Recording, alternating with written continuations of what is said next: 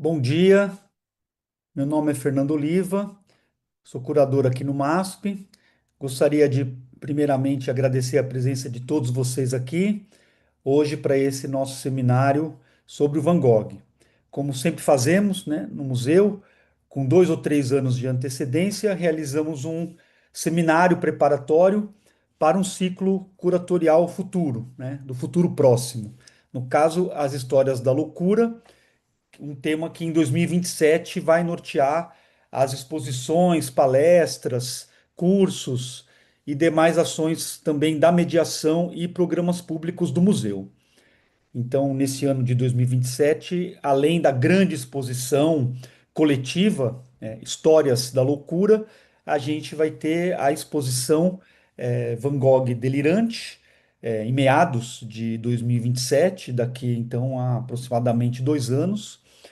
Como vocês sabem, o MASP trabalha com os eixos curatoriais anuais, né, desde 2016, com histórias da infância, seguido por histórias afroatlânticas, histórias da sexualidade e outros temas anuais que vão articulando, né, as exposições e cursos, palestras, aulas, né, do museu durante aquele ano, sempre aí em torno de 14 a 15 exposições, né, por ano, projetos, incluindo a sala de vídeo e exposições nos diversos espaços do museu.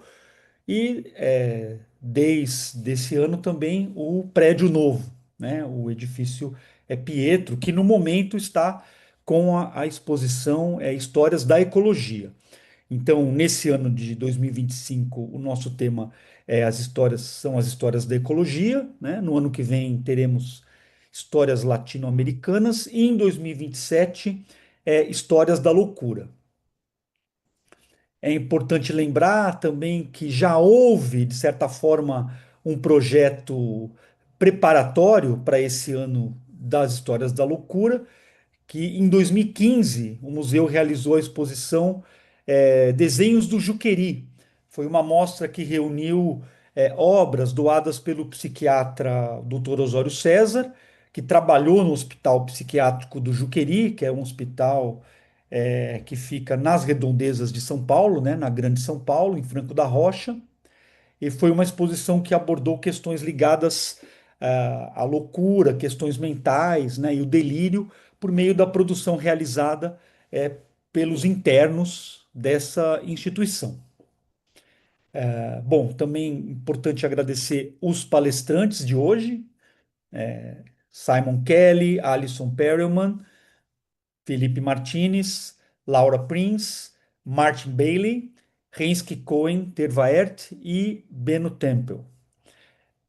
Também gostaria de agradecer à equipe de mediação e programas públicos do museu, especialmente Glaucia Helena Brito, Bruna Fernanda e Daniela Lima.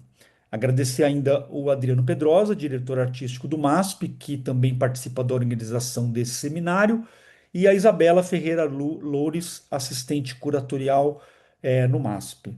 Também agradecer a Laura Cozendei, que vai mediar uma das mesas aqui hoje. Nós teremos 3 mesas, né? Uma agora pela manhã e 2 pela tarde. As perguntas elas podem ser enviadas no chat. O mediador da mesa vai tentar atender todas, né, ou a maior parte delas. Às vezes, né, fazendo alguma edição entre as questões, em nome aqui do tempo, né, que a gente tem para cada mesa. Para receber o certificado de participação, é necessário assinar a lista de presença, que vai ser disponibilizada por meio de um link que vai ser fornecido aí durante o seminário, durante os trabalhos de hoje. Também, por fim, gostaria de agradecer os tradutores do seminário e as intérpretes de Libras, que também nos ajudam muitíssimo nessas conversas e trocas com o público. Bom, a gente já vai iniciando, né, aqui com a primeira mesa de hoje, que vai reunir as falas da Laura Prince, da Alison Perryman e do Simon Kelly, né?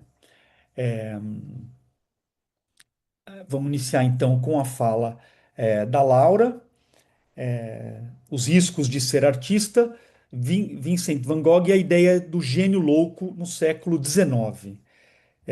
Vou fazer uma introdução para a Paula, só um minuto. Ah,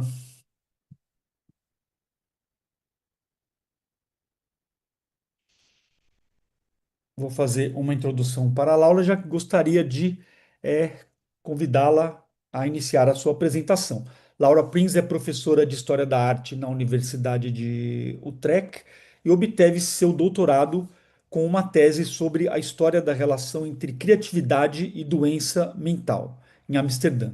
Anteriormente, trabalhou como curadora e pesquisadora em diversos museus. Em 2015 e 2016, por exemplo, foi pesquisadora do projeto Nos Limites da Insanidade, Van Gogh e sua doença, no Museu Van Gogh, em Amsterdã. Laura Prins publica de forma regular textos sobre Van Gogh, arte do século XIX e intersecções da arte com a medicina. Então, por favor, Laura.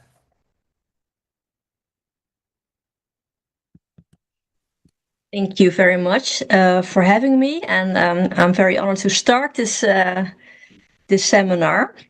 Let me see if I can share my PowerPoint. I think it should be shared now.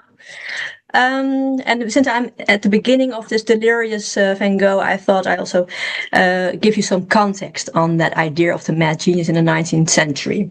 But Van Gogh will be very much present, so bear with me, please. I'm going to talk about the risks of being an artist, not so much the physical challenges as the mental strain that can be imposed by the artistic occupation. It is based on the age-old idea that genius and madness often coincide, known today as the relationship between creativity and mental illness, and was already mentioned in the introduction, my dissertation. I have studied here the long history of this relationship, or to be more precise, the history of this idea that such a thing as a relationship between creativity and mental illness exists. It is debated for centuries, and to this very day, psychologists and psychiatrists study the association between creativity and mental illness, often hoping to prove it. But there has never been a consensus, and there are still no convincing evidence for a relationship. Only indications are found, but those are largely based on ancient ideas and assumptions. Well, I'd love to talk about that more, but on another occasion. Today I focus on Van Gogh and his time, one of the most famous examples of a mad genius. He is often presented as this lonely, suffering, insane artist just messing about, and this narrative is completely unjust, of course. But he did become ill at the end of his life, a life he ended himself 18 months after he had cut off his ear. And he became famous for seemingly unprecedented art, so naturally and unfortunately the two are quickly connected. And shortly after his death, Van Gogh became a rewarding case study for many medical doctors to figure out his diagnosis. You could say he became a poster boy for quite some illnesses, as you see some examples here of the Meniere's disease and the bipolar disorder. And in 2016, we studied at the Van Gogh Museum the history of this diagnosis as part of the exhibition On the Verge of Insanity. And here you see a glimpse of the many diagnoses that have passed in the last decades. And we need to make sure to distinguish between the contemporary diagnosis and the many posthumous diagnoses. Because the first actual official diagnosis was recorded by the senior physician Jules Urbain a few days after Van Gogh had cut off his ear and was hospitalized. And he talks about an attack of acute mania with generalized delirium, which means nothing more than some form of insanity, nothing very specific back then. And Van Gogh's Dr. Felix Rey focused on the causes of the illness, which lay in the painter's unhealthy lifestyle, as well as he called it, the extreme excitability that must form the essence of his character. When he was admitted to the asylum in Saint-Remy a few months later, epilepsy was officially recorded by Dr. Peyron, the institution's director. And this was probably prompted by Dr. Rij, because we know from the letters between Van Gogh and Rij that they discussed his illness at length and also mentioned epilepsy. And again, in the 19th century, this also meant something different than nowadays. It was then a sort of all kinds of illnesses with sudden disturbances in the brain. But Van Gogh himself considered his illness at first a simple artist bout of craziness, one of the hazards of the job, apparently. But what did he mean by that? From the beginning of his artist career, Van Gogh realized that his work as an artist was risky. He referred regularly to the age-old commonplace that genius and madness often coincide. And this idea can be traced back more than 2,000 years ago, with the famous statement by Plato or Socrates, the Greek philosophers, "The greatest of good things come to us through madness." However, Plato was not talking about mental illness here, but madness meant divine inspiration, as the statement continues with, "The sword, mind you, which is given as a divine gift." However, since the 18th century, when psychiatry came into being, madness is interpreted as mental illness. And therefore, the medical doctors who were interested in the mind dived into the mysteries of genius, and often referring to this quote by Plato. They sought to determine what makes someone a genius and if it was connected to mental illness. And how genius was perceived naturally followed from the state of medicine at that time. At the beginning of the 19th century, mental illness was usually defined as a false perception caused by uncontrolled emotions and an overactive imagination. It was in this context that Dr. Lelu, French psychiatrist avant la lettre, studied the ancient philosopher Socrates and his demon, this inner voice who advised him what not to do. Since Socrates was the only one hearing this voice, he must have had hallucinations, according to Lelu, and considered them to be a symptom of mental illness. But because of his healthy constitution, Socrates was able to function properly. During the 19th century, it became more common to perceive mental illness as a physical condition caused by a sensitive nervous system related to heredity and partly to lifestyle. The prospects were now much less optimistic. Dr. Moreau presented his nervous system as a tree, which you see here on the slide, whose branches could lead to all kinds of illnesses, such as idiocy, neurosis, epilepsy, but also to exceptional minds. In the upper right corner, you see that. So in one family, you could have all of that because of the nervous system, the nervous system. And then you have the famous Lombroso, who took it even further with his man of genius. Even though these theories were often dismissed as scientific gossip, they were repeated nonetheless. So despite the lack of medical consensus, the commonplace itself was rarely denied, and these ideas of an overactive imagination, obsessive and eccentric character, and sensitive nerves remained attached to genius. And although Plato did not talk about madness as a mental illness, he did describe the poet as a passive creator, someone who is guided by something outside of himself. And this idea you find also very much in the 19th century, but then in the form of imagination, something an artist was sort of prone to, could be controlled by his own imagination. And it was believed that geniuses were vulnerable and therefore prone to madness because of their imagination. This had become a stereotype in many novels, such as the masterpiece L'Œuvre by Émile Zola. In this novel, the main character is Claude Lantier, a painter who is obsessed by his work, but also unstable, possessing an oversensitive nervous system and overexcited imagination. He feels misunderstood and sacrifices everything for his work, literally his life in the end, which is also on the cover on the right. When Vincent's sister Wil van Gogh read Zola already in 1887, she recognized Vincent in the fictional Claude Lantier. But brother Theo, to which she had written this, he believed that at first as well, but after actually reading the novel, he concluded that painter, Claude Lantier, sought the inaccessible, while Vincent loved the existing far too much to fall into that. In other words, Lantier had used his imagination too much and was not able to distinguish fiction from real anymore, and this had led to his insanity.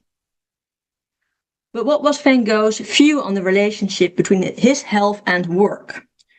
So let's start before his illness started to show. Van Gogh saw various risks in the artist's life. He often referred to these medical commonplaces. He believed that artists were prone to illness because of their sensitive nervous system and their lifestyle. He referred to ideas of degeneration, the idea that each generation becomes weaker and weaker, and there was nothing you could do. He felt his body was a burden.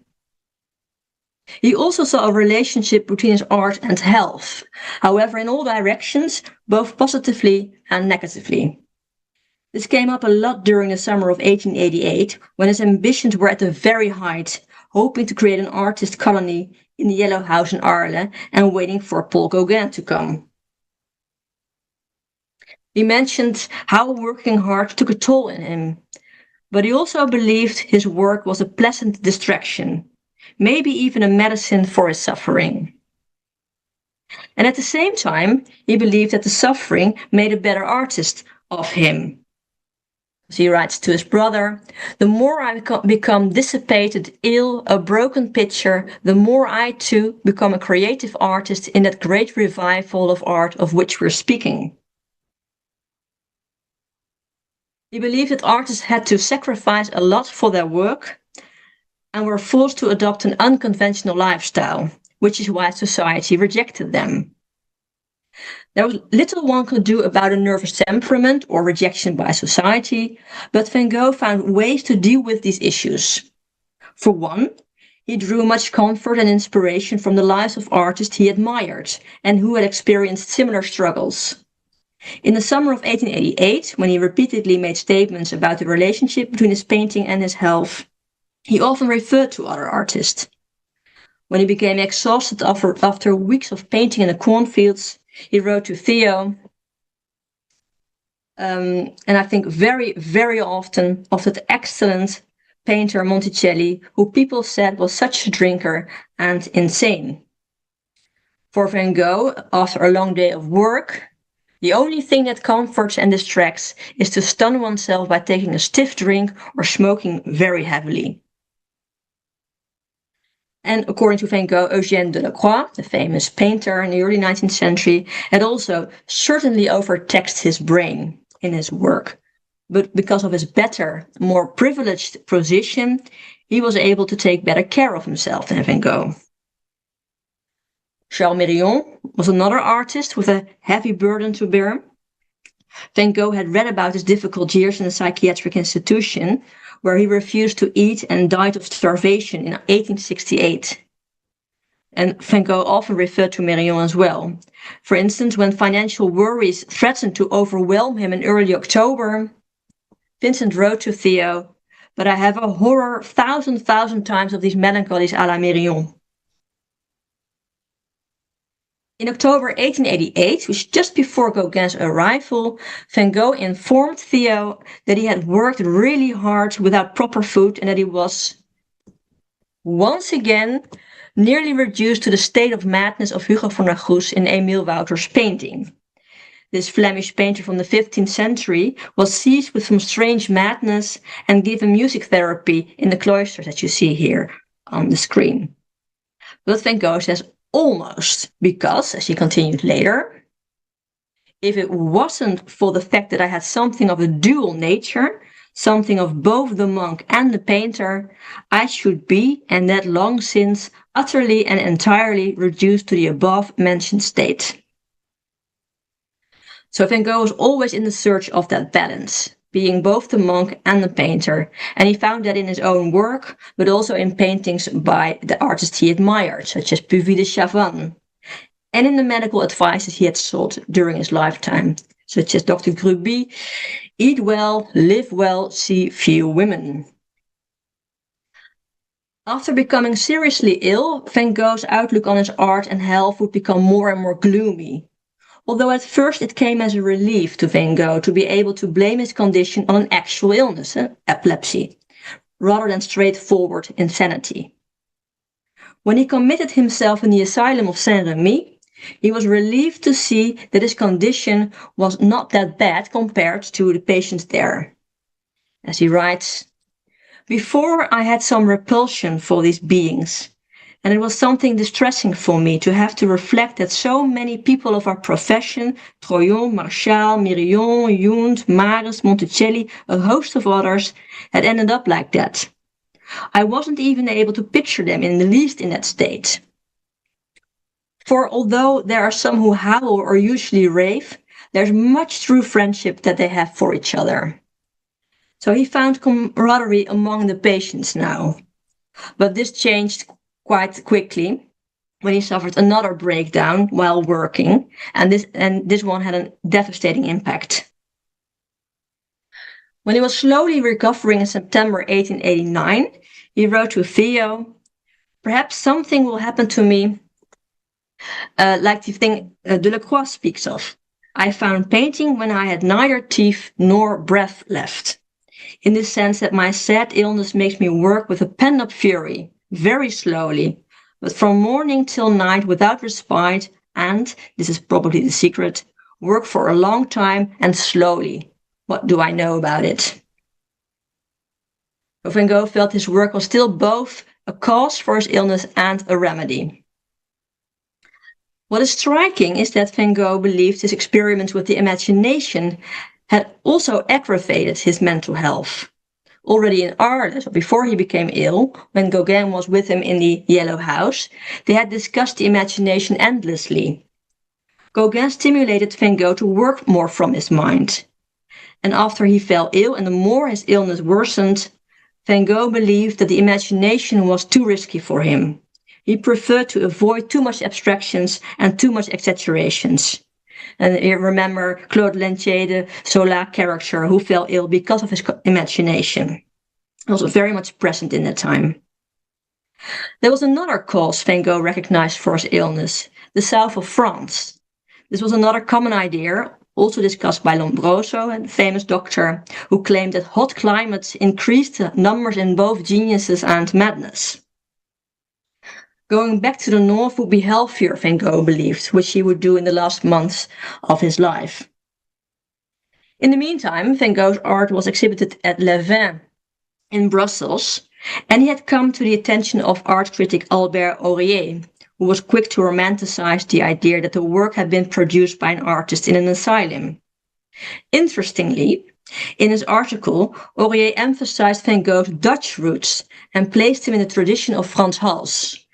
But at the same time, he distinguished between Van Gogh's abnormal perception, revealing elements invisible to healthy eyes, and the realism of the generations of Dutch artists before him, who were, as he quotes, so physically healthy and so well balanced mentally. And this was exactly the image Van Gogh was not happy about. He asked Aurier not to write about him again. Van Gogh was always looking for the antidote for his artistic madness, as he called it, always searching for balance, even after he fell seriously ill and had to cope with this new reality. As we have seen, the relationship between creativity and mental illness felt very real to Van Gogh, but his references were nuanced, ambiguous, and changed over time. He based them on the age-old commonplace, in line with contemporary medical views, but most of all, they were formed by his own experiences and the stories of like-minded artists. Although he believed at first that suffering was both inevitable and maybe even necessary for us all, in the end he was not so sure anymore. He had experienced firsthand how devastating illness was, and in the end, he said, his life too was attacked at the very root. Once again, the comparison with Zola's character Claude Lantier became relevant. Dutch critic Johan de Meester wrote in a Dutch newspaper in 1890, Vincent van Gogh seems to have been someone of the same constitution as Claude in L'Oeuvre, a true child of his nervous age, an important subject for the zealous pathologists who are so fond of venturing into the dissection of genius these days. So this commonplace of the relationship between genius and madness was very much present in Van Gogh's time, and in the 20th century, Van Gogh himself would be inextricably caught up in it. That is also one of the risks of an artist, that your biography starts to overshadow your art, and there is nothing you can do about that. Thank you.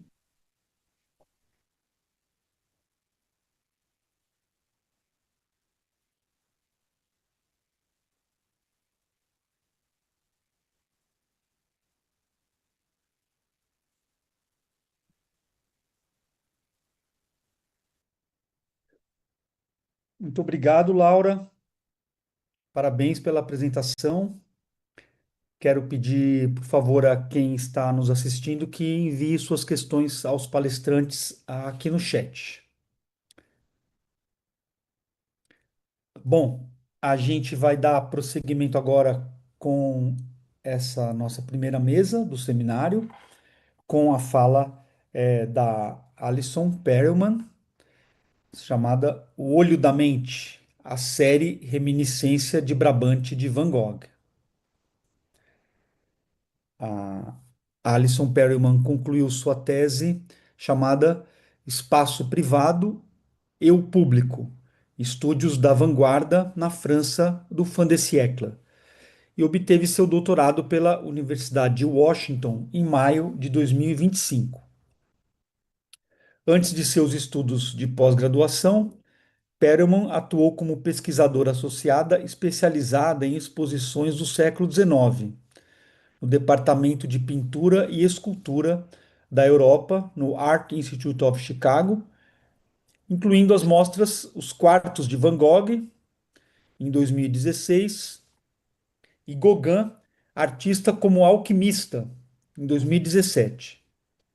Seus textos foram publicados pelo Art Institute of Chicago, pelo Musée d'Orsay e pelo Nelson Atkins Museum, pela Oxford University Press e também pela Thames and Hudson. Então, Alison, por favor, obrigado e, por favor, pode dar início à sua apresentação. Thank you so much. It's a pleasure to be with you all this morning. And before I get started, I just want to thank you, Fernando, and your entire team at MASP, particularly Daniela Lima, for making today happen. I also want to thank Laura and Simon and all my fellow speakers today for sharing their work.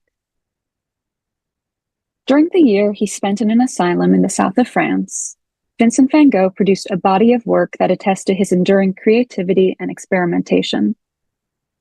In March-April 1890, toward the end of his stay, Van Gogh painted 3 canvases known as Reminiscence of the North or Reminiscence of Brabant. Each one depicts thatched cottages typical of Brabant, the Dutch province where he was born and raised. Composed from his imagination and youthful memories, this series marked the culmination of a years-long debate between the artist and his peers on the issue of painting de tête, from the mind as opposed to direct observation. Having passionately argued both sides and employed both methods, Van Gogh finally achieved a personal interpretation of this avant-garde concern through these nostalgic evocations. While much scholarship has positioned Van Gogh firmly on the side of the debate favoring direct observation, his letters and painted experiments betray a profound ambivalence. He admired artists capable of more imaginative works, yet he did not consider himself among them. Van Gogh admitted, quote, "I sometimes regret that I can't decide to work more at home from the imagination. Certainly, imagination is a capacity that must be developed." His reluctance to work from memory or imagination often stemmed from low confidence. When he was dissatisfied with the results of his intermittent experiments in painting de tête in 1888 and 89, he typically blamed his lack of experience rather than an inherent shortcoming of the technique. This talk will provide a brief overview of Van Gogh's back-and-forth stance on painting from memory and imagination to reveal what distinguished Reminiscence of Brabant from his previous forays. Remarkably, Van Gogh achieved these paintings near the end of his longest-lasting mental health episode, as he claimed, quote, "while my illness was at its worst." Reminiscence of Brabant reflects his determination to employ his painting practice as a means to both improve his mental state and demonstrate his acuity. Focusing on this series and the question of Van Gogh working the text allows me to address the impact of his mental illness on his artistic production, both in terms of what it did sometimes diminish, his time, confidence, and what it did not diminish, his creativity and command of his craft. More than a nostalgic depiction of childhood memories, Reminiscence of Brabant was a demonstration of his artistic identity and his social identity as a capable individual.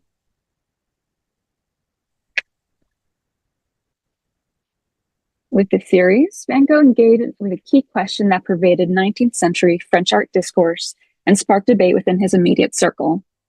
Van Gogh and his peers used the French term de tête, from the mind, to refer to both working from memory, depicting what they had previously observed, and working from the imagination, representing something invented in their mind, as these two concepts are deeply related, often inextricable. The 19th century witnessed widespread interest in the role played by memory in the creative process. Those in favor of developing and employing memory saw it as a means to better capture fleeting effects, to synthesize reality, or to supply the imagination. Those opposed to relying heavily on memory felt the habit prevented artists from seeing reality with fresh eyes. More immediately, Van Gogh grappled with the question of working from life versus from the mind in an ongoing dialogue with Émile Bernard and Paul Gauguin. In Paris, the three artists engaged in lively debates on the direction of modern art, which continued through correspondence after Van Gogh left for Arles and Gauguin and Bernard for Brittany in 1888.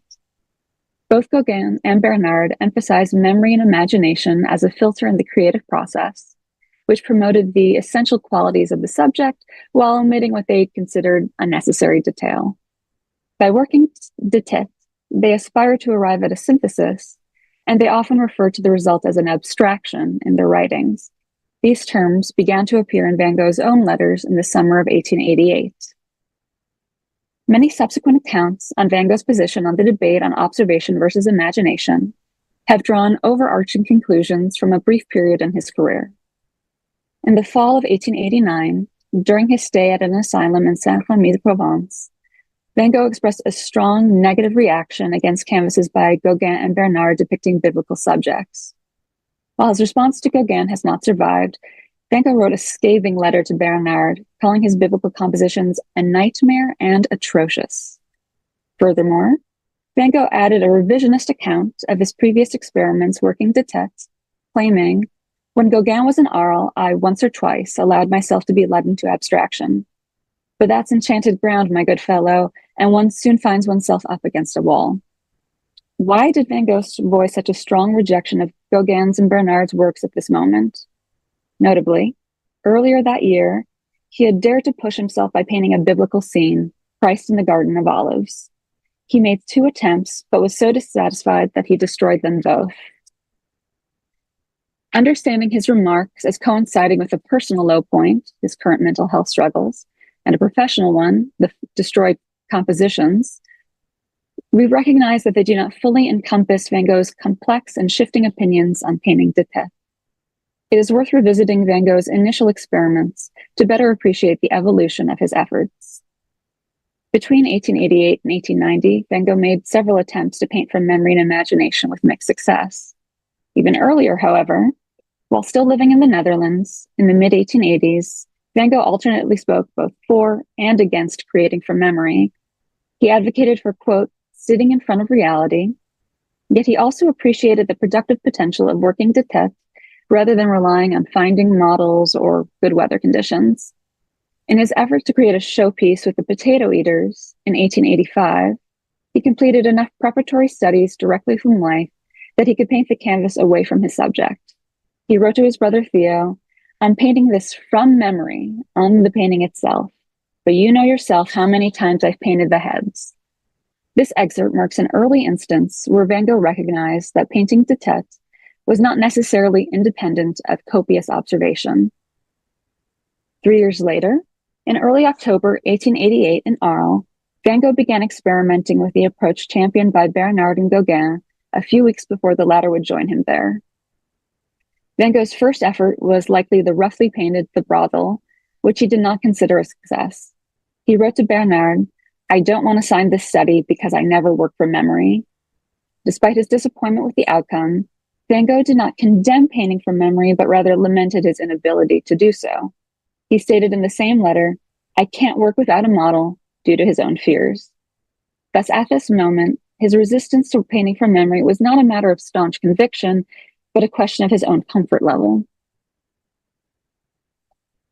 Gauguin's arrival in Arles on October 23, 1888, was Van Gogh's catalyst for a sustained period of experimentation with painting de tête. With Gauguin there to model his own techniques, Van Gogh recovered the will to try anew. He chose to portray locales he had visited in recent months. Arena at Arles depicts one of the bullfights in a Roman amphitheater, which had occurred between April and September. Van Gogh also painted the dance hall in Arles, a lively scene of an evening at a local café concert. Neither canvas features Van Gogh's signature impasto or his mingling of unmixed pigments. Instead, he employed a more poisonous technique with areas of flat color and obvious contours. Van Gogh had emulated Gauguin's preparatory methods by first establishing a dark blue sketch and then a pale underpainting. Afterward, he built up the canvas in layers of vivid complementary colors.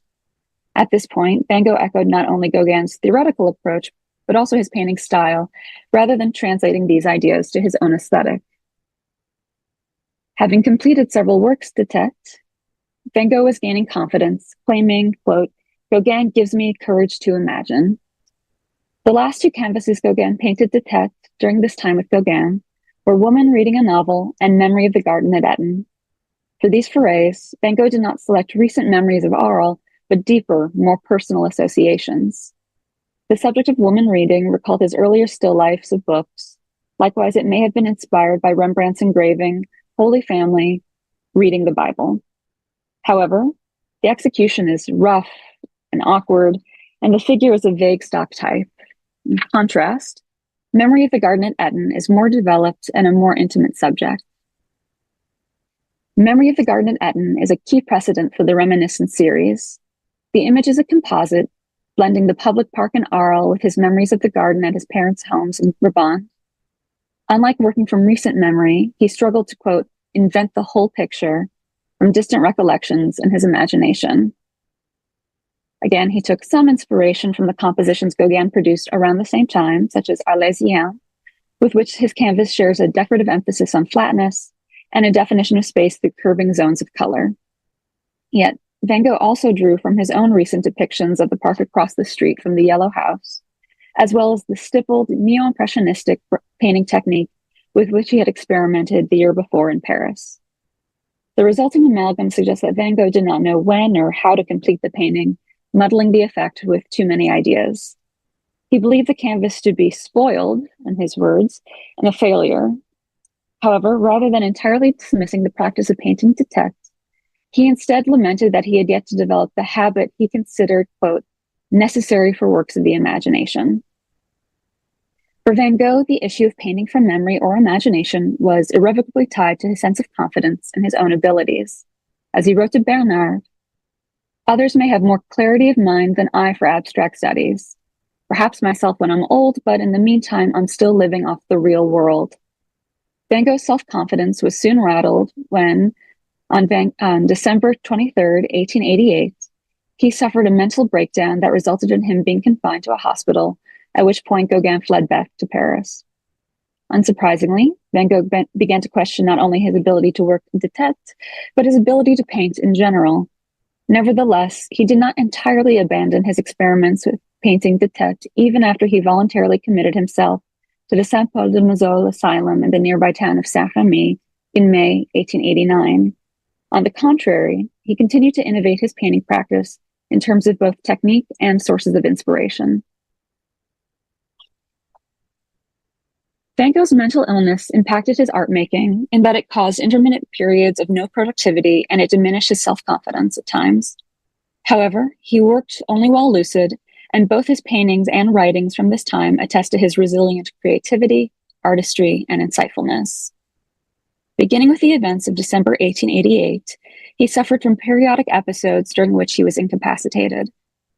Despite his initial fears that his mental health would limit his artistic abilities, he found himself not only able but needing to work. As he wrote in March 1889, it was precisely by working that the normal state returned little by little. He continued to paint in the lucid periods between his episodic crises.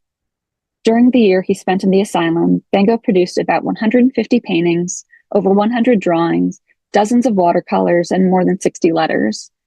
Ultimately, Van Gogh believed that pursuing his painting was in the best interest of his mental health. A rush of creative inspiration and a desire to heal his mind compelled the artist to work with renewed energy. He wrote, "More than ever, I have a pent-up fury for work, and I think that this will contribute to curing me."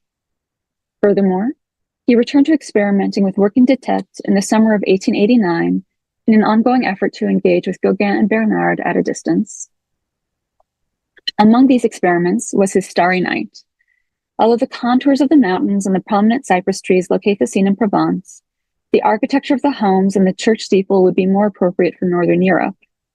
Van Gogh freely mixed direct observation, memories of local elements, and imagined details with nostalgic significance. When he described it to Theo, he stated that it gave, quote, "an idea of the things Gauguin, Bernard, and I sometimes chatted about and that preoccupied us." At this time, however, Theo responded to his brother's latest canvases with concern. He advocated for a return to direct observation, stating, "I consider that you're strongest when you're doing real things." Theo's negative reaction was likely informed by a concern for his brother's well-being, suggesting an association between painting from reality and attachment to reality. Van Gogh picked up on this concern and replied with some indignation, "My health is very good. As for the work, the ideas are becoming firmer, it seems to me." In November 1889, following Theo's negative reaction, as well as underwhelming responses from Gauguin and Bernard, a frustrated Van Gogh adopted an opposite stance, denouncing working tête-à-tête with regard to his friend's biblical compositions, as discussed earlier. Soon thereafter, Van Gogh suffered through an extended period of repeated mental health crises that diminished his ability to work while they lasted. He dealt with brief episodes in December 1889 and January 1890. Then, from February 22nd to April 29th, 1890, for more than 9 weeks, he endured the longest-lasting mental health episode of his life. During this period, the artist remained effectively confined to his room and composed only one letter in which he expressed a, quote, "great desire to get back to my work." When Van Gogh at last wrote to his brother again at the end of April, he remarked, "While I was ill, I nevertheless still did a few small canvases from memory, reminiscence of the North."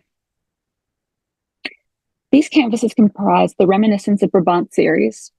As the name suggests, Van Gogh drew from personal recollections for the subjects of these works, creating them entirely from memory and imagination. The Reminiscence series marked the resolution of Van Gogh's efforts to successfully paint tête-à-tête, which he achieved by mixing two different aspects of the familiar, the immediate and the nostalgic. Employing the vivid palette and dynamic brushstrokes that he had developed in Provence, Van Gogh painted imagined views of the thatch-roof cottages and peasant inhabitants that he associated with his native Brabant. The subject matter echoes works he had created at least 5 years prior while still living in the Netherlands. The intimate connection he felt to this region and the decades he spent observing it firsthand gave him the confidence to invent these new compositions and render them with similar finesse as his Provençal landscapes. The project started with a series of sketches begun sometime during March or April 1890, the 2 months of his confinement. He filled no fewer than 60 sheets with subjects from his imagination, most of them related to memories of Brabant, cottages with smoking chimneys, peasants working the fields, and figures trudging through snow. A few drawings, such as landscape with figures pushing wheelbarrows, feature complex and fully realized compositions. There is little exact correspondence between the drawn and painted scenes. Nevertheless, traces of pigment on some sheets suggest that Van Gogh used them as a reference while painting. Additionally, 2 studies of cloud include written color annotations. Thus, even before he could pick up his palette, Van Gogh made careful and deliberate plans. Despite being painted while his illness was at its worst, in his words, the confident, dynamic brushstroke indicates an artist in full control of his faculties. In house and figure, swirling arabesques of paint filled the sky and field, and the lively, sketchy brushwork unites foreground with background, seeming to animate the houses and the landscape. In Cottages at Sunset, he similarly repeated the rows of houses in front of large, setting sun, whose warmth is more suggestive of Provence than the Netherlands. The third canvas offers a different view, that of a small village beneath a dusky sky. Within these paintings, Van Gogh consolidated his palette and brushwork of the South with Northern subject matter. During the years Van Gogh grappled with his mental health struggles, he frequently reminisced about his childhood in Brabant. While he recorded a few details about the 9-week episode that preceded the series, after a previous breakdown in 1889, he had recalled experiencing vivid memories of his past, writing, "During my illness, I again saw each room in the house at Zundert, the Brabant town of his childhood." In late January 1890, a month before this lengthy episode began, he again professed to thinking, quote, "a lot about Holland and about our youth back then." Deeply held memories and years of direct observation of the Dutch countryside prepared him for the task of rendering it completely detached, even well after his move to France. The Reminiscence of Brabant series sheds light on one of the darkest moments of the artist's life. These canvases reveal that Van Gogh not only remained capable of painting masterfully, but he also remained willing to push himself and experiment. Theo best recognized both Van Gogh's talent and his determination, writing, "Vincent set a number of new paintings, including some very beautiful ones. It's amazing that, in spite of it all, he can still deliver so much work." The Reminiscence of Brabant series was an opportunity for Van Gogh to recast himself after a prolonged crisis and assert his enduring artistic vitality. It is not incidental that the timing of this series coincided with Van Gogh's decision to both check out of the asylum and return to the north of France, an environment more akin to his native region. His letters attest to a firm insistence on leaving the South as soon as possible, believing only in the North, mostly defined, could he improve his painting and his health. He did not regret the time spent in Provence. Rather, he felt that it did him, quote, "good to go into the South to better see the North." On May 16, 1890, Van Gogh left Saint-Rémy for Auvers-sur-Oise. On the discharge, the asylum director wrote, "In the interval between attacks, the patient is perfectly calm and lucid and passionately devotes himself to painting. He is asking to be discharged today in order to go live in the north of France, hoping that climate will suit him better." Van Gogh lived only another 2 months, but in that time he remained prolific and innovative. Thank you.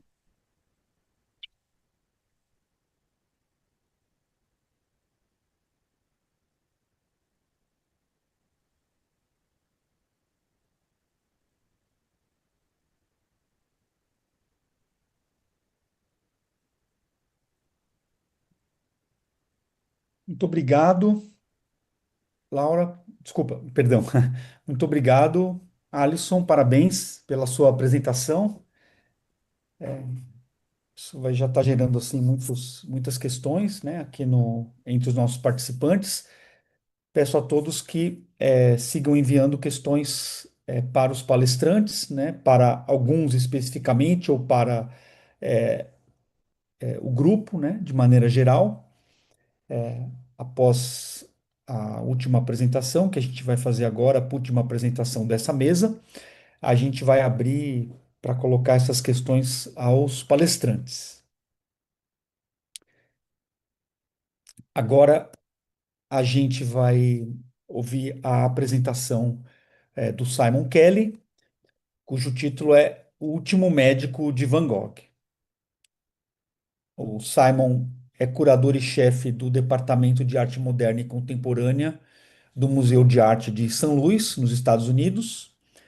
Ele escreveu extensivamente sobre a arte francesa do século XIX e início do século XX, particularmente a pintura impressionista e da escola de Barbizon, e publicou vários ensaios sobre Van Gogh, incluindo um ensaio premiado em 2012 sobre a relação do artista holandês e o mercado de arte, no catálogo da mostra Tornando-se Van Gogh, Becoming Van Gogh. Outras publicações de Kelly incluem o catálogo da exposição Millet e a Arte Moderna, de Van Gogh a Dalí, e o livro Théodore Rousseau e a Ascensão do Mercado de Arte Moderna, publicado em 2021 pela Bloomsbury Academic. No outono de 2026, né, no ano que vem, ele organizará a exposição Mulheres Impressionistas e o Território, no Museu de Arte de São Luís, Women Impressionists and the Land, ou também pode ser traduzido por Mulheres Impressionistas e a Terra. Então, muito obrigado, Simon, pela presença e, por favor, pode iniciar a sua apresentação. Okay, thanks, Fernando. Um,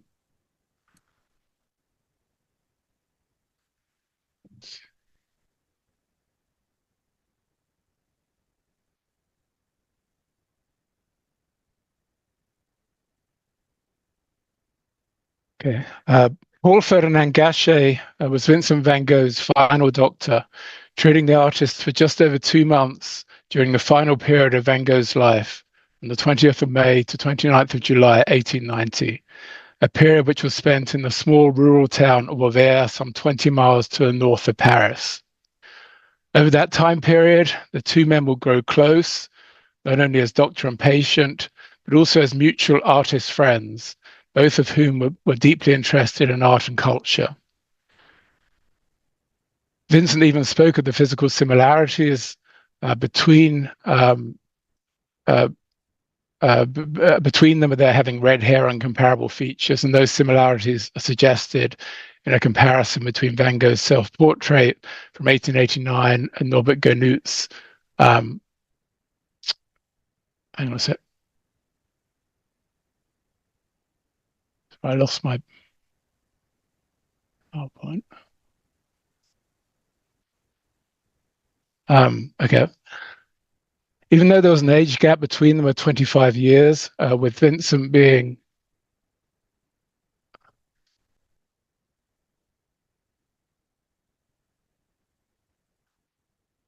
with Vincent being 37 when they met and Gachet 62, the artist would even talk about the two men as being brothers.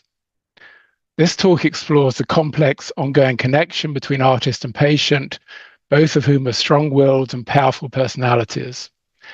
How did their relationship develop? And what do we know of Gachet's diagnosis of Van Gogh's mental illness and of his subsequent treatment of the artist? And can Gachet even be considered culpable in some way for Vincent's suicide, as the later avant-garde poet Antonin Artaud believed? This talk addresses those questions and also seeks to place Gachet's medical career within the wider context of changing attitudes to mental illness in late 19th century France. My focus can also be trying to get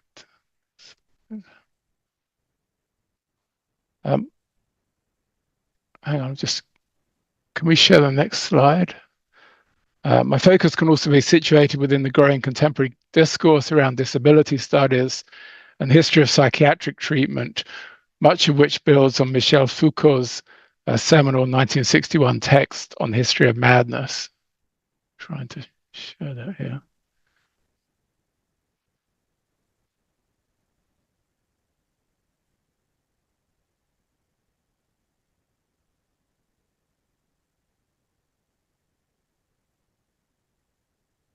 Sorry, this is not letting me share over. Okay.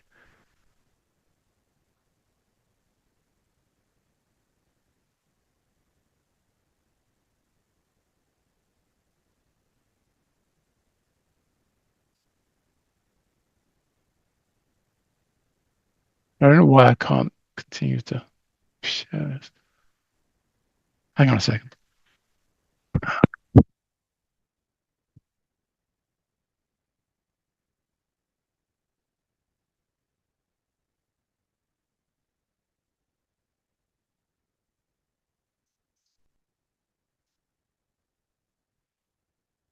I should be able to just slow. It says on she's. Why can't I? Why can I not share this?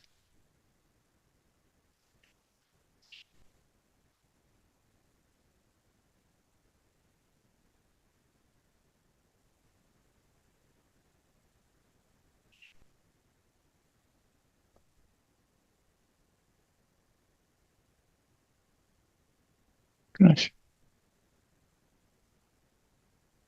I'm trying to. Should I come out and start?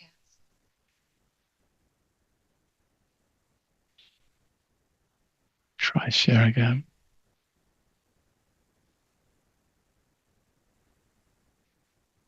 Okay.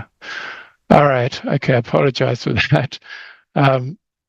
So just to continue, to contextualize with Foucault's seminal 1961 text on the history of madness. So recent decades have seen major scholarship around Gachet. He was the subject of an important 1999 exhibition at the Metropolitan Museum of Art, the Grand Palais, and the Van Gogh Museum, which was curated by Anne Distel and Susan Stein. As its title indicated, this highlighted Gachet's important collection of art by his artist friends, including Cézanne, Pissarro, and Guillaumin, as well as Van Gogh. It also gave attention to Gachet's own significant output of prints, as well as his relatively modest output of paintings. Other recent research, particularly the Van Gogh in Auvers-sur-Oise exhibition in 2023 to 24 at the Musée d'Orsay and the Van Gogh Museum, has further highlighted Gachet, as well as Van Gogh's images of the Gachet family. And I'd like to highlight the work of Wouter van der Veen and thank him for his generous collaboration preparing this talk.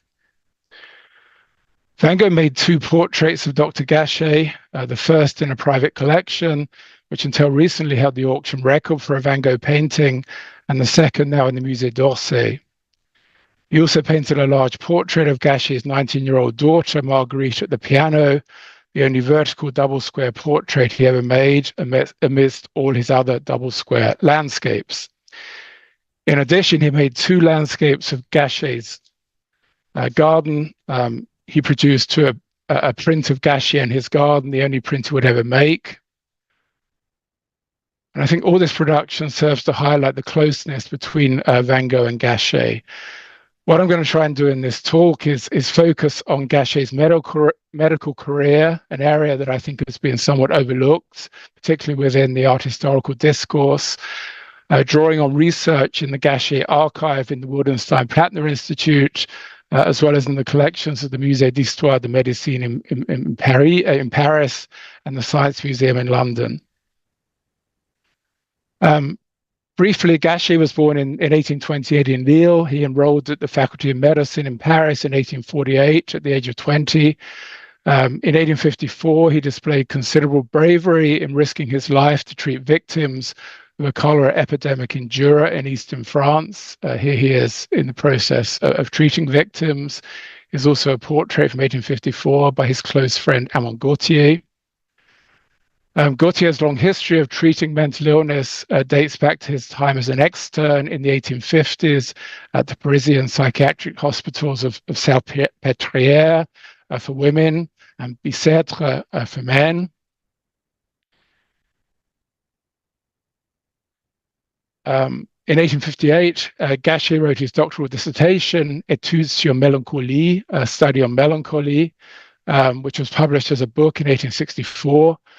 This was an 111-page book, the only long text he ever published, and it represented an investigation into melancholy, or what we would now call depression. Although published years before he met Van Gogh, I think it offers an important context for understanding his treatment of the artist. The text shows the degree to which Gachet was well read in scientific tracts around melancholy, particularly by Philippe Pinel, who is generally seen as the founder of modern psychiatry in France. Étienne Esquirol, whose 1838 text on mental illness is also seminal to early French psychiatry, and Jean-Pierre Ferré, who explored early understandings of bipolar disorder and with whom Gachet had externed at Bicêtre. On page 28 of his text, Gachet identified melancholy as délire or delirium. He then divided such madness between the period terms monomania, monomanie, and lipomanie, both of which have been coined by Esquirol. Lipomania, for example, Gachet defined as a variety of monomania with sadness, tristis, or tristesse. And I'll come back to lipomania. Elsewhere in his text, Gachet notes that the melancholic, quote, the melancholic is the most interesting of all the mad, and he affirms that, quote, all the grand poets, grand artists were essentially melancholic beings. To justify this, he cites Shakespeare, Rembrandt, and Géricault, and other leading artists as being melancholics. Gachet also offers many recommendations for treating melancholy, including climate, hydrotherapy, diet, work, exercise, and the creation of a sense of freedom rather than captivity for the melancholic individual. Gachet also mentions electrotherapy, the antecedent of electroconvulsive therapy, as a possible treatment, but is circumspect about its use, as he notes that it is untested. His text offers no specific medications or homeopathic remedies as treatments for melancholy. Gachet's interest in electrotherapy is also evident from a circular that he sent around January the 1st, 1863, which describes his medical office as, quote, an electromedical practice, and discusses treatment by electricity. And here is one of 3 surviving electrotherapy sets that he used. Here are the 2 others. Here's one of his stethoscopes. Gachet also had an interest in hydrotherapy, and this is a letterhead for the clinic that he ran in 1863 at the Spa of Evaux in central France. Here's a photograph of Gachet in 1865. It's also worth noting his work during the Franco-Prussian War of 1870 to 71, when he stayed in Paris to treat the wounded. You can see here a photograph of him as a surgeon major. He would have treated gunshot wounds and developed a broad range of medical skills. You can see a medical kit from that time. Gachet considered himself a man of science. At one point he said, I have the misfortune to be a man of science. But at the same time, he placed homeopathy at the center of his medical practice. And here are 2 homeopathic kits that Gachet owned, both of which post-date 1868. The larger kit has 93 remedies in glass tubes sealed with cork, each with the abbreviated name of the medication and the degree of its dilution. It's the cover. The kit was prepared by the pharmacy of Gogh in Paris, and the names of the homeopathic treatments, which I could go into in more detail, there's not the time, they run from the letters L to S. Here is a second smaller travel kit with 12 homeopathic remedies, also with Gachet's name and also prepared by Gogh. And again, the cover for that. And this is a detail of Paul Syrup or Paul Satir. One other thing to say is, apart from Gachet's scientific and homeopathic interests, he also had a deep interest in the occult and a slightly macabre collection of skulls, one of which I'll show you here. He also practiced chiromancy or palm reading. So given this context, what was Gachet's relationship with his patient Van Gogh? Based on the suggestion of Pissarro, Theo Van Gogh had recommended that Vincent come to Auvers to be treated by Gachet, since the doctor had previously treated many other artists, including Cézanne, Pissarro, and Manet.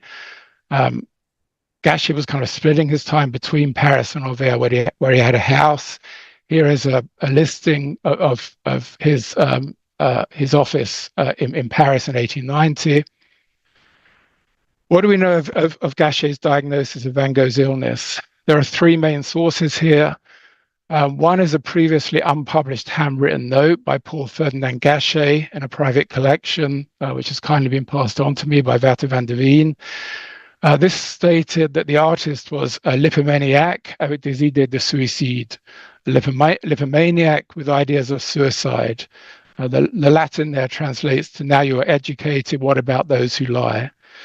As we've seen earlier, the term lipomaniac had been used by Gachet in his 1858 dissertation to describe a sense of an intense obsessive sadness.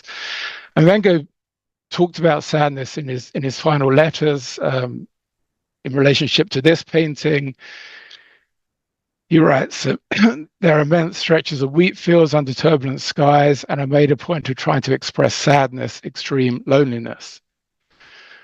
We also know that Gachet, when he first met Van Gogh on Tuesday, May the 20th, made a medical examination of the artist and diagnosed Van Gogh as having unfounded syphilomania, which is the obsessive belief that one might have the disease of syphilis. For Vincent, this was undoubtedly informed by an awareness that his brother Theo had syphilis, and Theo was beginning to show the horrifying symptoms of the disease, which would lead to his dementia and premature death. So I think Vincent was actually extremely worried that he too might have that disease. Another source, a third, which supports his reading of the importance of syphilis, or at least Van Gogh's belief that he had it, is the later recollection of the French writer Adolphe Tabarant. Tabarant noted that Vincent's suicide was caused by, quote, a phobia that haunted him, that of being damaged. And I think in some that's a reference to syphilis and this terrifying illness, and Van Gogh's murmurings, I must have it, I have it.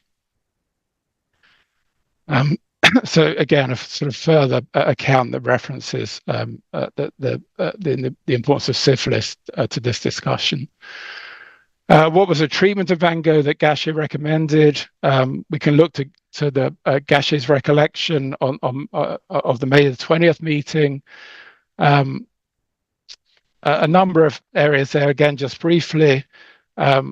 Firstly, the simple, sensible diet. And we know that Vincent actually ate pretty frugally. There's another recollection that from September the 17th, 1890, where Paul Ferdinand talks about Vincent's diet. Then work. Work as being absolutely essential to Van Gogh's well-being.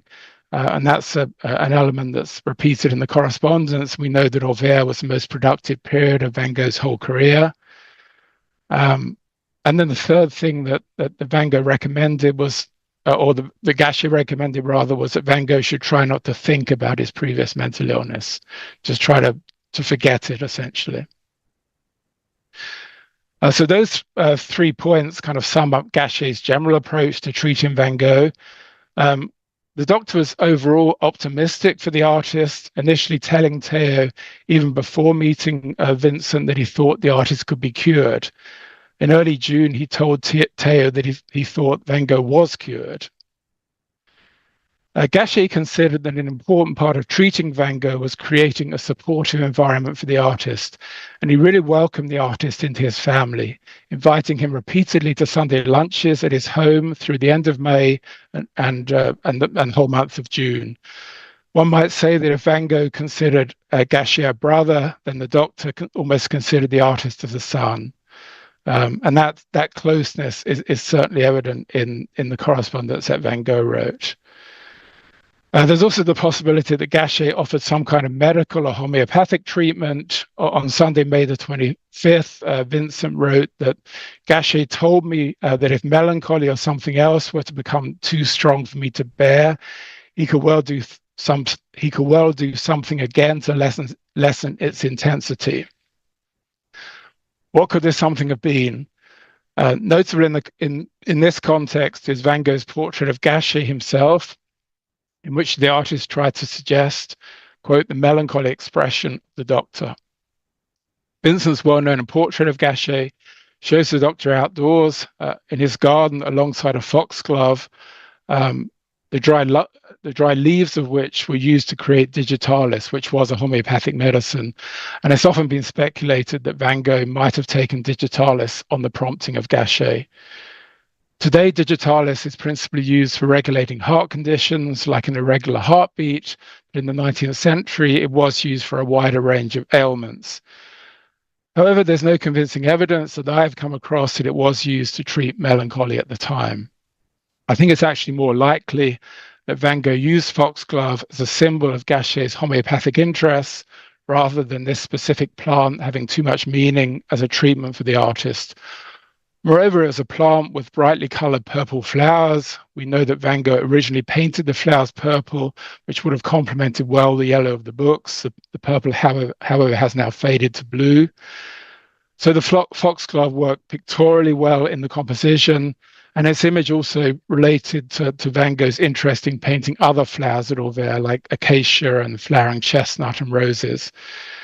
And of course, Gachet would have had a wide range of other homeopathic options for treating melancholy or depression, as we've seen from the multiple remedies, around 400 that he would have carried in his homeopathic kits.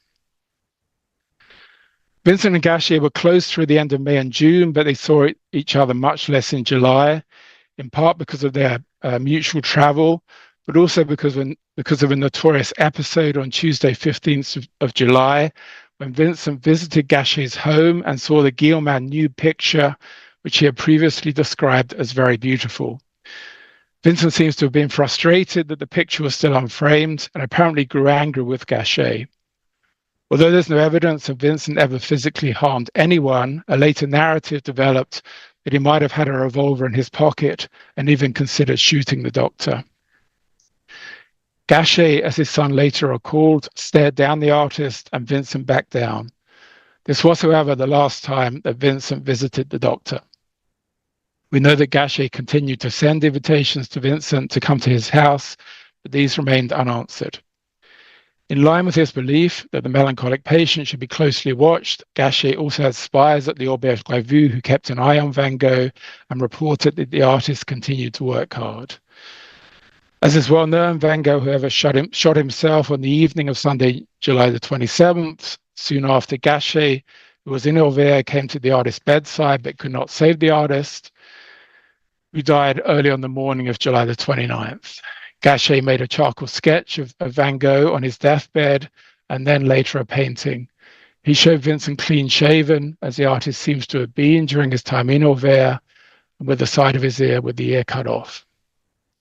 In conclusion, Gachet would deliver a teary eulogy for Vincent at the cemetery on Auvers the day after, on 30th of July, which reflected his deep affection for the artist. In an age before antidepressant medication, he does seem to have tried to create a supportive environment for Van Gogh, rather than returning him to a psychiatric hospital. This is perhaps most evident in the regular Sunday lunches where he and his family effectively treated Van Gogh as one of their family. Gachet recognized the artist's deep depressive sadness or lipomania, but he was less responsive to the artist's fears about having syphilis. He was also, of course, overly optimistic in his belief, as expressed to Theo, that the artist was cured. Nonetheless, Gachet's emphasis on science in his medical practice, complemented by his belief in alternative medicine such as homeopathy, can be considered quite modern in forming a holistic global view of his patient's health. Gachet will continue to practice as a doctor until his death at the age of 80 in 1909. He would treat hundreds, if not thousands, of other patients, but never again would he treat a patient with the posthumous fame and notoriety of Vincent van Gogh. Thank you.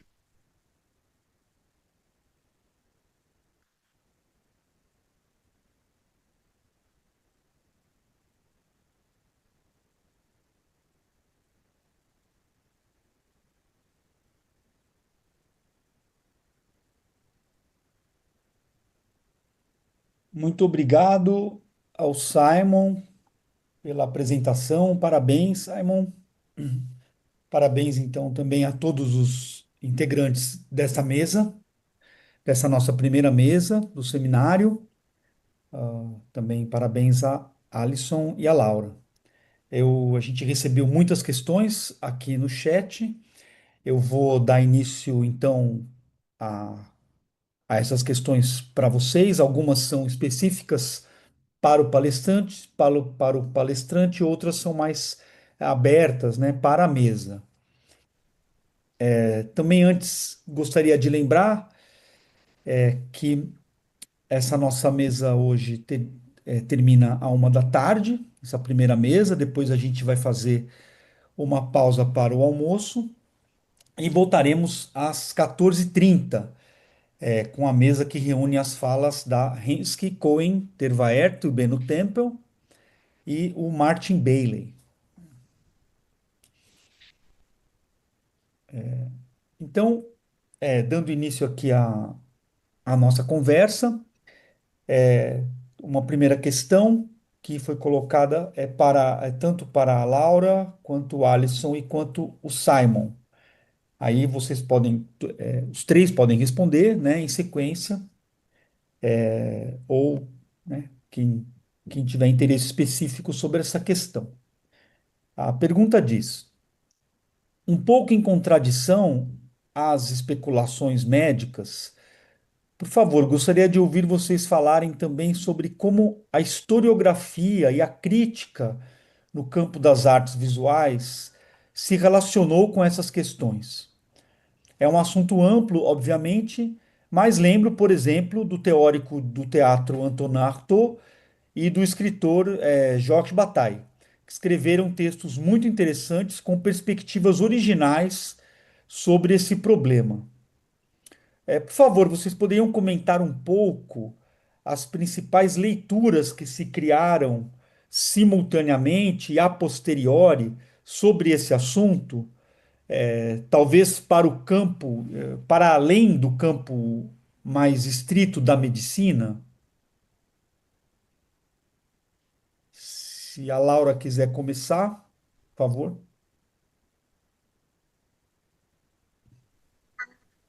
Well, thank you for the question. It's quite a complicated question. I feel so. I'm Sim. still trying to to tackle it.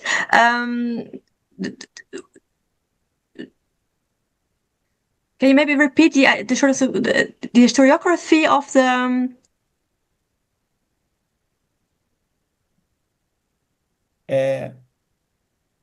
Laura, a pessoa Yes. colocou a pergunta no chat.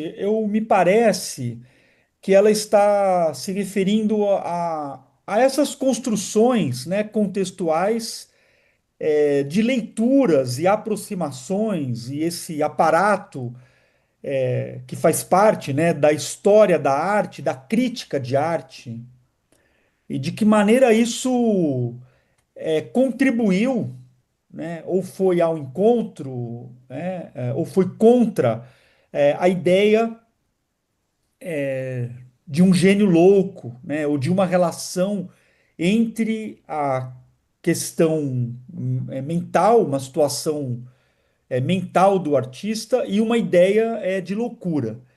E aí a pessoa menciona o Antonin Artaud, né, e o Bataille como autores e pensadores que vão levar além essa discussão. Também o Alisson, o Simon podem ficar à vontade para comentar.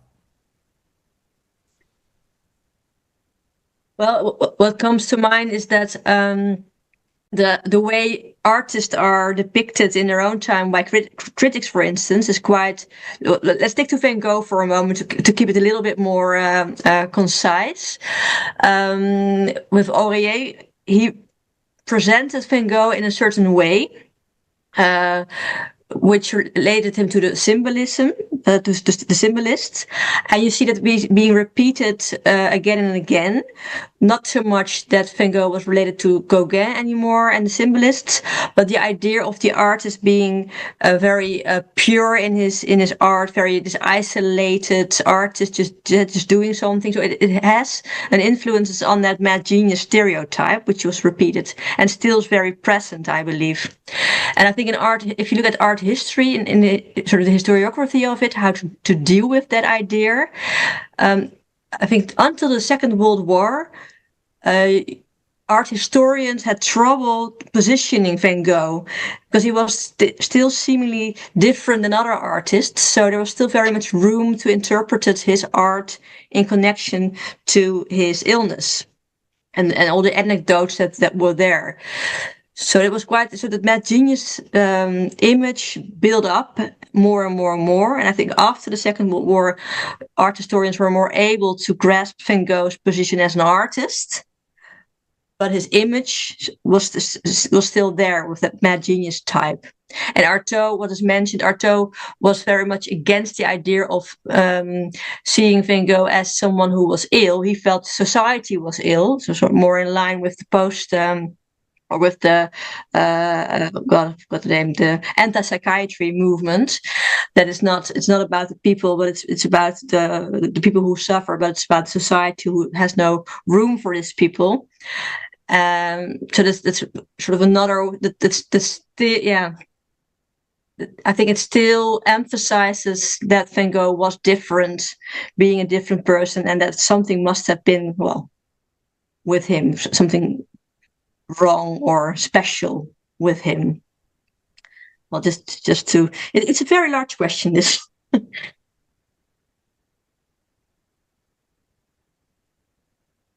Ok, obrigado, Laura, pela resposta. Acho que ajudou bastante. Por favor, Simon, Alisson, gostariam de comentar algo nessa direção? Alison, you want to say anything? Sure, I'll just add that going back before Van Gogh to the rise of Romanticism in the early 19th century, there was this idea of the artist as genius, as unique individual, and also as a bit of a loner or a renegade. And I think Delacroix, who Laura certainly pointed to as being a very important point of reference and role model for Van Gogh. Baudelaire talks about Delacroix and his ivory tower. So the idea of this artist, the artist being apart from society, I think also gets folded into the mad genius, is to understand why the artist would be apart from society. And with Van Gogh's time, this gets compounded with the rise of the proliferation of the press in France and the West more broadly, photojournalism, interviews, and the idea of the artist as a celebrity.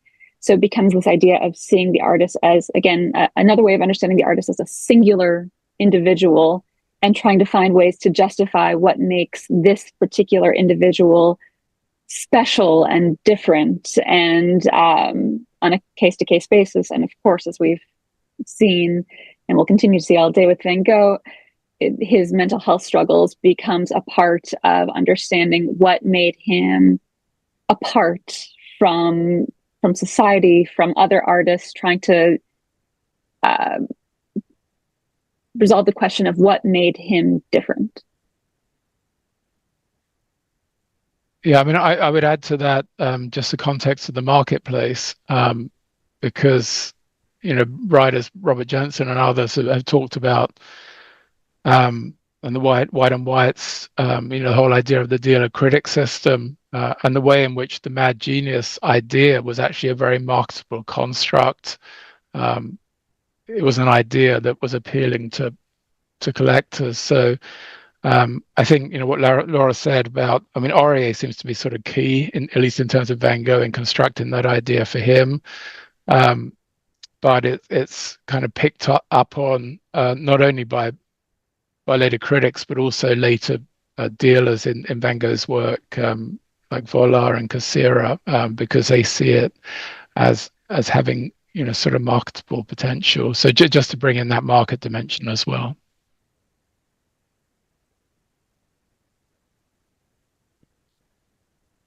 That's also to add on that artists in the early 20th century noticed that marketable aspect of the mad genius. You see that the expressionists start to use that image as well, sort of exploiting that image of the suffering artist, which you see with the Kirchners and the Kokoschka, etc. So it's sort of the interaction going on and on and on and on.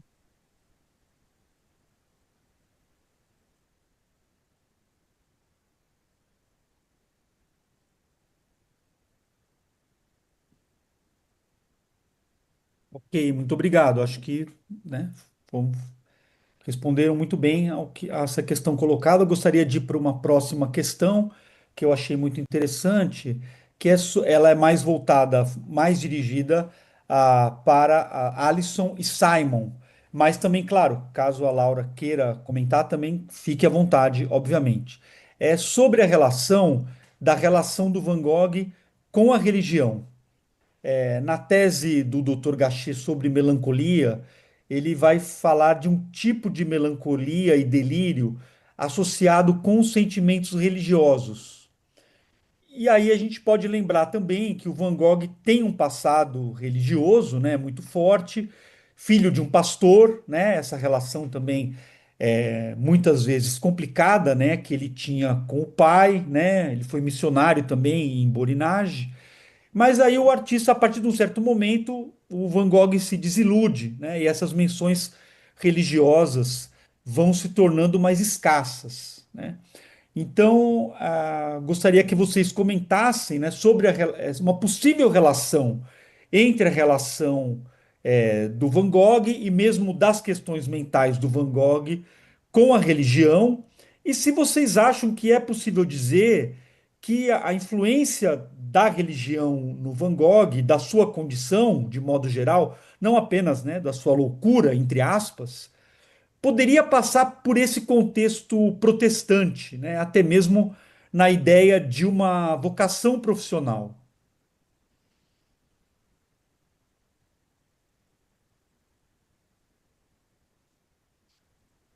Um, I think that certainly religion impacted how Van Gogh and his contemporaries related to the world. And I think it shaped perceptions of mental illness more than it necessarily shaped the lived experience of having mental health struggles. Um, we see with Theo's response to Van Gogh painting Starry Night and other works that were drawing more from imagination than from purely direct observation, as him saying, I think you're better when you're grounded in reality. That there's something of a sort of Protestant mentality of being grounded in earthly things and not that sort of mindset is maybe informing Theo and at times informing Vincent as well. And we can see this with Vincent van Gogh's discomfort with his friend, with Gauguin and Bernard's overt religious imagery, with them creating these images of Christ in the Garden of Olives and other images. Bernard's Christ with a crucifix seemed to really trigger Van Gogh to a negative response. And Van Gogh responding by, at that time, taking a stance against working from imagination and also creating his own views of laborers in olive groves in Provence by countering this imagined scene from the Bible with an observed scene of olive pickers at the time as he observed, and trying to evoke this religious idea based on reality versus imagining a scene, although as we know he had tried and failed to do that, and that may have fueled his own frustration. But interestingly, he found certain exceptions to this idea that artists should not portray religious imagery directly from the Bible. And one of those exceptions was Rembrandt, who he credited as being capable of painting angels because they were based on years and years of observing real people, that fueled his sort of mental reservoir, that when it came time to create this image from his imagination, it was so grounded in reality, he successfully created this religious image. And so Van Gogh believed that was maybe the best or most appropriate, or at least the most Dutch, let's say, means of inventing a composition was to take what had been observed and let that inform what was then generated in the mind. So we might say that attachment to reality, or his inability to completely let go of direct observation and wanting to be grounded in reality, as being informed by both the sort of Protestant mindset and his own concerns about his mental acuity and mental health. So I do think there is, these are definitely interwoven issues that fueled how Van Gogh understood himself and how he behaved in the world, but I don't know that there's a causation. Yeah, I mean, I would just say, I mean, sort of the premise of the question, that the idea that Van Gogh's work is underpinned by this kind of deeply spiritual aspect to his personality. I agree with that, and that Deborah Silverman has written about this and others, but sometimes I feel it's actually not given enough attention in the Van Gogh literature. That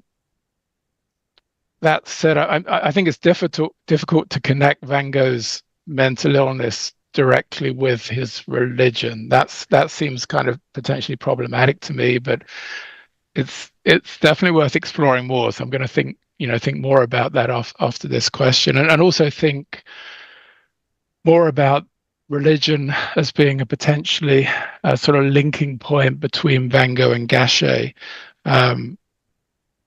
We know a certain amount about Gachet's religion. We know about his interest in sort of some unconventional religious ideas, his interest in the occult, seances, etc. But again, these are ideas which I think need to be explored more and sort of passed out, and I think they can help more also in exploring that sort of dynamic between Van Gogh and Gachet.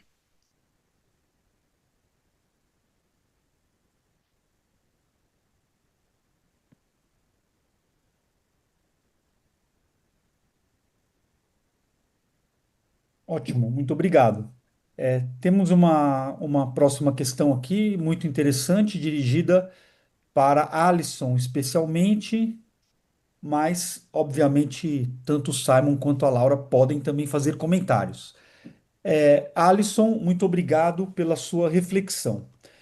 Você está tomando memória e imaginação como sinônimos?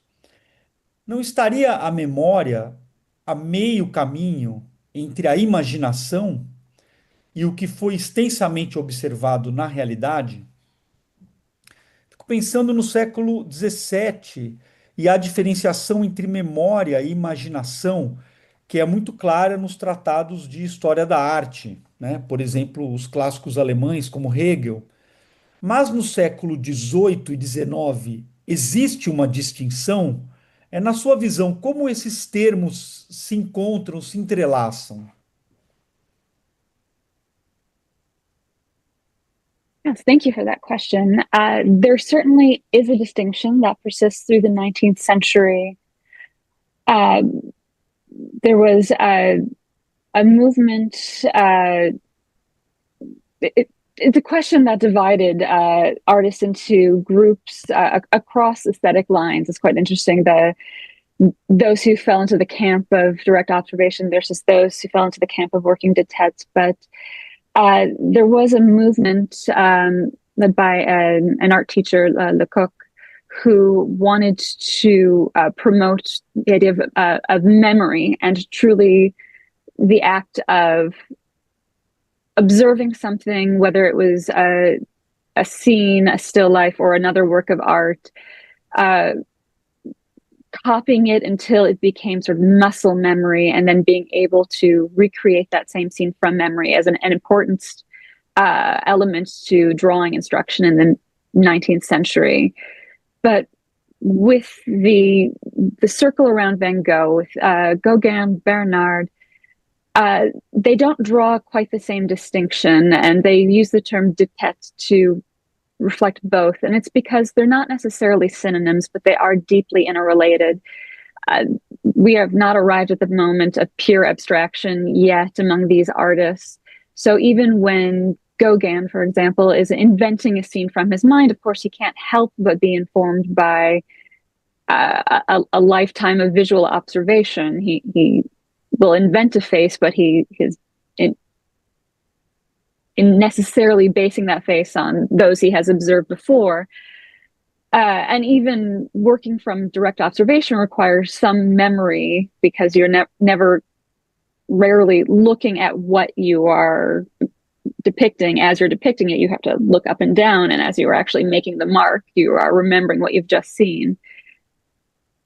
So there is a distinction between memory and imagination, but because memory is imperfect and gaps need to be filled in, and because imagination is informed by what you know and what you've seen, that the two ideas can't be fully separated. So there is a distinct practice of favoring one versus the other, but they can never be totally divided between one or the other.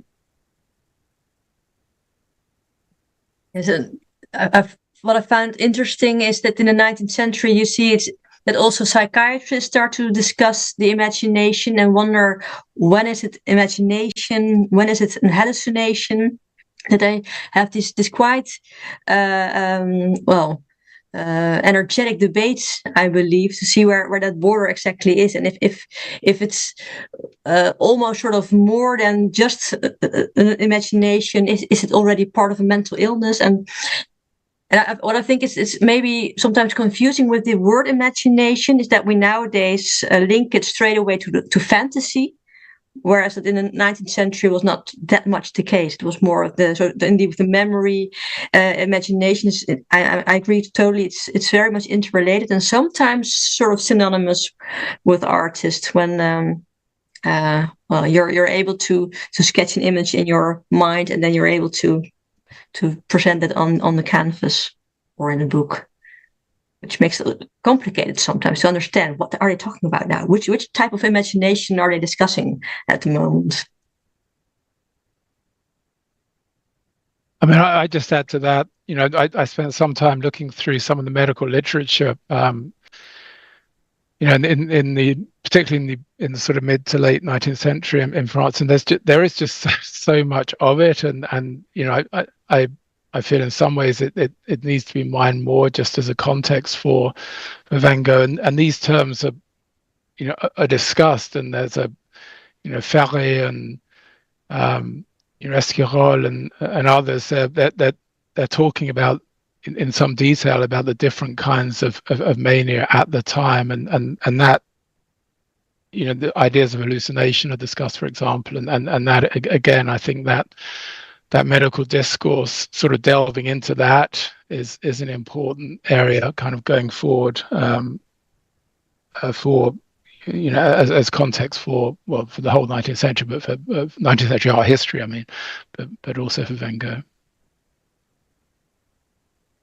I thought it was interesting, by the way, Laura, when you were talking about Mérion. I mean, that sort of, you know, context there, because Gachet, you know, visited Mérion. There's a connection there, and thinking about that sort of lineage of artists. You mentioned Troyon and Monticelli and others who, you know, with whom Van Gogh could identify. I think that Van Gogh and Gachet were etching one day, and then he was given a portrait by Mérion, and that's also, yeah, they must have discussed this artist as well. What was going on with Mérion? And yeah. We can only speculate on that. Yeah.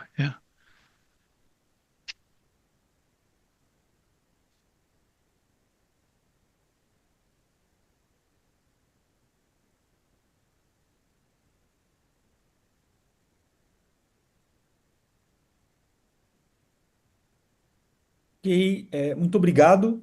Tem uma questão aqui voltada especialmente para o Simon Kelly, também que eu achei muito interessante, gostaria de colocar para ele. Simon, o senhor fala em tradução dos pacientes.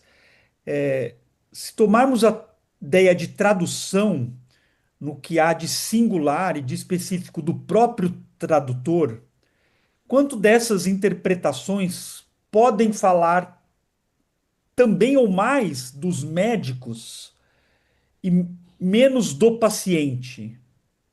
Seria possível pensar numa inversão ou num deslocamento dessa posição de poder, mas que está associada a uma interpretação e levando em conta, obviamente, o contexto histórico, social e cultural da época? I'm not sure that is translation the right no, I heard you, but I'm not, is translation the right translation is my question. But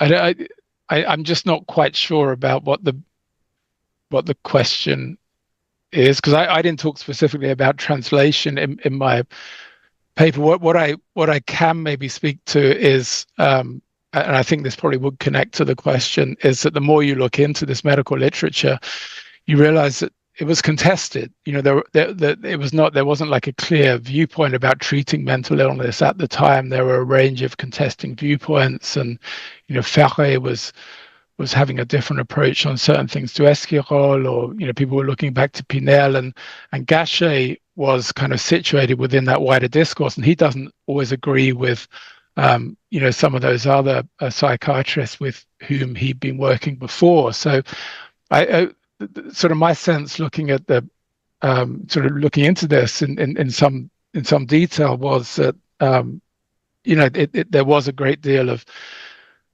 debate about how to treat mental illness at the time, and I think to some extent, to speak about Gachet, he was quite experimental. He was open to approaches like electrotherapy, for example, which is and that's you think about electroconvulsive therapy, which is still used but is quite controversial. He was certainly interested in the idea of electrotherapy, but I think just thinking about the sort of multivalent approaches to treating mental illness is that's what I sort of drew from what I was researching.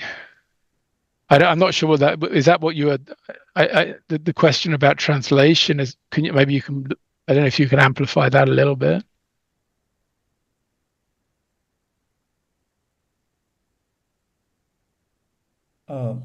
Simon, eu acho que você já conseguiu responder. De todo modo, a gente não tem como fazer uma troca específica com cada participante aqui, infelizmente. E a Okay. gente tem Okay. também porque eu queria ainda dar tempo de colocar outras questões, né? A gente está chegando aí ao final do nosso tempo e também para não ficar muito corrido no final, como às vezes acontece. Tem muitas questões voltadas para a relação hoje dos museus, das instituições culturais com o problema de uma condição mental particular ou específica ou própria, né? Então eu reuni aqui algumas delas, né, e gostaria que elas são dirigidas para a Laura, a Alison e o Simon. Então acho que vocês três poderiam, por favor, comentar. Na opinião de vocês, por que ainda não conseguimos aplicar o entendimento de um artista que possui uma condição mental particular para garantir que também artistas cegos, surdos cegos ou neurodivergentes, por exemplo, hoje em dia não sofram o mesmo tipo de exclusão e isolamento que Van Gogh sofreu e que era comum, né, naquele momento do século XIX. Também, uma pergunta para Laura, mas que também eu acho que vale é, pode ser respondida pela, pela Alison e o Simon. A sua pesquisa demonstra como a figura do gênio louco, entre aspas, foi uma construção histórica e cultural, ligada ao surgimento da psiquiatria no século XIX, tendo Van Gogh como principal exemplo. De que maneira um museu pode promover uma desconstrução eficaz dessa romantização da saúde mental dos artistas? Como o museu pode, na prática, atuar para criar um diálogo acolhedor e inclusivo com essas pessoas, transformando a experiência da visita em um mecanismo de conexão e tratamento? Então, talvez se a Laura quiser começar, por favor. I would say these are two different things. If for instance, with Van Gogh and that mad genius image, how museums should deal with that. I would say that a museum should especially focus on his art, and not so much on his life, because his life maybe attracts the audience. That will happen anyway. But as a museum, you can show how Van Gogh was related to his time, to his predecessors, how he influenced others, and really focus on him being an artist.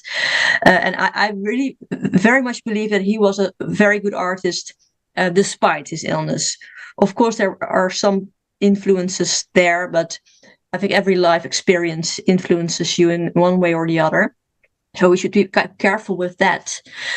So that I think museums should do with artists, and then with the opening up the museum to people. I don't know if they're necessarily then artists who have who struggle themselves with mental illness or other ailments. I think that a lot of museums are working on that more from the audience type, so that you are able to visit the museum in a good and pleasant manner, that you're not too much stimulated or agitated by everything you see, and the noises and everything, all the distractions.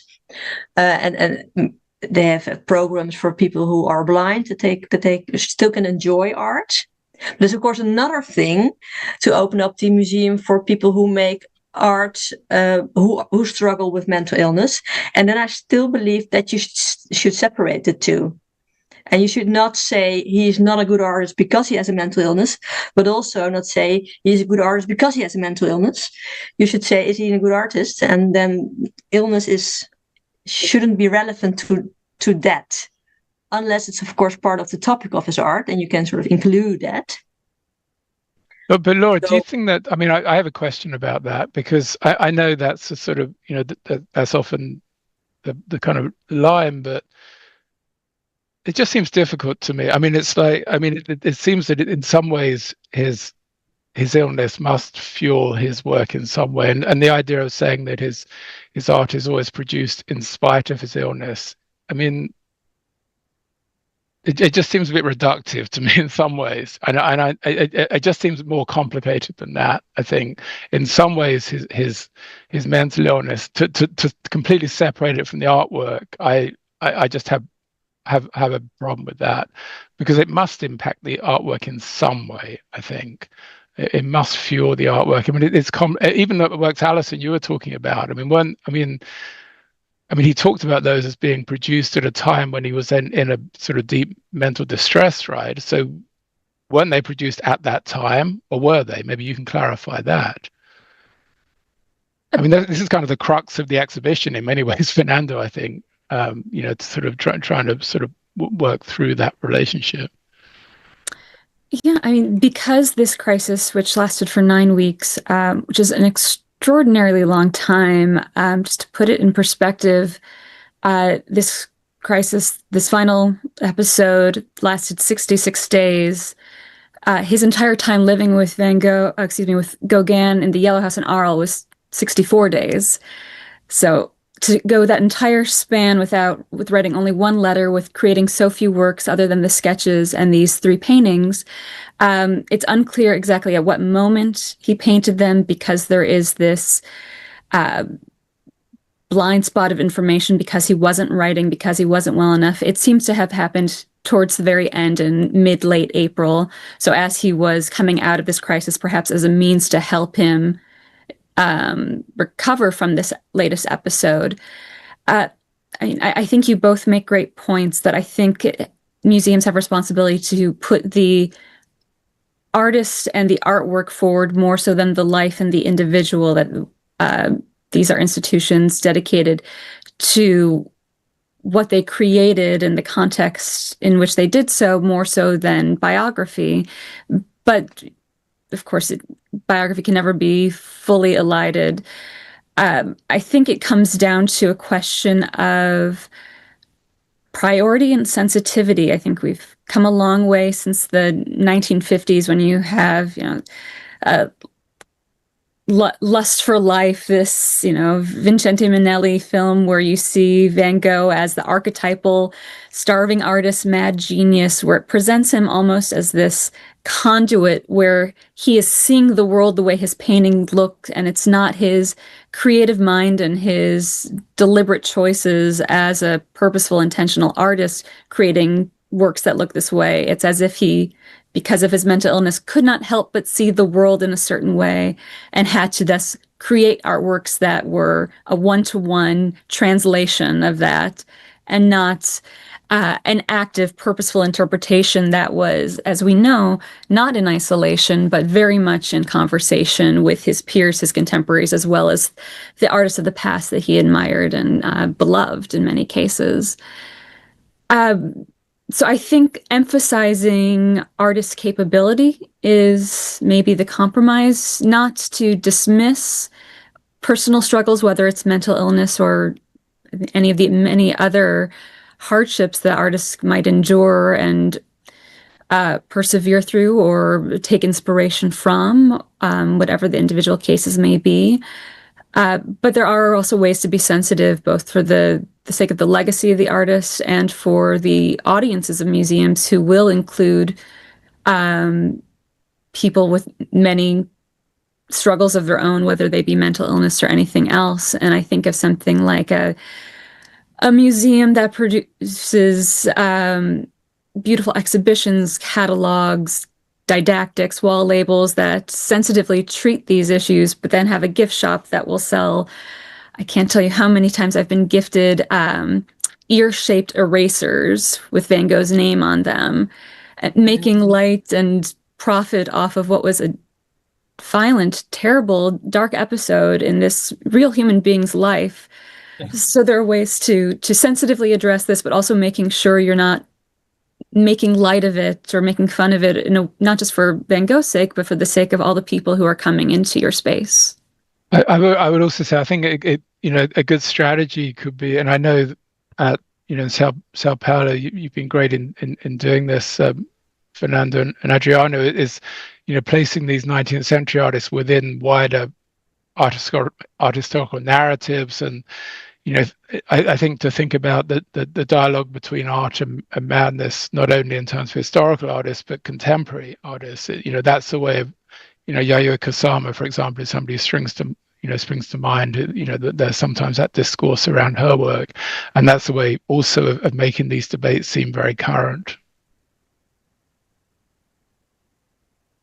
To add to that, bringing contemporary artists who may be dealing with similar struggles, bringing them into the conversation, because they can voice their experiences and any relationship between mental health and their creative process in a way that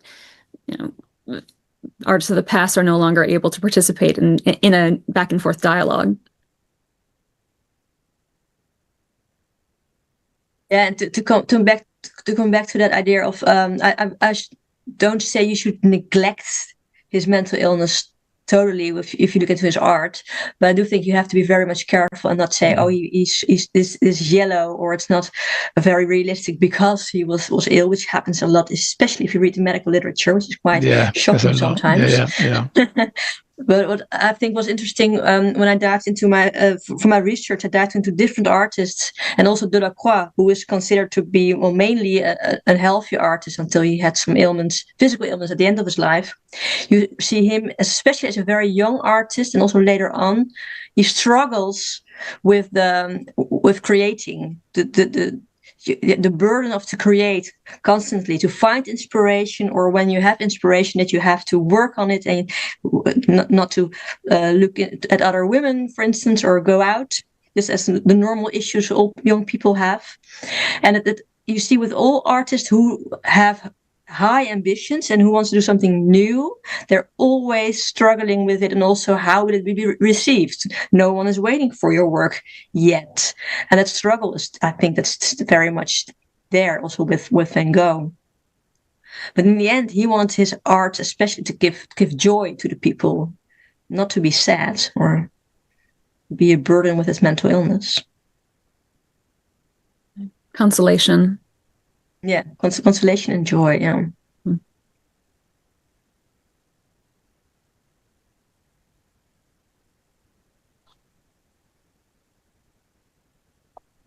Muito bem. excelente. Muito obrigado. Agora, Alisson, Laura, Simon, por favor, temos ainda alguns minutos. Se vocês quiserem fazer algumas considerações finais de encerramento, aí o microfone está aberto para vocês.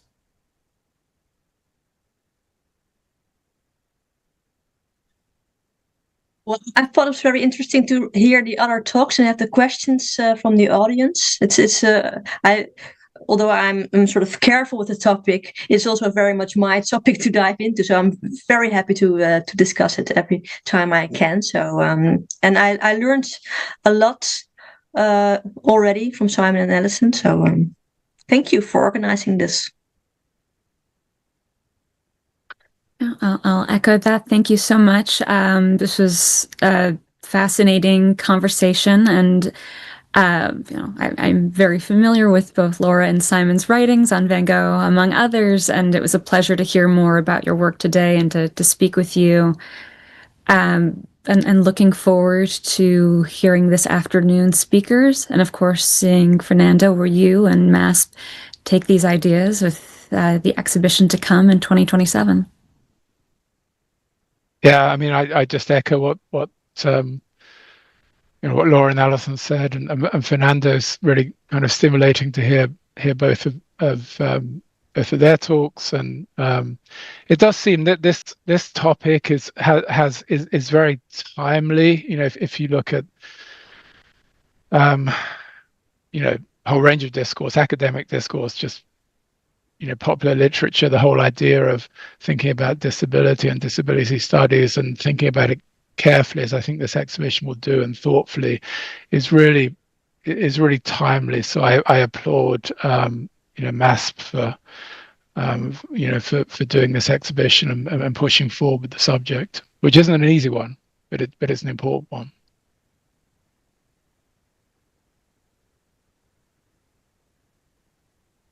Muito obrigado, Simon, Laura, Alisson. Acho que foi excelente, né, a participação de vocês.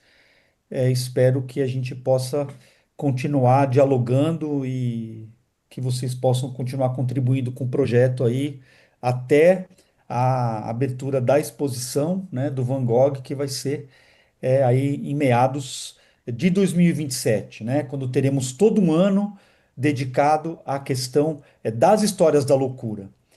Também é importante lembrar que esse conceito de histórias no plural, que agora vai encontrar, né, a ideia de histórias da loucura, ele vem sendo aplicado aí há pelo menos 10 anos, né, pelo museu, a ideia de histórias no plural, histórias que podem ir além da história canônica, da história tradicional, e que inclui jogar luz sobre artistas e pensadores e criadores que foram de algum modo eclipsados, né, ou que foram deixados de lado pela história tradicional, né, pela história canônica. E isso vale tanto para a grande história da arte, né, de base europeia, mas também um sistema que se reproduziu, né, em cada nação. E ele se reproduziu no Brasil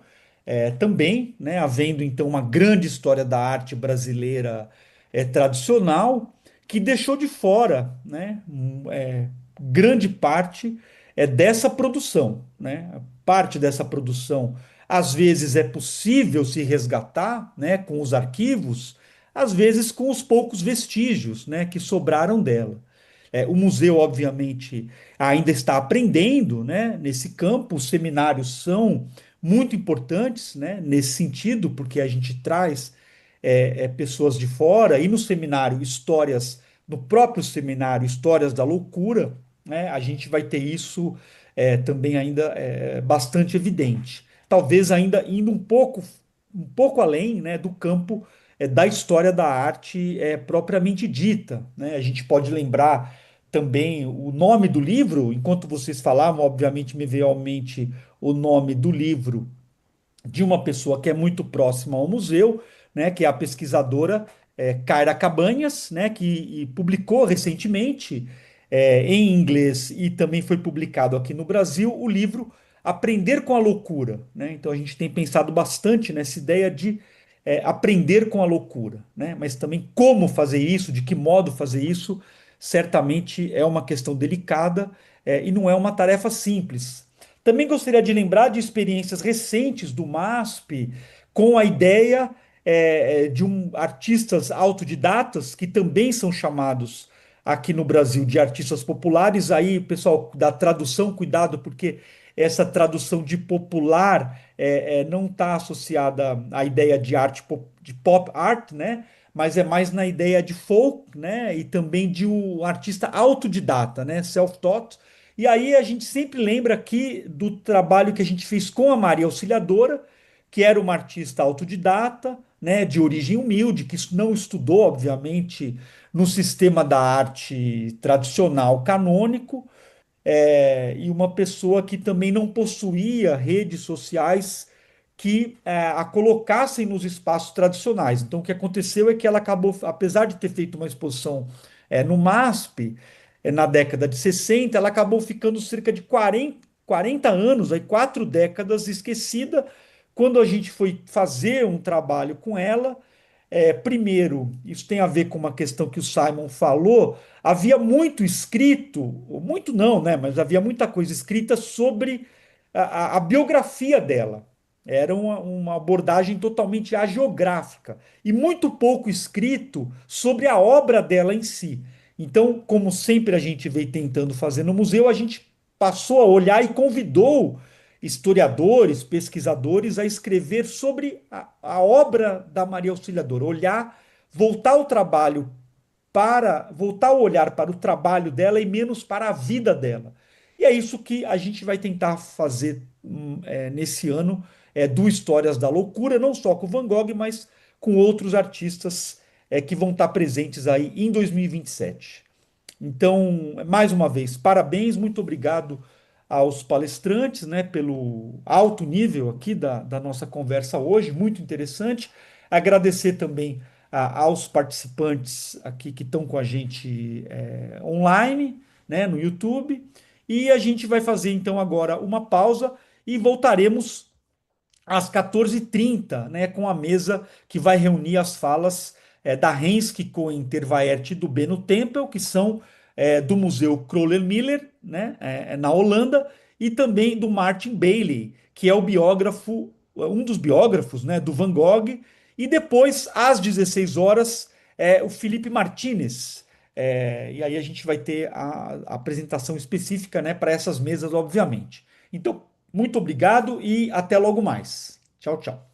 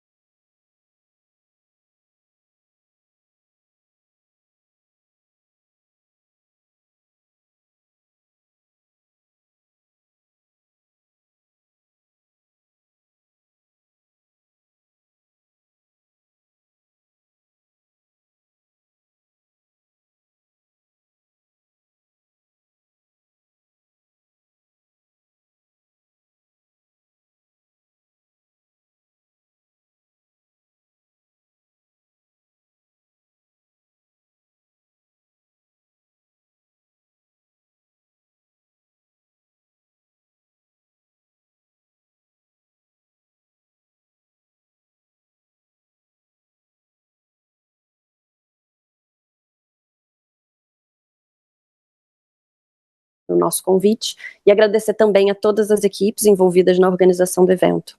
Ao longo das falas, o público pode deixar perguntas no chat do YouTube, que vão ser reunidas pela nossa equipe e nós vamos transmitir para os 2 participantes ao final das falas.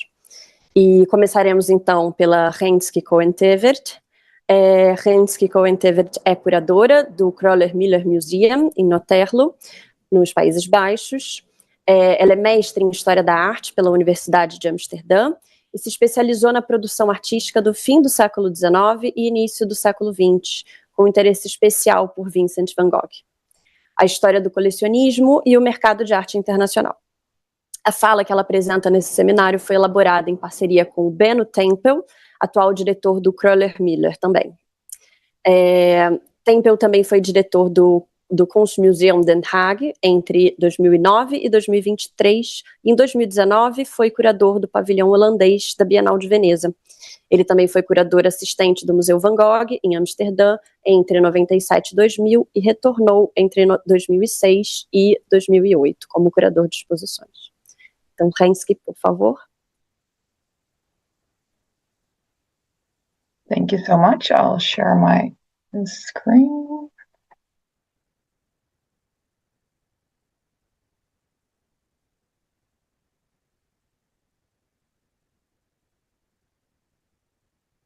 I hope you can see my presentation. Well, first of all, thank you very much for the invitation to share some reflections within the broader theme of the seminar, Delirious Van Gogh. The paper I'm presenting today is a collaboration between myself and Benno Tempel, director of the Kröller-Müller Museum. And unfortunately, he couldn't join us today, but he sends his warmest regards.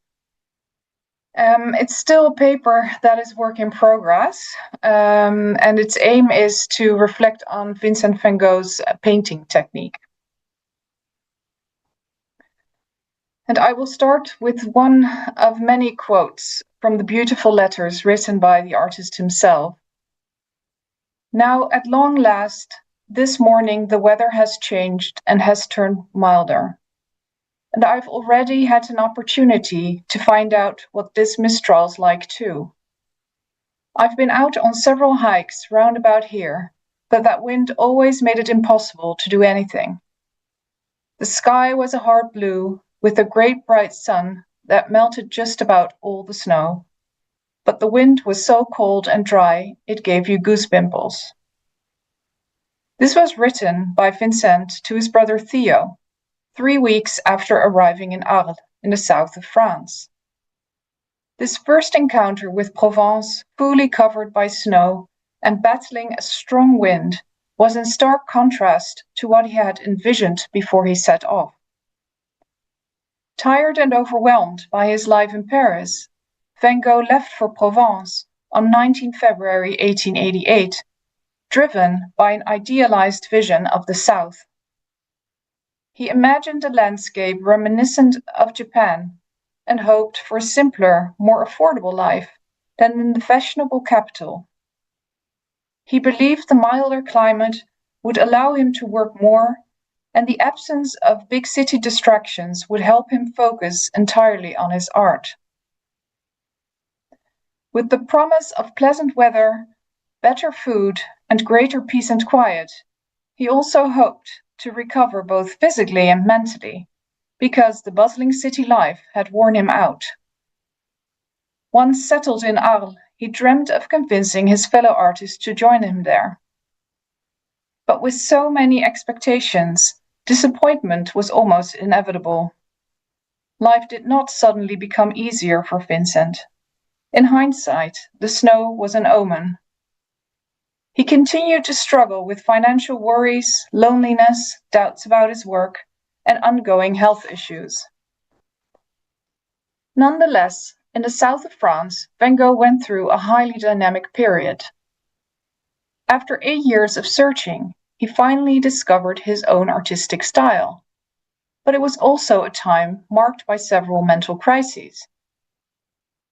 While his distinctive use of color and his mental state are often highlighted as defining aspects of his work. This paper will focus instead on another key element, his brushwork, or facture, as it was so eloquently referred to in his time. And please admire the amazing brushwork in this painting of willows, one of these early works from Arles. The enduring emotional impact of Van Gogh's paintings is due in part to his distinctive and powerful brushwork. At the same time, it is precisely this energetic style that has contributed to the widespread image of Van Gogh as a tormented soul. The initial reception of Van Gogh's work came in a period with an emphasis on the personal and self-expressive.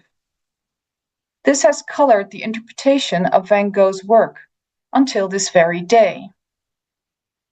Especially the intensity of his art, particularly its coloration and brushwork, were regarded as the manifestation of personal feelings. Soon after his death, Van Gogh's work became an example for younger generations of artists.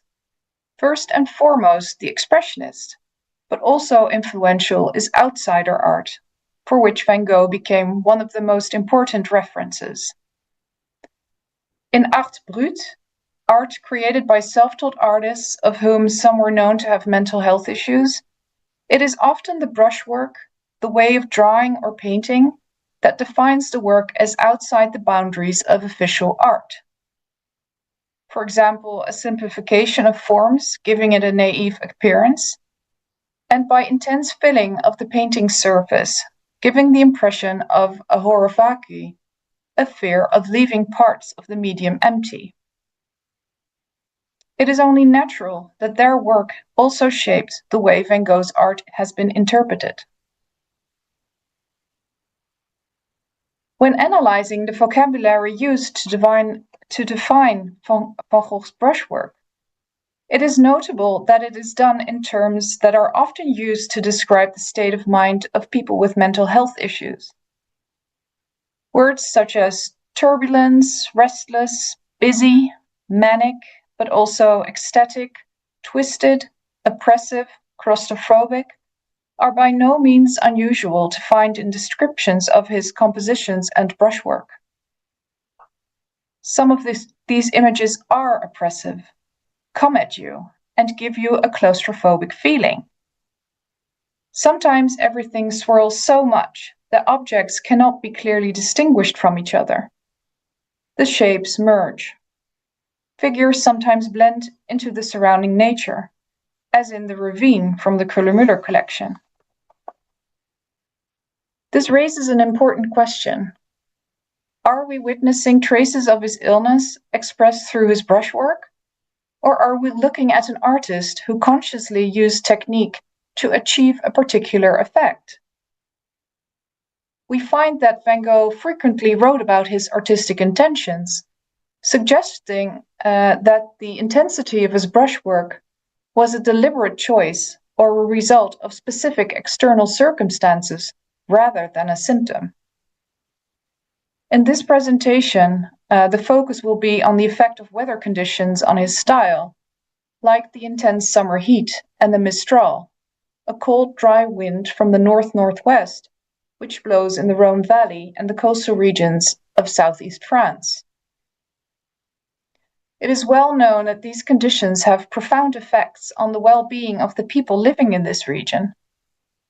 In his letters, Van Gogh mentions the effect these conditions have on his mood and how they are challenging him as an outdoor painter.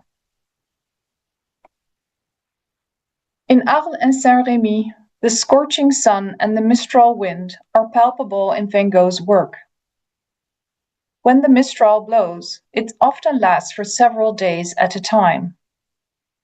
Van Gogh repeatedly writes about the challenges of working in these unpredictable conditions. Wheat Field with Setting Sun is one of these paintings that originates during a treacherous day spent outside. Van Gogh writes to his friend and fellow artist Émile Bernard, "I painted it out in the mistral. My easel was fixed in the ground with iron pegs, a method that I recommend to you. You shove the feet of the easel in, and then you push a 50-centimeter long iron peg in beside them. You tie everything together with ropes. That way you can work in the wind. Although sometimes when the wind is, and I quote, very nasty and nagging, and the easel didn't stand firm, he laid his canvas flat on the ground and worked on his knees. Despite the creative solutions he devised to be able to work outside regardless of the weather conditions, he still had a hard time finishing his paintings the way he had intended.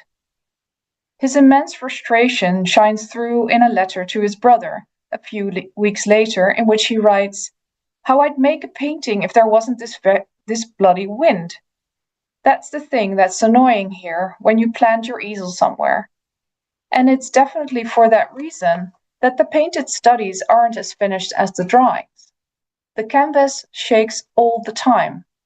For drawing, it doesn't bother me." And if we look at one of these fabulous drawings where he combines hatching with staccato lines and dots and more lively lines to sense the wind sweeping through the trees, you can see the first glimpses of the dynamic strokes that he would eventually apply to his paintings as well. But back to painting. Working in these conditions meant he had to paint excessively fast and that he had to put the composition on the canvas in one go. Again he writes to Bernard, "Is that a fault? I can't help it. Isn't it rather intensity of thought than calmness of touch that we're looking for? And in the given circumstances of impulsive work on the spot and from life, is a calm and controlled touch always possible? Well, it seems to me, no more than fencing moves during an attack." And what is striking is that he describes the wind as an attack that keeps reappearing and assailing the artist. This wheat field shows how he was experimenting with this whirlwind kind of brushwork and color. The horizon is high, so the field takes up almost the entire painting. He juxtaposes the golden yellow of the ripe wheat with a swirl of different colors for the plants in the foreground. And looking at a detail of the brushwork in this painting, you can immediately imagine Van Gogh using his brush as a sword or a saber, parrying and attacking the canvas with accurate scoring of faster actions, lighter touches, and more touches to the back and flank. And here I show you approximately the same detail in raking light, to give a better idea of the impasto, the thickness of the brushwork, which he so admired in the paintings of the Provençal artist Adolphe Monticelli, who Alora Prince also named in her presentation. Not only the wind had an impact on his mental and physical state. The scorching sun came into play as well. Spending his mornings in the fields unprotected to the heat often tired him out completely. Although it did not deter him from setting off again the next day with his easel and painting equipment. The heat radiates from these, and I quote, "old gold-yellow landscapes, done quick, quick, quick, and in a hurry, like the reaper, or in this case, the sower, who is silent under the blazing sun, concentrating on getting the job done." And to prove that the heat of the sun doesn't only emanate through Van Gogh's use of bright and contrasting colors, I show you here an example of the same subject in a pen and ink drawing. Van Gogh was very much aware that he could use this unintentional effect in his brushwork caused by external circumstances to his advantage, of which one of these circumstances was the mistral or the blazing sun. He wrote to Theo that this could lend his work an originality because it was very different from his colleagues who, according to himself, surpassed him in more precise brushwork.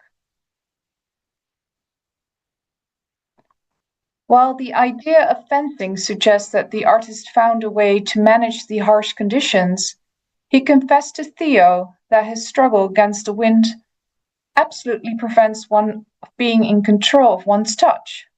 hence the wild look of the studies. He thought to repaint them at home on other canvases, because he worried that the execution lacked a more spiritual touch. Vincent wondered in his letter what his fellow artist Paul Gauguin, whom he invited to the Provence, would say about it if he was there, and if he would be in favor of looking for a more sheltered place. It might have been by chance that Van Gogh discovered a certain wild style of painting, inspired by the Mistral and the blazing Mediterranean sun. Nevertheless, he began to repeat and exaggerate the style because it served an expressive purpose. And this gained momentum with Gauguin's arrival in Arles in the autumn, when he started to experiment with Gauguin's synthetism.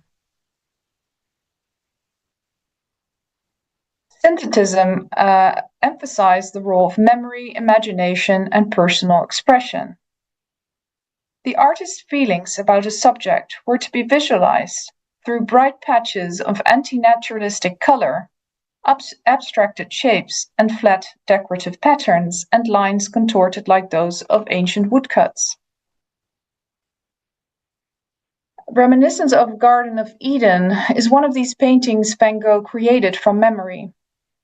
His goal of, and I quote, the bizarre lines sought out and multiplied and snaking all over the painting was not to render the garden in its vulgar resemblance, but to draw it for us as if seen in a dream, in character, and yet at the same time stranger than reality.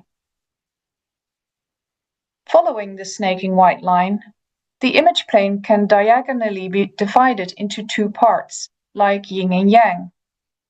In this imaginative garden, the trees and shrubs on the left side are bowing to the wind, while the somber-looking women are trying to protect themselves, hiding in their scarves and behind an umbrella. It is quite a contrast to the sunny and cheerful scene with the bright flowers on the right, as an explosion against the darkness. The arabesque lines are emphasized by contrasting brushwork. Not the long, rhythmic, curvy lines you would expect, but a multitude of ways in which he applies his brush in a more staccato, neo-impressionist way. Blotting, dotting, circling, short swirling, and these are by no means official terms for his technique.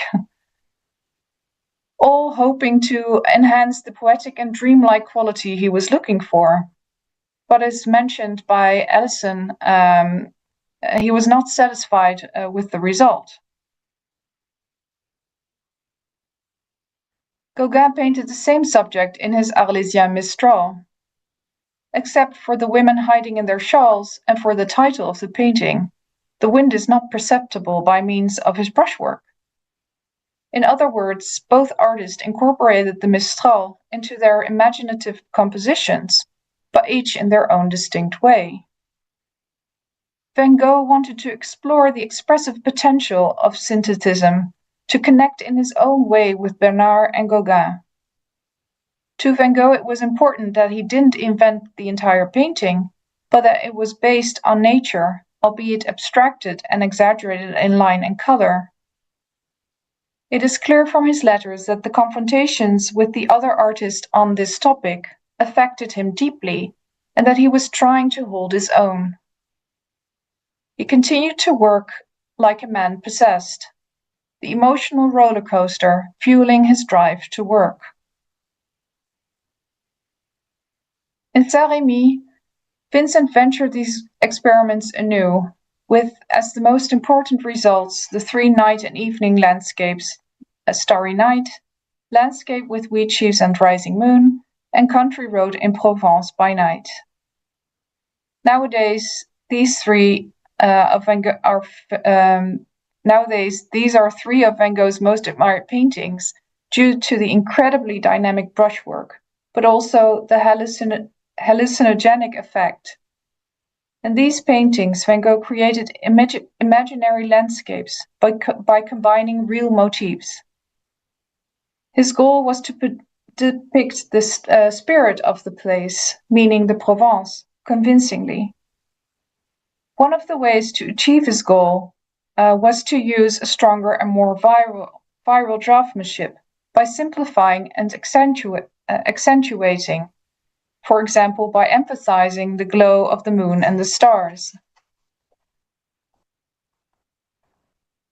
His brother Theo was critical towards this more exaggerated, stylized approach and seemed to link Vincent's mental state to his way of painting and drawing, as Alison also told us this morning.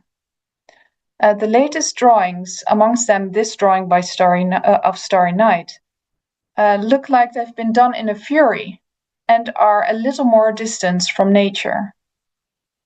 Theo expressed the hope that he would be able to understand these studies better when seeing the result on canvas. When his paintings finally arrived in Paris, Theo wasn't convinced at all. He writes to Vincent, "I consider that you're strongest when you're doing real things. I clearly sense that what preoccupies you in the new canvases like the village in the moonlight or the mountains, but I feel that the search for style takes away the real sentiment of things." Vincent, on the other hand, believed strongly that the expressive potential of synthetism resulted in paintings in which you would be able, and I quote, "to feel the whole of the region, including the vibrating atmosphere of a balmy or windy Provence." And he hoped that Theo would come to like his style in the end. In the darkest of days, Vincent himself sometimes felt that his style reflected his illness. While writing a letter to his sister Wilhelmine, he was working on this painting of, and I quote, "ravaged pines against a red-orange-yellow sky." And we see again a female figure protecting herself with her umbrella from what looks like to be a strong gush of wind.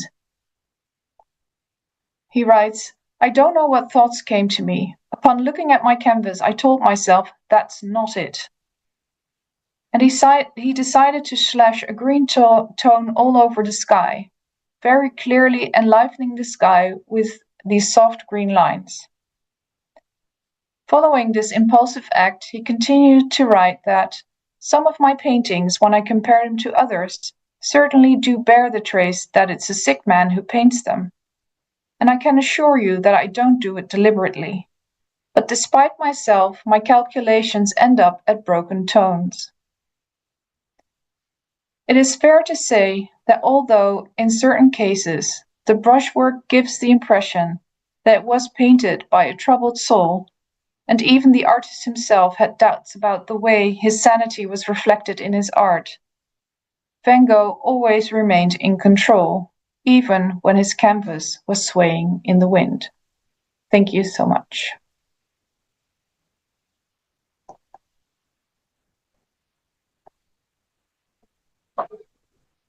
Apresentação. Agora nós vamos continuar com a fala do Martin Bailey. Martin Bailey é autor de diversos livros sobre Van Gogh, como Starry Night, Van Gogh at the Asylum, Van Gogh's Finale, Over, and the Artist's Rise to Fame, The Studio of the South, entre outros. Bailey mantém um blog semanal com base em novas pesquisas sobre Van Gogh no The Art Newspaper. Além disso, Bailey curou exposições na Barbican Art Gallery de Londres, na Compton Verney National Gallery of Scotland e na Tate Britain, em 2019. Martin, por favor. Thank you very much. Thank you for the invitation. I'd like to focus today on Van Gogh's period at the asylum, where he lived for a year. That's from May 1889 to May 1890. And I'll share some of the discoveries that that emerged when I was researching my book, Starry Night, Van Gogh at the Asylum. Now, the asylum was based in a former monastery known as Saint Paul de Massol on the outskirts of the town of Saint-Rémy de Provence in the south of France. It's now a modern mental hospital with the historic parts of the complex open to the public. I would thoroughly recommend a visit, since just outside its walls, one can also see the marvellous landscape that so inspired the artist. Van Gogh retreated to this sheltered place 5 months after mutilating his ear, which had happened just before Christmas 1888, This destructive episode ended his collaboration with Paul Gauguin in the Yellow House in nearby Arles. Next slide, please. This advertising poster for the asylum gives a sanitized impression of the institution, describing it as a maison de santé, a house of health. However, the poster also illustrates the attractive landscape set under Les Alpes, the Little Alps. In considering the impact of Van Gogh's stay at the asylum on his art, we need to ask what life was really like in the asylum. Part of the answer, I believe, lies in an important document which has been missed by Van Gogh specialists. In the Municipal Archive of Saint-Rémy de Provence, I found an admission register of patients who'd entered the asylum. Next, please. Turning to the page for 1889, I immediately found the entry for the asylum's most illustrious patient or inmate. Van Gogh's name is near the bottom of this image. Next, please. This records that Vincent van Gogh had been born in Holland, was aged 36, and had arrived from Arles. The 3 dates are given for his admission on the 8th of May 1889, for the medical report by the certifying doctor, that was the following day, and the date for the reports dispatched to the authorities the day after that. The day of Van Gogh's arrival was already known, so only minor details were new. But I immediately realized that the other names in the register would make it possible to identify the artist's fellow patients. It may come as a surprise that despite the size of the buildings, there were only 18 male patients in the asylum on the day of Van Gogh's arrival. This fortunately meant that he received relatively personal attention. The artist lived in this small community for a full year, sharing their sufferings. He soon came to know the patients well, describing them as, quote, my companions in misfortune, unquote. The admission register contains no medical data, but with the names of the fellow patients, I was able to use other sources to research their varied backgrounds and conditions. I was shocked to discover quite how ill most of them were, and what a challenging environment it must have created for Van Gogh. Just beneath Van Gogh's name in the register is Henri Enrico. Although not naming him, Vincent wrote to his brother Theo just after the man's arrival, saying that the new arrival, quote, breaks everything and shouts day and night, unquote. What a challenge for Van Gogh to be able to paint masterpieces when living in such an institution. Next. Whilst I tell you about another patient, I'm just showing you one of the masterpieces that he created in the asylum. This is simply a reminder of what he's able to do, surrounded as he was by such distressed people.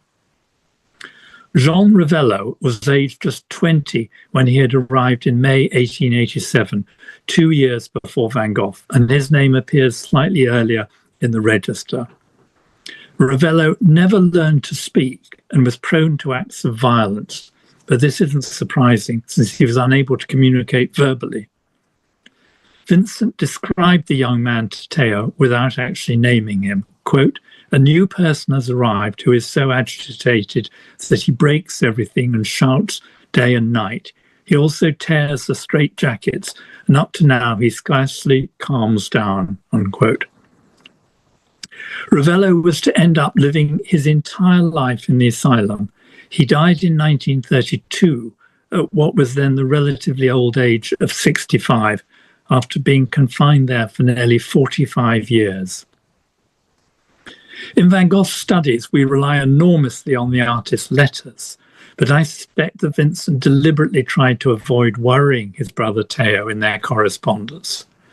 What we get from the letters is a rather sanitized impression of the asylum, with few complaints about the day-to-day misery of life with his companions in misfortune. Next, please.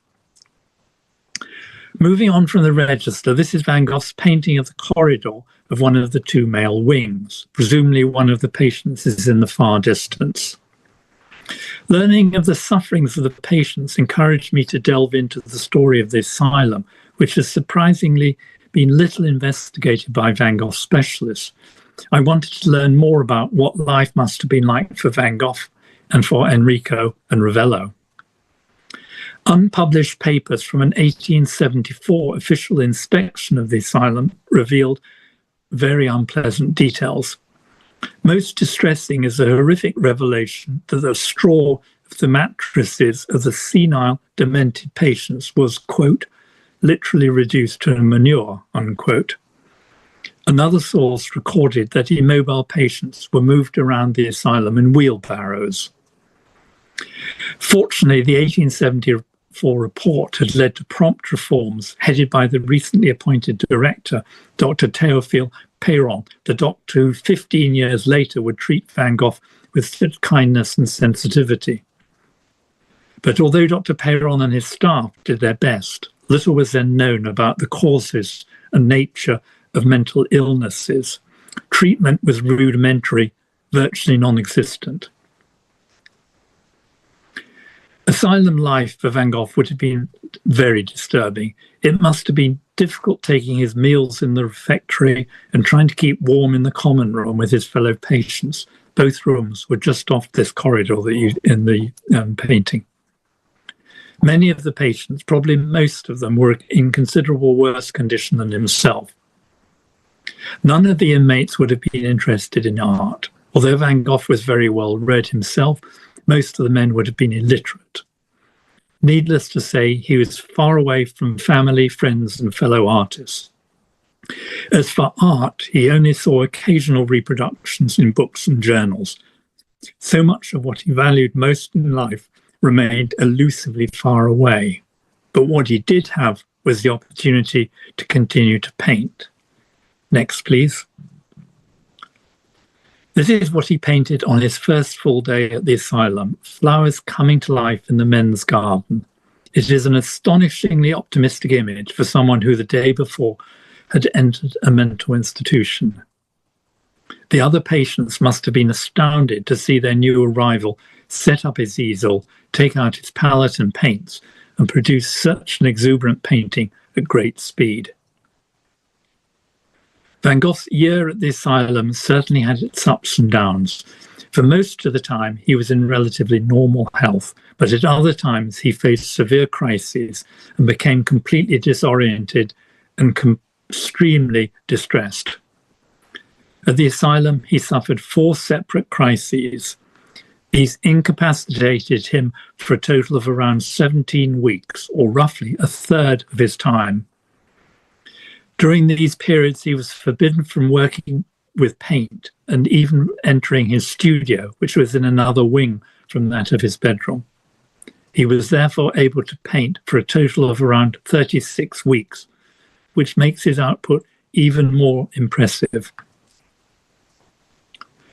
A key question which this seminar is addressing is to try to determine the effect of Van Gogh's medical and psychological condition on his art. Some people argue that one can see clear signs of his mental struggles in his paintings. But is this the case? Next, please. For a short period, this was probably true. 2 groups of works were affected by his mental condition. There is a very small group of paintings which he described as reminiscences of the North, referring to his homeland in the Netherlands. Alison has just dealt with these in her stimulating paper, so I will only briefly touch on them. Amounting to just a handful of paintings, these were probably done in late March to mid-April 1890, while he was recovering from his 4th and last attack at the asylum. At this time, he was thinking back to his childhood in Brabant. These paintings are characterized by wavy, jerky brushwork, quite possibly reflecting something of his tortured state of mind. Next, please. The second group are drawings, which again date from around the same period, March to April 1890. These may have been drawn when the artist was only just beginning to recover, but before he was well enough to be allowed access to paint. This is a much larger group than the paintings, amounting to around 60 drawings. Many are only very rough sketches, not finished artworks, although a few are of better quality. Frustrated at not being able to paint, the artist probably hoped that drawing would speed up his recovery. Now let's focus on the 2/3 of his time when he was able to paint. We'll begin by looking at his studio, which was in a former monastic cell. When relatively well, his life would revolve around this small private space. Next, please. We can see in this picture that there are some bottles and pots on the windowsill, some presumably with turpentine for diluting oil paint and cleaning brushes. These objects must have been deliberately arranged for the painting, since the inward opening window would have made it impractical to store anything on the sill. In domestic architecture, it is unusual to have a window which opens inwards, but this was necessary at the asylum because iron bars were needed on the windows. You might almost miss the bars when you first look at the painting because they're only lightly brushed in, but they are there and they must have felt imprisoning for Van Gogh. It was in this room that Van Gogh painted or completed over 150 surviving pictures during his year. Quite possibly a dozen or two other paintings were given to his friends and were later lost. A few others may have been abandoned. This represents an astonishing output, considering that 1/3 of the time he was seriously ill. When relatively healthy, on average, he did a painting every day and a half, plus numerous drawings as well. Through the window of his studio, Van Gogh would look down into the garden of the male patients. It was a reasonably large area, surrounded by a high stone wall, which still survives. Like the window bar, the wall represented a constant reminder to Van Gogh that he was a patient. But the garden nevertheless represented a relative haven of peace, with the wall also cutting it off from inquisitive outsiders. Vincent once told his brother Theo that as, quote, life happens above all in the garden, it isn't so sad, unquote. Next, please. The next slide, yes, there we are. This is Van Gogh's painting on the left, showing the wing where his studio is located. And the photograph I took recently shows the same view. Very little has changed. It's nice that it's been preserved. How then did Van Gogh's art develop with the impact of the mental challenges that he faced? In Arles, where he arrived in February 1888, he had explored colour, making full use of its dramatic potential with vigorous brushwork. He was then far from Paris, the world centre of art, and he lived in relative artistic isolation, except for the 2-month visit of his colleague Gogh. In Arles, he forged his own path. Van Gogh's progress was tragically interrupted by the crisis in December 1888 that led him to mutilate his ear.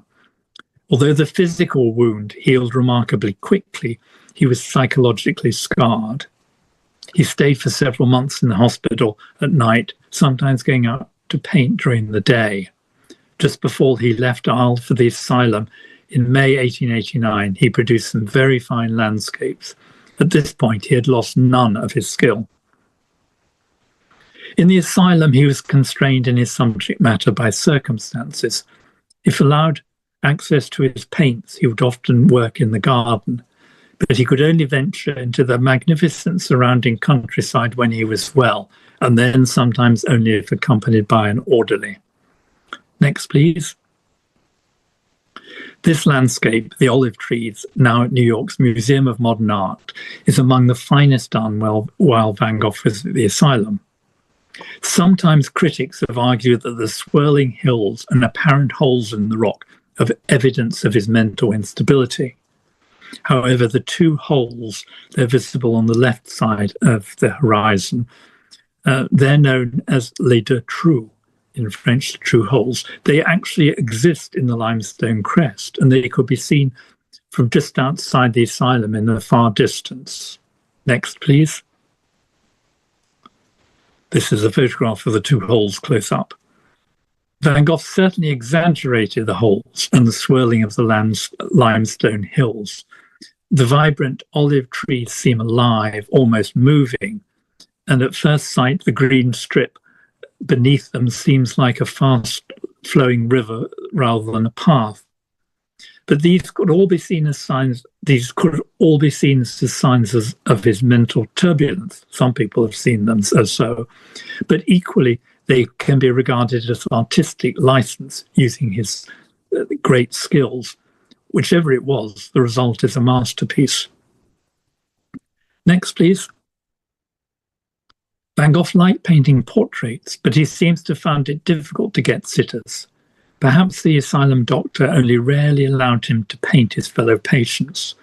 One can imagine that they would have found it difficult to stay still and would have hardly understood the concept of portraiture. This is probably a portrait of a fellow patient. Although it might seem curious that one of his eyes is closed, this is probably evidence of a medical problem that results in a drooping eyelid, not Van Gogh's failure to paint accurately. But it is a sympathetic portrait demonstrating that Van Gogh had not lost his skills. Vincent once wrote to his mother that, quote, "It's strange that when one is with them for some time and is used to them, one no longer thinks about them being mad," unquote.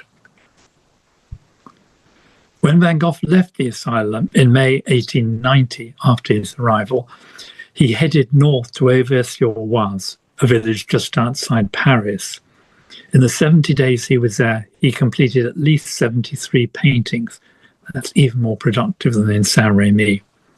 Tragically, he died of suicide on the 29th of July, 1890.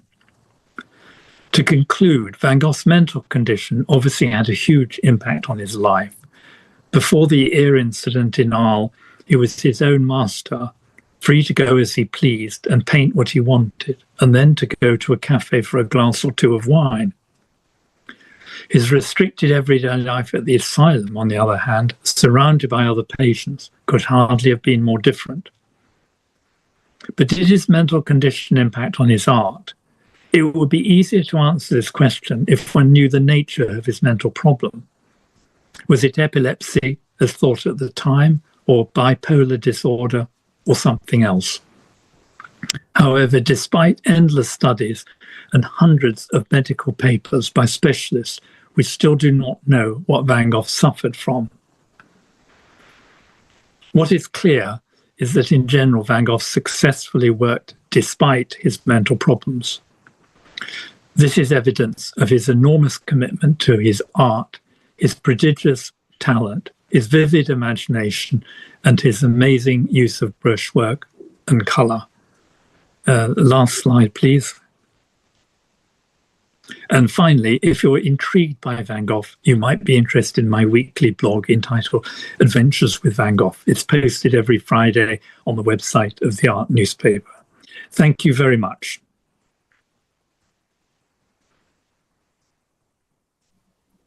Muito obrigada, Martin, pela sua apresentação. Agora nós vamos passar para as perguntas que nós recebemos. Algumas dessas perguntas, e também reforçando para o público que vocês podem continuar mandando perguntas no chat. E se em algumas dessas perguntas são direcionadas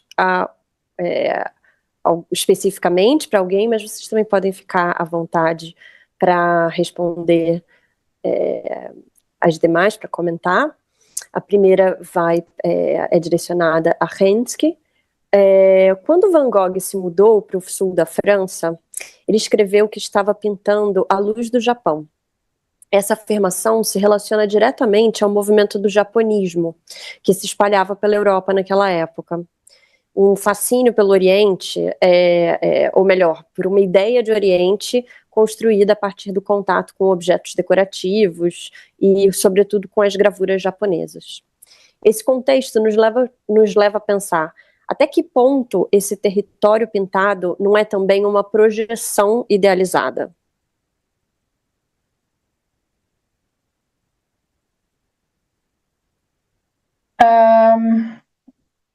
well, when he went to the Provence, he was one of the quotes in one of his letters is that he was hoping to find the same atmosphere as in Japan. Of course, he'd never been to Japan, so this was, of course, he imagined this could be the same atmosphere as in the Far East. So he was very much interested in the different kind of colors that he would find in the south of France, which he could see in the colored wood prints that he collected, the Japanese woodcuts he collected. So that was one of the main reasons for him to go to the south of France. But if you look at, because we've been focusing more on brushwork and not so much on color, if you look at the way these woodcuts, I mean, you can see it in some of the portraits Van Gogh paints, is that these, the woodcuts are, how do you say this in English?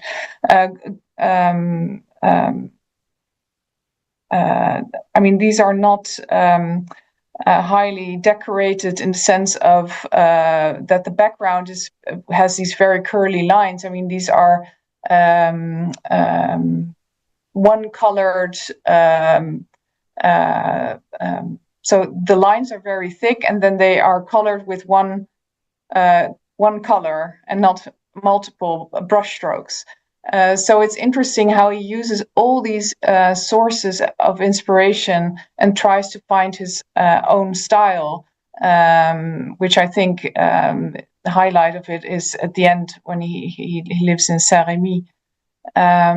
So yes, he goes to Japan, or he goes to the south of France to hope to find the Japan that he sees in these woodcuts.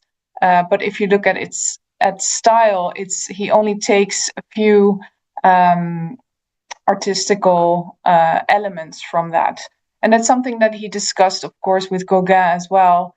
Had these anti-naturalistic colors and also these bizarre lines, or these very specific lines in his paintings, are very much derived from this Japanese wood print idea. But if you plainly look at the brushwork, it's really an artist like Adolfo Monticelli that he was very much inspired by. There's this one painting that we have in the collection, cypresses with two figures, and if you look at the leaves of the cypresses, he almost sculpts the painting layers on top of each other. We even had to use specific framing because we couldn't. The frames were too they weren't wide enough to be able to keep the paint from the glass. So thickly it's painted, and I mean that's very much in contrast to, of course, these flat Japanese woodcuts. But it's it's fascinating to look at his brushwork.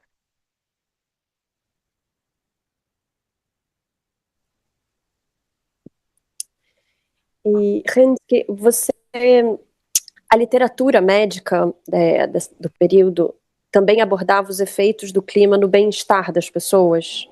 Essa colocação do Van Gogh de que ele sofria uma doença do sul, tem algum paralelo na literatura da medicina da época? Por exemplo, uma associação entre clima e melancolia?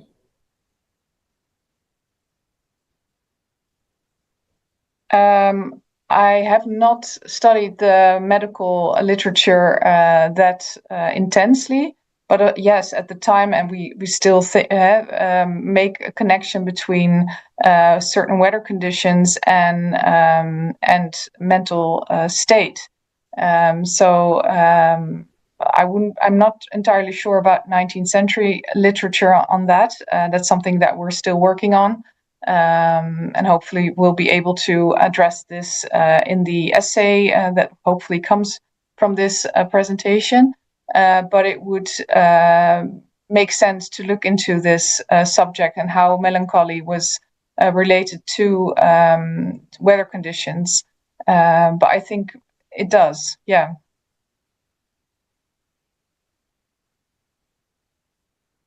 Obrigada.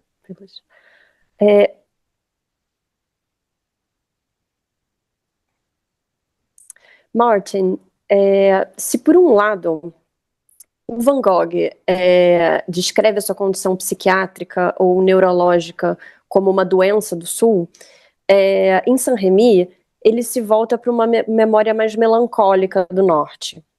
E é muito interessante perceber como essa paisagem do Norte é revisitada nas pinturas de sua maturidade, já atravessada pela experiência que o Sul lhe proporcionou. A Alison Perlman, hoje de manhã, já trouxe bastante com essas imagens, já trabalhou bastante com essas imagens na primeira mesa do seminário. Mas, Martin, você também as trouxe na sua fala, né? Você poderia também considerar, você acha que é o caso da gente considerar uma idealização a partir da melancolia e da nostalgia nessas obras?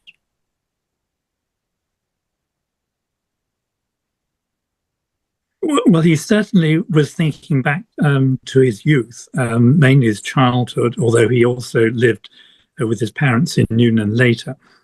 So for some reason, when he was ill or just recovering from being ill, he thought back to his early years. I suppose that's not surprising.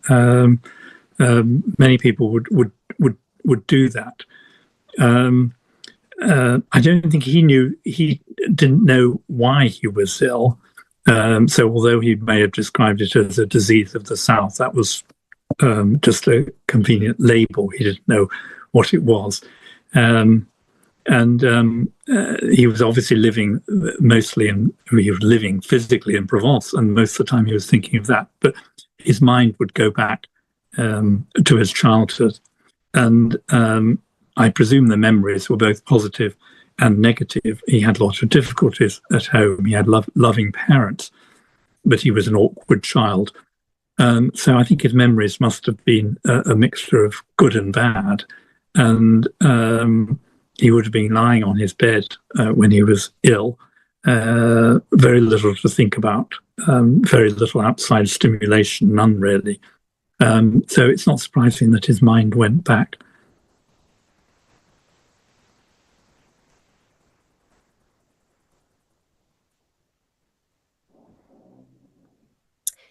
E você mencionou obras que o Van Gogh pintou a partir de gravuras de outros artistas, ou mesmo a partir das próprias composições de outros artistas, como é o caso da Arlesiana, da coleção do MASP. Esse procedimento, ele já aparece anteriormente na sua produção, como em alguns retratos da família Roland, mas vai se intensificando nas circunstâncias particulares que o artista enfrenta em Saint-Rémy. Essa repetição de temas, ela não é exclusiva do Van Gogh, ela tem um papel central também na obra de Monet. Embora ele tenha sido uma referência para o Van Gogh, a lógica da repetição na obra do Monet já segue princípios muito distintos. Mas em Van Gogh, mesmo quando há variações significativas entre uma versão e a outra, a repetição ela parece responder a uma necessidade que não se limita a mudanças na percepção da paisagem.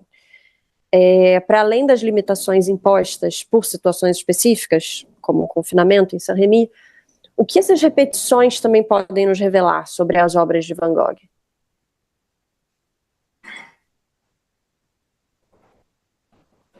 Well, I think I would distinguish two different groups with the repetitions that you've described. In some cases, Van Gogh would do other versions of, say, a portrait in order to give one to the sitter. So we have the example of all the portraits of the Roulin family that he did in Arles. And there's an exhibition that's now on in Amsterdam at the Van Gogh Museum of these portraits. So these were simple repetitions, so he had more copies. Sometimes he wanted one for himself and one to send to Theo and one for a friend or whatever. The interesting group that you're referring to, which he did in Saint-Rémy, paintings basically done after black and white prints, mostly by other artists. And he did this it was a convenient way of working when he wasn't able to go outside. He could work in his studio, and he enjoyed, for a fairly short period, doing coloured versions of black and white prints by other artists, and they're larger than the actual prints. So they were quite different. And I think he saw them as a way of exploring the use of colour, exploring the way of technique. So to sum up, when he was doing repetitions, I think he was exploring slightly different ways of making the same composition or painting and seeing what the effect was. So it was sort of honing his artistic technique, if you like. Berensky may have some ideas on this. No, I totally agree with you that we may have to make a division between the different kinds of series or repetitions that exist, because, well, exactly as Martin says, he made quite a couple of repetitions to give not only portraits but also other paintings that he wanted to give to Gauguin, to Bernard, to Theo, to his mother. So some of these repetitions are made for a certain person in mind. And then, of course, the prints, and also not only prints but also drawings he made earlier, and he asked Theo to send them to Saint-Rémy, so he would be able to paint subjects if he wasn't able to go outside. Yeah, there was also, of course, this fascinating exhibition on the olive groves, which is again a different kind of repetitions of a similar subject, where he was again trying to create a series of paintings in which he wanted to characterize the Provence. So he did this with the cypresses, but not really continue with that topic, with the Alpi, and of course with the olive groves. So yeah, these repetitions have a lot of different, made with very different goals in mind. So hard to compare them to each other.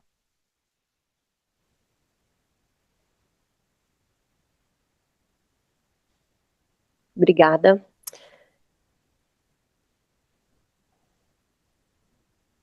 Mais uma pergunta para o Martin. Você falou bastante sobre a relação do Van Gogh com outros pacientes da instituição, mas como era a relação com os médicos e qual era a visão dele sobre a própria instituição? Well, that's an interesting question. I wish we knew the answer. He rarely mentions the doctors in his letters to Theo. We have virtually no information from the doctor's side. There's an initial medical report that was compiled when he had just arrived at the asylum, but they hardly knew him as a person then. So it's a bit of a matter of guesswork. I think he got on relatively well with the doctors and the medical staff. He probably realized that it was very wise to do that. He was there living in this confined space, if you like, and he seems to have realized that it was important to get on with everyone, whether they be patients or staff.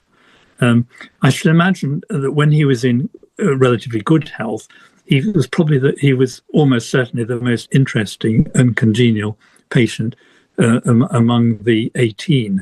The doctors would have quite enjoyed discussing Zola or literature with him, and they couldn't do that with no one else. So I suspect he had a good relationship. There's no evidence that he had a bad relationship. He was also dependent on the doctor allowing him access to his paints. During the first crisis, he swallowed some oil paints or turpentine and was very ill after that. And from then onwards, when he was ill, he was not allowed any access to his paints, and he was presumably not even allowed into his studio. So he needed the doctor to agree that he could go to his studio. He also, very importantly, needed the doctor's agreement that he could go out beyond the asylum walls into the landscape. And it's such a wonderful landscape. It's so inspiring that it meant so much to Van Gogh. So he was also very dependent on the goodwill of the doctors. So my supposition is that he had good relations.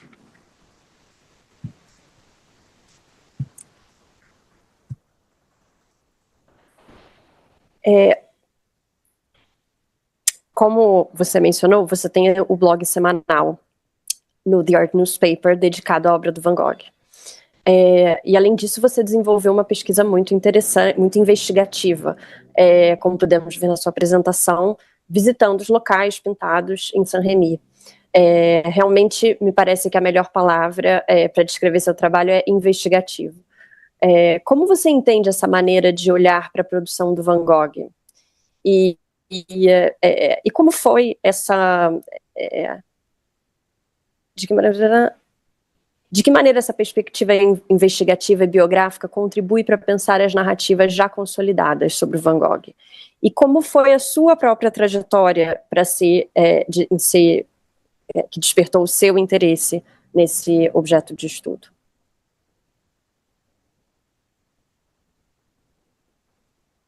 Well, I'll try not to give too long an answer. First of all, on why I became interested in Van Gogh, I live in London, and someone told me that Van Gogh had once lived in London. At that point, I didn't even know. This was many, many decades ago. And I was working for the Observer newspaper, a Sunday newspaper, and was going to write an article for the Sunday Colour magazine about Van Gogh in England. And I went over to the Van Gogh Museum and found that there was unpublished family letters about his stay in London. I needed permission from the family. That took about a year, and they were in Dutch, so I needed a friend to translate. But I got more and more interested in Van Gogh. And so it has continued. He's such a fascinating artist. On the investigative question, I was originally an investigative reporter doing, first of all, writing on African affairs and then on home affairs in the UK. And it just seemed the natural way of writing or looking at an artist. It doesn't seem an unusual way. It seems sort of the normal way of working to me. But so much of the literature on Van Gogh is simply written by people who quote from Van Gogh's letters, which are very informative, but they're only part of the story, so that one needs to find other documentation, other evidence, other published material which has been ignored. I find it fascinating. And I was starting off to write. I told my editor that I would do 8 weekly blogs on Van Gogh. I've now done over 300, so it's continued over many years. People sometimes say there isn't anything more to say, but I think there is.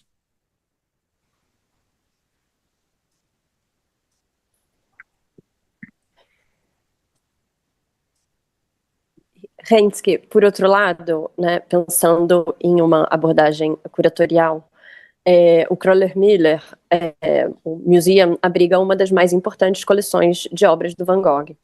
E, naturalmente, o público chega ao museu já carregando muitas ideias e expectativas em torno da figura do artista, entre elas a questão da saúde mental. Você percebe que esse tema ainda aparece com frequência nas reações ou perguntas do público?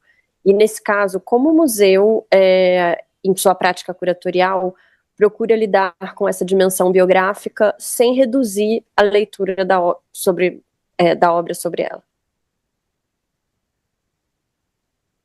Desculpa, da obra a ela. Yeah, that's a good question. Well, I think that the Kröller-Müller Museum has one big advantage, and that's we are not a museum dedicated to telling the life story of Van Gogh.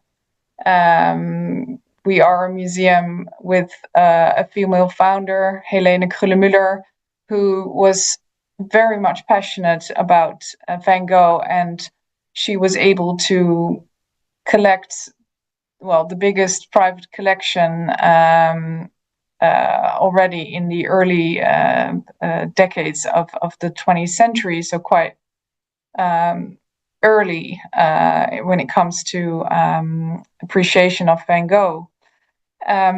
So we don't tell, or not really tell, Van Gogh's life story as the Van Gogh Museum in Amsterdam most definitely does. And so for us, we can focus more on the reception history, so mainly from our founder's perspective. We try to focus on the paintings themselves, the topics that he painted, his technique. That's what we're focusing on at the moment. So, and yeah, we're not a museum that until this day made exhibitions on his work. So also very different from the Van Gogh Museum, of course. So yeah, we have not. So we don't tell much about his life, and in that sense, not really much about his illness as well. The questions that we get from visitors, I think most of them might ask these kind of questions at the Van Gogh Museum. Not so much, I think, in our museum. At least I have never had to answer a question about his mental illness in regards to our collection, in that sense. So maybe because we emphasize different topics in his art, it doesn't really come up. I don't know.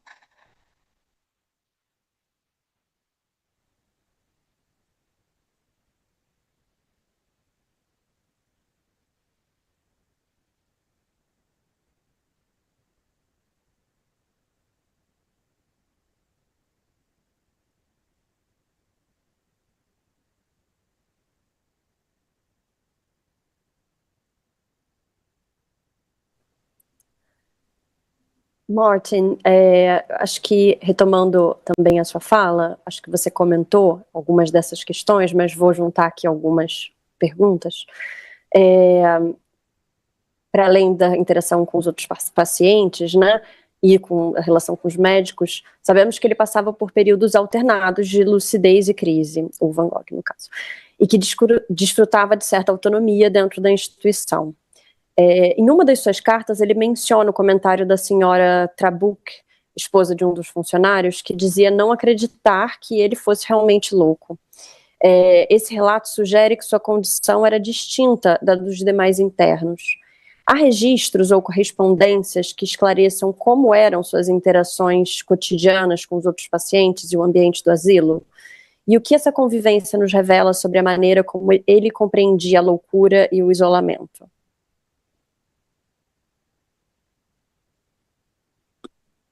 Can you just summarize the question again at the end? The two questions that they wanted information on. Acho que é mais uma pergunta sobre a própria autoconsciência até mesmo do Van Gogh, como ele era visto por outras pessoas, mas também como ele mesmo entendia essa condição de isolamento e como ele...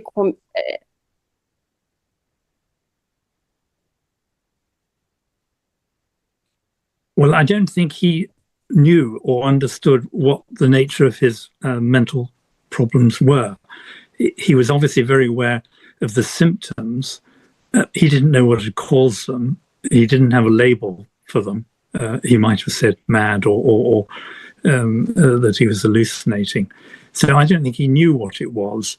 He just knew he had something. He obviously hoped that it was going to go away and he wasn't going to have further attacks. And to begin with, he felt that. But then as the attacks recurred, he realized he was very vulnerable. And he realized that for part of the time when he had these attacks, he wasn't himself at all. He wasn't really aware of, afterwards, he wasn't aware of what had happened. So I'm not sure that he had much sort of self-awareness of his condition, really. He may have asked other people, the medical staff, you know, what was I doing last week or something like that? Why was I so distressed? They wouldn't have been able to say anything. I think the question sort of starts from the assumption of today that we have a better understanding of mental conditions and problems, and there was, you know, there was very little understanding in those days.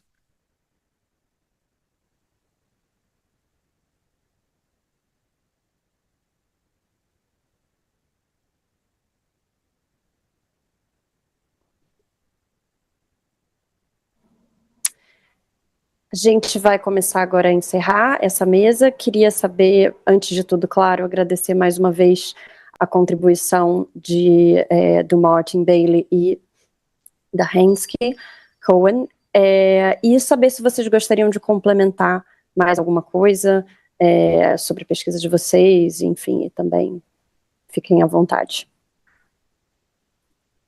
I don't think so. It's obviously a very important topic. And I wish we understood what his condition was. We don't. And I think we're unlikely to, because we just have the evidence from the letters, essentially, and very brief details from the medical reports at the time, but they don't add very much. And without understanding what he was suffering from, inevitably, we need to speculate. We can't do more. Thank you very much. Yeah, and I just want to thank the organizers for this lovely seminar. And I would like to address the fact that there has been a lot of research on health benefits of visiting museums and looking at art. So I think that's something that I hope a lot of the people who are listening in, that they will visit MASP and the Krüller-Müller Museum often, because it's good for us and our mental health conditions. So that's what I would like to close with.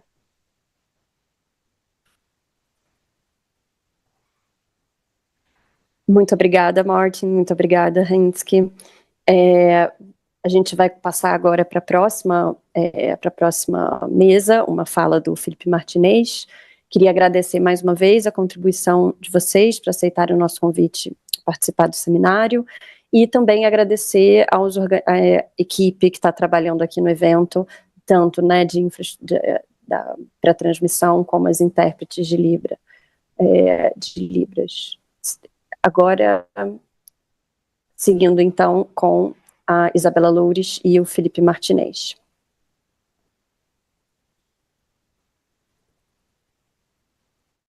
Oi, Laura, muito obrigada ao pessoal da última mesa e obrigada a todos que estão acompanhando o seminário no YouTube. O meu nome é Isabela Ferreira Loures, eu sou assistente curatorial do MASP e trabalho com Fernando Oliva e com Adriano Pedrosa nesse projeto dedicado a Van Gogh.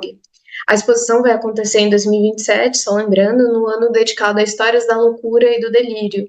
E quem já acompanha o MASP de perto sabe que a nossa programação desde 2016 aborda temas que são marginalizados dentro de uma história da arte mais canônica. A gente já teve um ano dedicado a histórias afroatlânticas, histórias feministas, histórias das mulheres, histórias indígenas, histórias LGBTQIA+, e esse ano, 2025, nós estamos com histórias da ecologia, e em 2027 nós teremos um ano, então, dedicado a histórias da loucura e do delírio. E em meados do ano, nós vamos ter essa exposição do Van Gogh. Esse seminário que a gente está organizando hoje convida grandes referências no tema e na obra do artista, adiantando algumas questões que a gente está trabalhando para a exposição. Nessa, que é a última mesa do nosso seminário, a gente recebe o Felipe Martinez com a sua apresentação Retratos como Aparições, Crise e Lucidez em Arles e Saint-Rémy. O Felipe é mestre e doutor em História da Arte pela Unicamp. Vale dizer que o mestrado do Felipe abordou extensivamente a coleção de Van Goghs no MASP. O Felipe também tem pós-doutorado no MAC USP, na Universidade de Amsterdã, e ele atua como professor na Universidade de Leiden, na Holanda, e na pós-graduação da PUC de São Paulo, além de ministrar cursos regulares no MASP há mais de uma década. Ele é o autor do livro O Escolar, de Vincent van Gogh, publicado pela EDUSP, e também é o tradutor para o português As Cartas a Theo, publicado pela editora 34. Bom, enquanto o Felipe faz a apresentação dele, convido a todos que tiverem questões e perguntas a colocá-las também no chat do YouTube para que a gente possa repassar ao Felipe. E, Felipe, muito obrigada pela sua participação nesse seminário e fique à vontade para começar a sua apresentação. Boa tarde, Isabela. Eu que agradeço pela apresentação, pelo convite. Eu vou compartilhar aqui a minha tela para a gente começar a minha apresentação.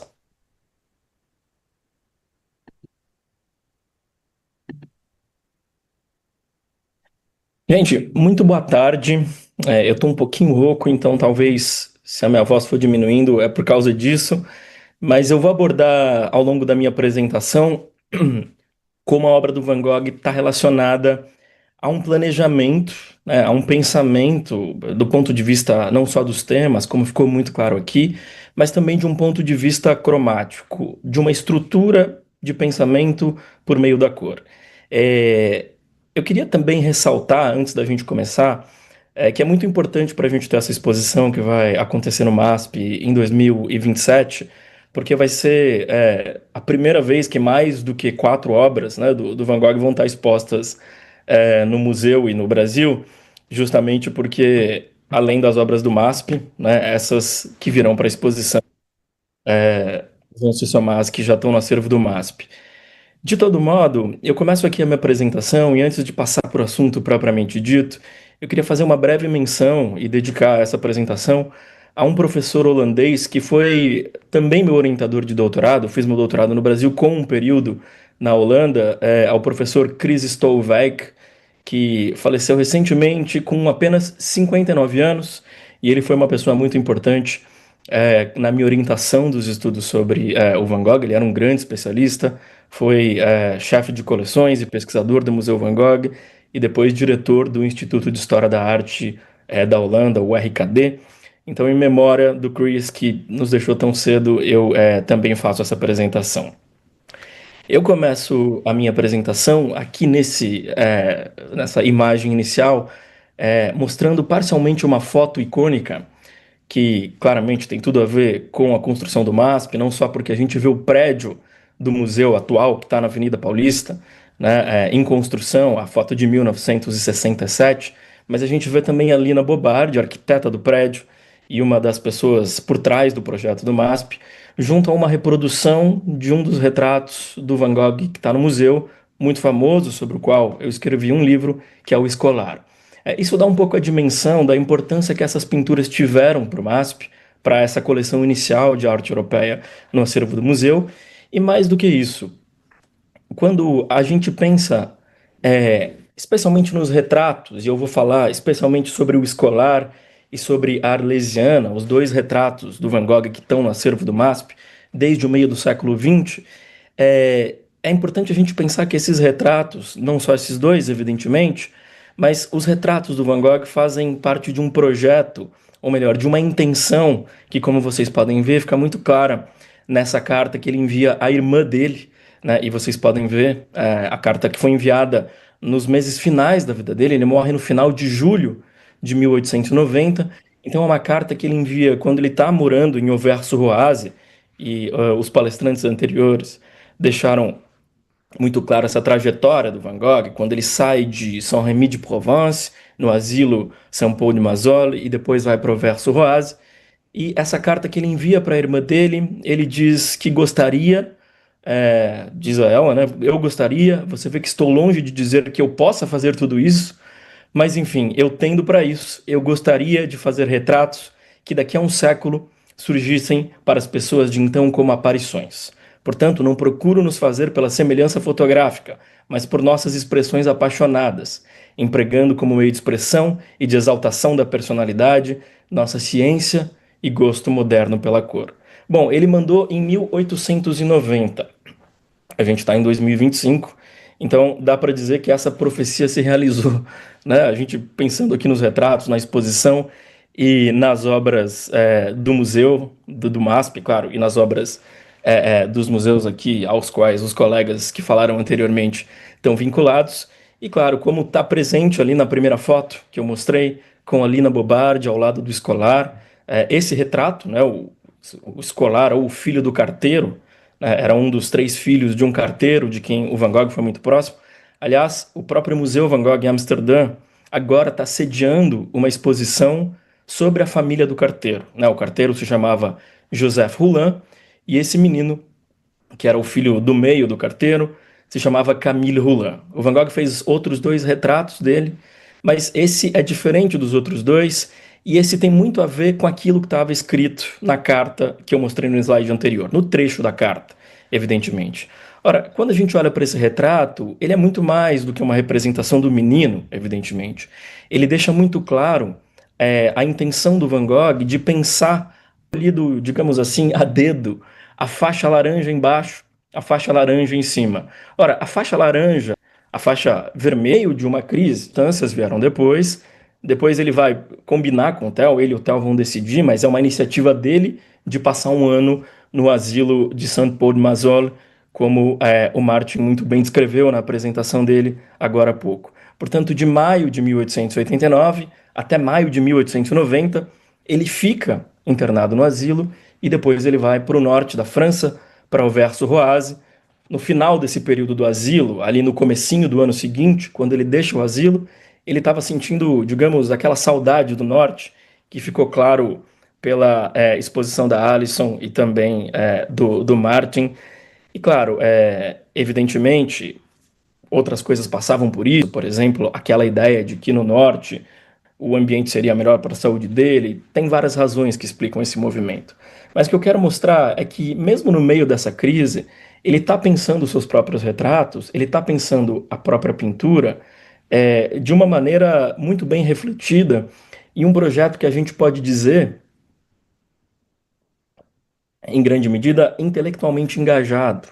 No mesmo sentido, se a gente pensa, por exemplo, em uma carta que ele escreveu para a irmã dele, né? Ele escrevia também, a gente hoje ouve muito falar do Theo, que obviamente era o principal correspondente dele. O livro que eu traduzi tem parte das cartas que o Van Gogh enviou para vários correspondentes, mas o nome, né, é Cartas a Theo, que é um nome famoso. Mas o livro, e claro, o Van Gogh não escreveu só para o Theo, nem o livro só traz cartas para o Theo. De todo modo, se vocês observarem essa carta que ele envia para a irmã dele em junho de 1890, portanto, ele deixou o asilo no sul da França em 1889. Ele mesmo diz que o esboço não foi muito fiel ao quadro que ele estava tentando descrever, mas vocês podem ver aqui. O retrato da Arlesiana é de um tom de carne incolor e opaco, os olhos calmos e muito simples. A vestimenta preta, o fundo rosa, e ela está com o cotovelo apoiado em uma mesa verde com livros verdes. Mas no exemplar que Theo possui, a vestimenta é rosa, o fundo é branco amarelado e a frente do corpete aberto é de musselina de um branco que tende ao verde. Em todas essas cores claras, somente os cabelos, os cílios e os olhos formam manchas escuras. Gente, aqui é depois de um ano que ele passou no asilo. Os palestrantes anteriores explicaram muito bem. A Alison falou sobre as crises intermitentes que ele tinha ao longo do período em que ele ficou, e teve uma crise mais longa, que foi 1 mês e meio praticamente, que ele ficou, digamos assim, sem pintar. Mas vejam, apesar das crises, mesmo no meio da tormenta e dos problemas que ele de fato teve, ele conseguia, ou melhor, ele continuava a pensar a pintura de uma maneira estratégica, de uma maneira dentro de um projeto de estruturação e de uma inteligência cromática. Aqui está descrevendo claramente, como ele próprio, inclusive, gostava de se definir como um colorista, ele está descrevendo para a irmã dele o efeito buscado pelo contraste entre as cores. Ora, O retrato que ele descreve, ou melhor, vocês estão vendo que ele aqui diz que o exemplar ou a versão que o Theo possui, né? Então, obviamente, são mais. Ele pintou mais de um, né, desses retratos da Arlesiana. Essa é a versão que está presente no MASP. Claro, vocês podem ver a descrição que ele faz. Né, não vou ler de novo, mas vejam: mesa verde, livros verdes. Se vocês observarem, essa descrição explica perfeitamente, descreve perfeitamente a pintura do MASP. Ora, essa pintura não só tem um pensamento, como eu falei para vocês, de uma inteligência cromática por trás dela, mas tem um elemento importante nessa pintura.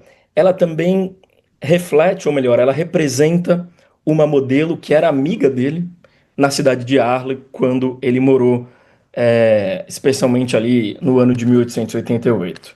Ora, essa mulher se chamava Marie Ginot, aqui ela está vestida como uma mulher de Arles, portanto uma arlesiana, né, daí vem o nome, e ela está vestida com as roupas típicas de uma mulher do local.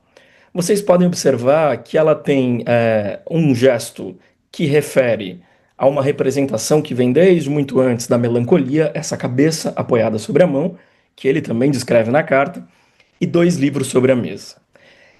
Ele já tinha pintado essa modelo antes, em 1888. Aliás, não só ele, o Paul Gauguin também tinha pintado. O Paul Gauguin passou um tempo com ele em Arles, no sul da França, e os dois já tinham pintado essa modelo antes. Eu vou mostrar os quadros que ele fez 2 anos antes, em 1888. Mas ele pinta esse quadro que está presente no MASP quando ele ainda estava morando no asilo, portanto um pouquinho antes dele viajar para Auvers-sur-Oise, no norte. Ele ainda está morando no sul e ele ainda está no asilo. Aliás, das pinturas do MASP, das 4 pinturas do MASP, apenas o escolar não foi pintado quando Van Gogh estava no asilo. O Banco de Pedra, a Arlesiana e o Passeio ao Crepúsculo foram pintados quando Van Gogh estava no asilo. O escolar foi pintado quando ele estava em Arles. E antes tinha uma outra pintura, Uma Natureza Morta, que foi pintada em Paris e que no passado se pensava que tinha sido pintada pelo Van Gogh, mas hoje não é mais atribuída a ele. De todo modo, das 4 grandes pinturas que o MASP tem, do Van Gogh, 3 foram pintadas no período em que ele estava internado, inclusive a Arlesiana. E vocês poderiam perguntar, bom, mas é uma mulher de Arles e ele estava no asilo? Sim, porque quando ele estava no asilo, ele recebia, o Martin descreveu inclusive na apresentação, ele recebia autorizações dos médicos para que ele pudesse sair, fazer incursões, pintar, e visitar também Arles. Para quem já teve a oportunidade de viajar por essa região, sabe que Saint-Rémy é muito próximo de Arles, no sul da França. E uma dessas vezes que ele voltou para Arles, ele reviu a Marie Ginot, amiga dele, e ele também encontrou um desenho que o Gauguin tinha deixado para trás, que eu vou mostrar daqui a pouco, no qual ele baseou essa pintura, e a gente conhece mais 3 outras, 4 ao todo, é possível que haja outra, mas que são conhecidas. A versão que está no MASP, essa versão na Galeria de Arte Moderna e Contemporânea de Roma, essa versão que está no Museu Kröller-Müller, onde a Henske é a curadora, e essa versão que está em uma coleção particular. Ora, ele pintou essas 4 versões, ou melhor dizendo, essas 4 versões são conhecidas a partir de um desenho do Gauguin. Eu vou voltar a ele. Mas essas 4 versões que o Van Gogh faz, quando ele ainda está no asilo, ele está se despedindo do asilo, se despedindo do sul da França e se preparando para ir para o norte. Elas incorporam alguns elementos na obra dele que, inclusive, ecoam com uma das perguntas que a Laura fez anteriormente, que é a ideia das repetições. Né? Vocês podem ver que são 4 variações sobre o mesmo tema. As 4 arlesianas, as 4 versões pintadas de 1890, que ele fez da Arlesiana, foram inspiradas no desenho do Gauguin, e ele faz essas 4 versões que são evidentemente semelhantes, mas que possuem diferenças interessantes entre elas. E assim como eu mostrei nesse trecho em que ele explica o que ele queria com a cor, a gente vê que ele faz modificações em cada uma das versões, justamente, de novo, amparado ou guiado por essa inteligência cromática. Então vejam, as repetições aqui, isso complementa, eu acho, a conversa que a Laura teve com o Martin agora há pouco. As repetições, em grande medida, mostram que mesmo nos momentos de crise, porque a gente está falando aqui do começo de 1890, Ele foi em maio de 1889 para o asilo em Saint-Rémy, de onde ele saiu em maio de 1890. Nesse período, ele teve várias crises intermitentes, e claro, entre uma crise e outra, ele pintava e ele pensava, inclusive, quando a próxima crise viria. Um ponto interessante é que em uma dessas incursões, uma dessas saídas do asilo em que ele visitou os amigos em Arles, ele escreve uma carta depois de ter voltado, vejam, é em janeiro de 1890, mais ou menos um pouco antes dele ter pintado essas versões da Arlesiana. Então vocês podem ver a carta que ele envia para a senhora e para o senhor Junot, ou seja, para modelo do quadro Arlesiana, a Marie Junot, que a gente viu agora, e para o marido dela. E diz ele: de minha parte, acredito que as contrariedades que sofremos na rotina costumeira da vida nos fazem ao menos tão bem quanto mal. Aquilo que hoje nos faz ficar doentes, oprimidos pelo desânimo, é o mesmo que nos dá energia, uma vez passada a doença, para nos levarmos e querermos nos recuperar no dia seguinte. Isso aqui é o espírito dos anos dele do ano dele no asilo, nos meses dele no asilo. Né? Essa dualidade, eu estava vendo mais cedo hoje a fala da Laura, e essa dualidade entre a pintura, ao mesmo tempo, ser algo que, digamos, contribuía para a saúde dele e, ao mesmo tempo, algo que prejudicasse a saúde mental dele. Inclusive, a última carta dele, né, ele se refere à pintura como se ela tivesse levado metade da razão dele. Então, vejam, essa dualidade que a própria doença mental significa para ele, ela aparece nesses trechos, mas ela aparece também nas pinturas, porque vejam, continua a leitura aqui. Asseguro a vocês que no ano passado fiquei quase contrariado em me recuperar, em ficar melhor por um tempo mais ou menos longo, continuando sempre a temer as recaídas. Quase contrariado, digo a vocês, de tanto que era pouco meu desejo de recomeçar. Com muita frequência, eu disse a mim mesmo que preferia que não houvesse mais nada e que tudo estivesse acabado. Mas sim, não somos senhores disso, de nossa existência, e é uma questão, ao que parece, de aprender e ainda querer viver, mesmo sofrendo. Gente, ele escreve isso em janeiro de 1890, né? Em julho ele comete suicídio. Né? Então vejam, não é nem um pouco inverossímil pensar, né, que a pessoa que está tendo esse tipo de ideia possa estar próxima de um momento, digamos, de suicídio. E continua aqui a carta. Ele diz, lembre, a carta é para a senhora Junot, a modelo do quadro, para ela e para o marido dela. Diz ele: é somente para lhes dizer, meus caros amigos, que espero tão ardentemente, e aliás ouso crer, que a doença da senhora Junot seja muito passageira e que ela se recupere disso completamente revigorada. Mas ela não ignora o quanto a queremos bem e o quanto desejamos vê-la saudável. Quanto a mim, a doença me fez bem, seria ingrato não reconhecer isso. Ela me acalmou, e muito diferentemente do que eu havia imaginado, tive muito mais sorte neste ano do que eu ousava esperar. Tá descrevendo o ano dele no asilo. Mas se eu não tivesse sido tão bem cuidado, as pessoas não tivessem sido tão boas como foram comigo, acho que eu teria batido as botas ou perdido completamente a razão. Escrevo a vocês, portanto, caros amigos, para tentar distrair por um momento nossa querida doente, a fim de que ela recupere seu sorriso habitual, para dar prazer a todos nós que a conhecemos. Conforme eu disse a vocês, dentro de uma quinzena, espero vir vê-la novamente bem recuperada. As doenças estão aí para nos lembrar que não somos feitos de madeira. Eis o que me parece ser o lado bom de tudo isso. E depois, voltamos ao nosso trabalho diário, temendo menos as contrariedades, com uma nova provisão de serenidade. E mesmo ao nos separarmos, será, porém, dizendo a nós mesmos mais uma vez: e quando somos amigos, somos por muito tempo. Pois aí está a maneira de podermos nos despedir. Pois bem, até breve, e os meus melhores votos para a pronta recuperação da senhora Junot. Então vejam, gente, quando ele pintou o retrato da Arlesiana, que está no MASP, e as outras versões também, ele pintou um pouco depois dessa visita, em que ele percebeu a senhora Junot, a Marie Junot doente, e ele faz essas versões pensando nisso, pensando no estado que ela se encontrava e, evidentemente, pensando em si próprio. Né? Ele, obviamente, era amigo do casal, mas ele não era tão próximo deles quanto ele era próximo do Theo, evidentemente. Então ele mantém um tom um pouco positivo, né? Talvez ele mantenha um tom que ele não teria mantido, né, como aliás não mantinha exatamente em cartas para o Theo. Pois bem, quando ele faz esse retrato, portanto, ele está pensando nessa ideia de que ela estava passando por uma doença, e ele também, ele está dizendo que são amigos, né, amigos apesar de tudo, e está se imaginando um pouco junto com ela, né, a gente pode pensar assim, dentro, os dois meio que amigos dentro de uma contrariedade, amigos acometidos por uma doença. Ora, ele coloca 2 livros sobre a mesa. Ele já tinha, em uma carta para a irmã dele, dito que esses livros eram livros apropriados para mulheres, né? Ele achava, são 2 livros excelentes, mas ele achava que eram livros apropriados para as mulheres.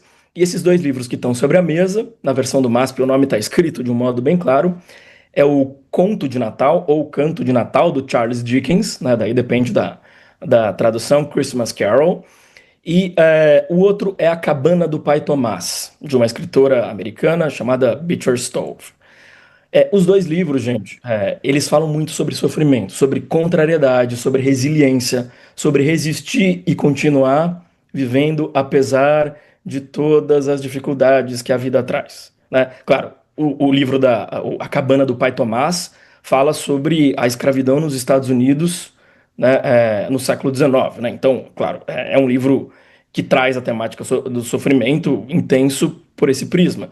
O Conto de Natal, do Charles Dickens, é uma história relativamente conhecida, né? Tem ali um personagem avarento e ele é visitado por fantasmas na véspera do Natal. É uma história que ficou bastante popularizada em filmes, em desenhos animados. De todo modo, quando a gente pensa no retrato da Arlesiana, no retrato da Marie Junot, claro, as 4 versões conhecidas, evidentemente, a gente pensa, portanto, nesse momento em que ele visitou os amigos em Arles, ele estava no asilo, ele visitou os amigos e depois ele, baseado em um desenho do Gauguin, lembrem, o Gauguin vai embora depois que ele corta a orelha no final de 1888. Ora, ele faz as 4 pinturas baseadas no desenho do Gauguin. Cada uma delas tem um destino. A que está presente hoje no MASP foi a que ele dedicou ao Gauguin. Mas, de qualquer maneira, quando ele mesmo escreve ao Gauguin, aqui ele está em junho de 1890, pouco antes de morrer, um pouco mais de um mês antes dele morrer, ele escreve essa carta para o Gauguin e ele diz que me dá enorme prazer que você diga que o retrato da Arlesiana, rigorosamente baseado em seu desenho, tenha lhe agradado. Procurei ser fiel ao seu desenho respeitosamente, tomando, porém, a liberdade de interpretar, por meio da cor, o caráter sóbrio e o estilo do desenho em questão. É uma síntese da Arlesiana, se quiser. Como as sínteses das Arlesianas são raras, tome essa como uma obra sua e minha, como um resumo de nossos meses de trabalho juntos.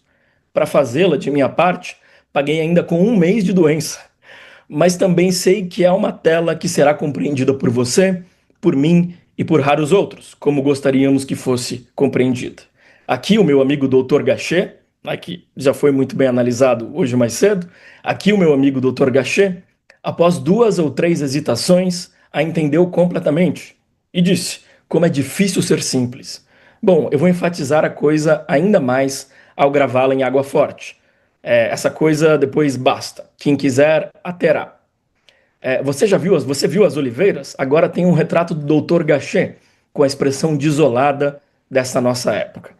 Gente, infelizmente ele não gravou as Arlesianas em água forte, né? O plano não foi para frente, teria sido muito bom se tivesse ido, mas vejam, ele está pensando, claro, nessa ideia da obra como um objeto múltiplo, não só quando a gente pensa as repetições, mas também como quando a gente pensa que ele mesmo imaginou a ideia das gravuras, da gravura em água forte para essa obra. E claro, a carta para o Gauguin, né, a gente sabe que a versão que ele dedicou ao Gauguin é a versão que está no MASP, e é interessante a gente entender como aqui, né, vejam, essa carta também traz elementos muito importantes, porque ele pagou com 1 mês de doença, então tem uma economia do sofrimento psiquiátrico, se vocês quiserem, né? Então, é 1 mês de doença para poder fazer pinturas depois.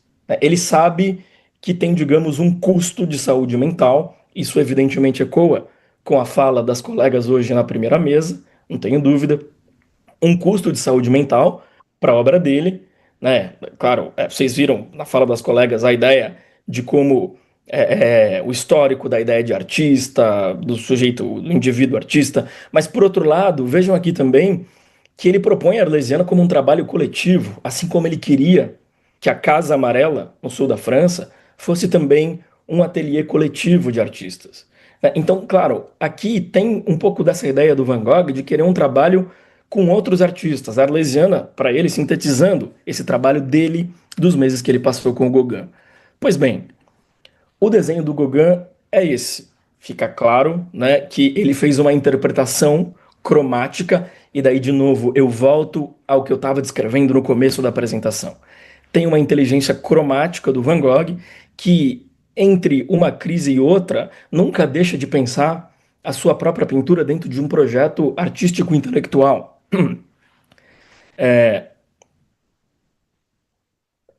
O desenho do Gauguin deixa muito claro que as versões dele, né, são, digamos, eu ousaria dizer, uma interpretação quase exageradamente, ou se não exageradamente, um pouco mais melancólica do que o desenho do Gauguin, que tem algo de mais sóbrio, né? Então vejam, a interpretação não só se dá por meio da cor, mas também se dá pelo desenho, né, quando ele passa o desenho para a tela. E claro, o desenho preparatório do Gauguin era para esse quadro, Café Noturno. Como já foi descrito aqui a exaustão, havia aquela discussão entre eles, entre o trabalho da imaginação e o trabalho que era baseado no que estava sendo visto diretamente. O Gauguin preferia o trabalho da imaginação, e é interessante a gente pensar que a Arlesiana, tanto a versão que está no MASP, quanto as outras versões, pintadas no começo de 1890, elas são, digamos, um trabalho que tem um pouco desses elementos da imaginação, é claro, baseado em um modelo, mas baseando-se no modelo para criar uma cena posteriormente. De todo modo, o Van Gogh, na mesma época que o Gauguin pintou esse quadro aqui, isso, portanto, bem antes, né, gente? A versão que está no MASP e as outras versões baseadas no desenho do Gauguin são de 1890. Em 1888, o Van Gogh pintou essas duas versões da mesma modelo. Eu diria que nem parece a mesma pessoa, né? Parece uma outra pessoa com as mesmas roupas locais. Mas, de todo modo, os livros estão presentes, né? Esse é um ponto importante. Os livros próximos à mulher aqui. Mas vejam como, num prazo relativamente curto, a percepção que ele tinha da modelo, essa amiga dele, a Madame Ginu, a senhora Ginu, mudou significativamente. Claro, várias mediações passam por aí. O desenho do Gauguin, que ele quis depois fazer um desenho, fazer as versões pintadas, as crises que ele sofreu, evidentemente, a situação em que ele se encontrava estando no asilo, mas fica muito claro o quanto as circunstâncias, sobre as circunstâncias pelas quais ela passava, as circunstâncias, a mudança também do ponto de vista do que ele esperava, né, pensando a ideia das repetições, pensando a ideia, porque esses dois quadros são muito mais semelhantes entre si do que os quatro pintados da Arlesiana que a gente viu anteriormente. Aqui a gente tem quadros muito mais próximos do que os anteriores. Ali a gente está falando de uma intenção deliberada de fazer as mudanças. Lembrando que aqui foi antes dos problemas psiquiátricos se acentuarem, né, de modo mais grave, que acabou resultando no corte da orelha e depois, posteriormente, a ida dele para o asilo em Saint-Rémy. Ora, nessa mesma época também, ele faz uma interpretação de uma gravura do Rembrandt. A Laura fez uma pergunta para o Martin, houve aqui uma conversa agora há pouco, justamente relacionando, ou melhor, justamente falando sobre as interpretações que o Van Gogh fez de gravura de outros grandes nomes da história da arte no período em que ele estava no asilo em Saint-Rémy-de-Provence. Essa pintura que vocês estão vendo é uma interpretação que ele faz de um trecho, de um pedaço de uma gravura do Rembrandt. Vejam, essas duas mulheres que estão aqui, o tema bíblico famoso, né, a ressurreição de Lázaro, aqui a gente tem duas mulheres que muito provavelmente foram inspiradas na esposa do carteiro, portanto mãe do Camille Roland, mãe do escolar, e na Marie Junot. Elas provavelmente foram a inspiração para essas duas mulheres. E o Lázaro, gente, levantando aqui, né, saindo da convalescença, se reerguendo, e eu recomendo vocês lembrarem da carta em que ele falava sobre a doença, entre, né, digamos, ficar doente, se recuperar e esse processo quase, esse ciclo quase interminável para ele, esse Lázaro aqui, gente, se levantando, né, portanto, saindo da cova, esse Lázaro aqui, gente, ele tem uma barba ruiva, né? O Van Gogh era, né, a gente sabe, era um sujeito ruivo e claramente, né, a interpretação possível, né, de que ele está se vendo na figura desse personagem e as duas mulheres aqui próximas a ele. A gravura que eu me refiro e que ele fez essa interpretação é essa gravura aqui do Rembrandt, que vocês podem ver a cena toda. Aqui está o Cristo, né, incrível, né, a gravura do Rembrandt com a luz aqui. E reparem, né, se a gente der um zoom aqui, temos a cena, né, o Lázaro se levantando e as duas mulheres. Ele faz um esboço dessa pintura em uma carta por hotel. Então vejam, assim como ele fez uma interpretação pintada do desenho do Gauguin, aqui também, ele faz uma interpretação pintada da gravura do Rembrandt. Né? Então dá para ver muito claro que ele vai selecionar esse trecho. Isso faz parte, né? Assim como as paisagens criadas da imaginação, assim como as vistas que ele tinha dos arredores, do asilo, do jardim do asilo, o banco de pedra no asilo em Saint-Rémy, que está no acervo do MASP, é uma dessas vistas do jardim do asilo. Assim como esses elementos que estão no entorno ali do asilo em Saint-Rémy, essas pinturas que eram reinterpretações de obras de outros artistas também fazem parte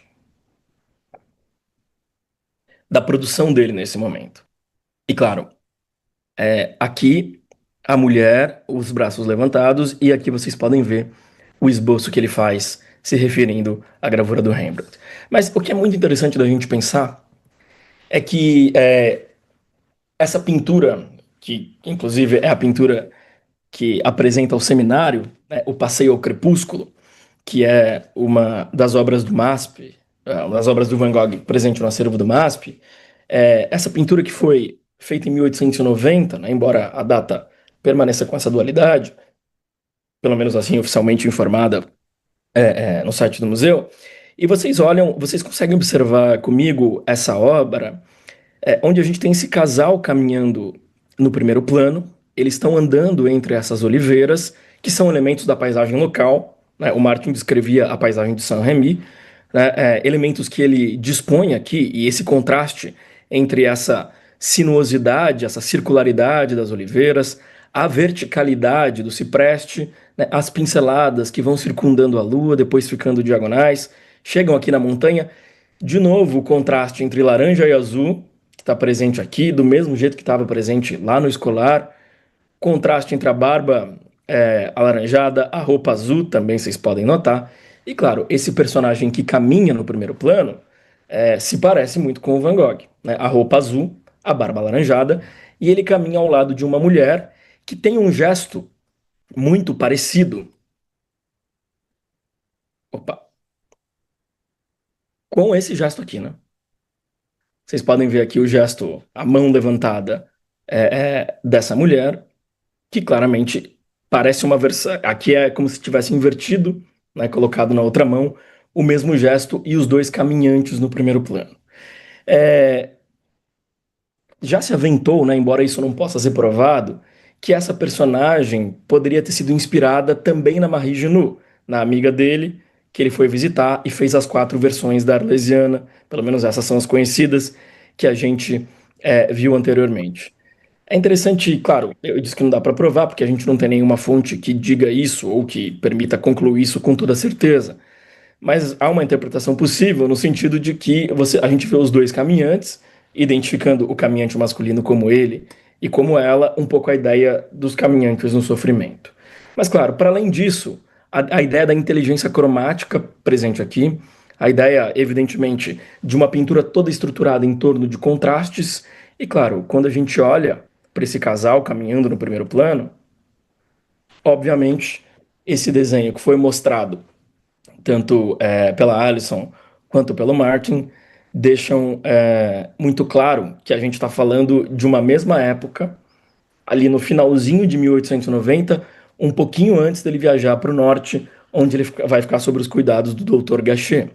Ora, aqui a gente vê que as lembranças que ele tinha de Brabant, né, na Holanda, que é a província onde ele nasceu, Noord-Brabant, a Brabante do Norte, a gente consegue ver que a ideia, né, os personagens, é como se essa mulher erguesse a mão, né, a gente teria uma cena basicamente idêntica, né, com um personagem, claro, aqui de chapéu, etc. Mas vejam, esses temas vão aparecendo na obra dele, né, e a gente vê que eles fazem parte desse mesmo campo de referências e que vocês podem observar tanto, né, aqui na mulher que acode, aqui que acolhe o Lázaro, quanto, por exemplo, aqui nessa mulher que caminha ao lado, e aqui também, só que agora não com o braço levantado, mas com o braço abaixado, que evidentemente faz parte desse mesmo campo de referências. Ora, vocês sabem, já ficou claro pela apresentação dos palestrantes anteriores, que em 1890 ele sai do asilo, ele vai para o verso Oase, ele fica sob os cuidados do Dr. Gachet, e no final de julho de 1890 ele atira contra o próprio peito, ele comete suicídio, e isso encerra a vida dele de uma maneira muito trágica e muito cedo, né? Ele tinha 37 anos, que não fazia muito tempo que ele tinha completado 37 anos. Então, esse peso dessa biografia jovem, evidentemente, contribui para o olhar que a gente tem para as obras do Van Gogh, o peso dessa biografia trágica, perdão, né? Que é essa vida que se encerra quando ele é jovem. Pensando um pouco em uma das respostas, que se eu não me engano foi a Laura, que deu hoje mais cedo, né, pensando a ideia do museu, né, como um espaço também que mostra as obras do Van Gogh e reforça menos esses estereótipos. Eu acho que o que a gente está fazendo aqui, né, ao longo desse dia, desse seminário, que tem sido riquíssimo, né, as conversas, a quantidade de informações, de pesquisa, né, isso é importante, de pesquisa sobre o artista, mostra que quando a gente estuda mais de perto, lê as cartas, vê as obras, esses estereótipos do gênio atormentado, do louco impulsivo, tudo isso se desconstrói, né? A gente vê que, na verdade, a relação do Van Gogh com os problemas de saúde mental que ele teve, são muito mais complexas do que talvez o estereótipo do artista atormentado pode levar a crer num primeiro momento. E é muito importante que a gente esteja fazendo esse exercício de reflexão aqui como um evento que precede a exposição de 2027. Bom, o Van Gogh falou que o preço dos artistas é a saúde mental e o preço dos professores é a voz. Então, eu vou encerrar aqui a minha fala, deixando claro para vocês e mostrando, tendo mostrado para vocês ao longo aqui da fala, essa importância que os retratos do MASP têm, não só os retratos, porque aqui a gente, obviamente, não está falando de um retrato, mas que as obras do MASP têm para que a gente possa entender o modo pelo qual entre as crises, o Van Gogh também praticou a sua própria pintura dentro de uma estratégia artístico-intelectual, dentro de um pensamento cromático muito sofisticado, e que, quando a gente fala desse período da vida dele, a gente fala de um período muito rico e que, como o Martin falou recentemente, a gente sempre tem a impressão de que já se disse tudo sobre o Van Gogh.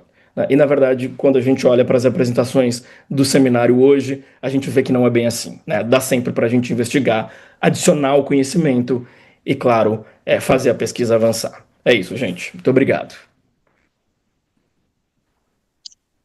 Felipe, muito obrigada pela apresentação riquíssima. A gente recebeu algumas perguntas aqui, vou começar por uma do chat do YouTube. Felipe, você acredita que essas repetições da Arlesiana foram feitas na intenção de aperfeiçoar sua técnica ou o próprio desenho? E nesse caso, você acha que os episódios de crise mental influenciavam a maneira como ele percebia o próprio trabalho? Ou não podemos dizer que a relação?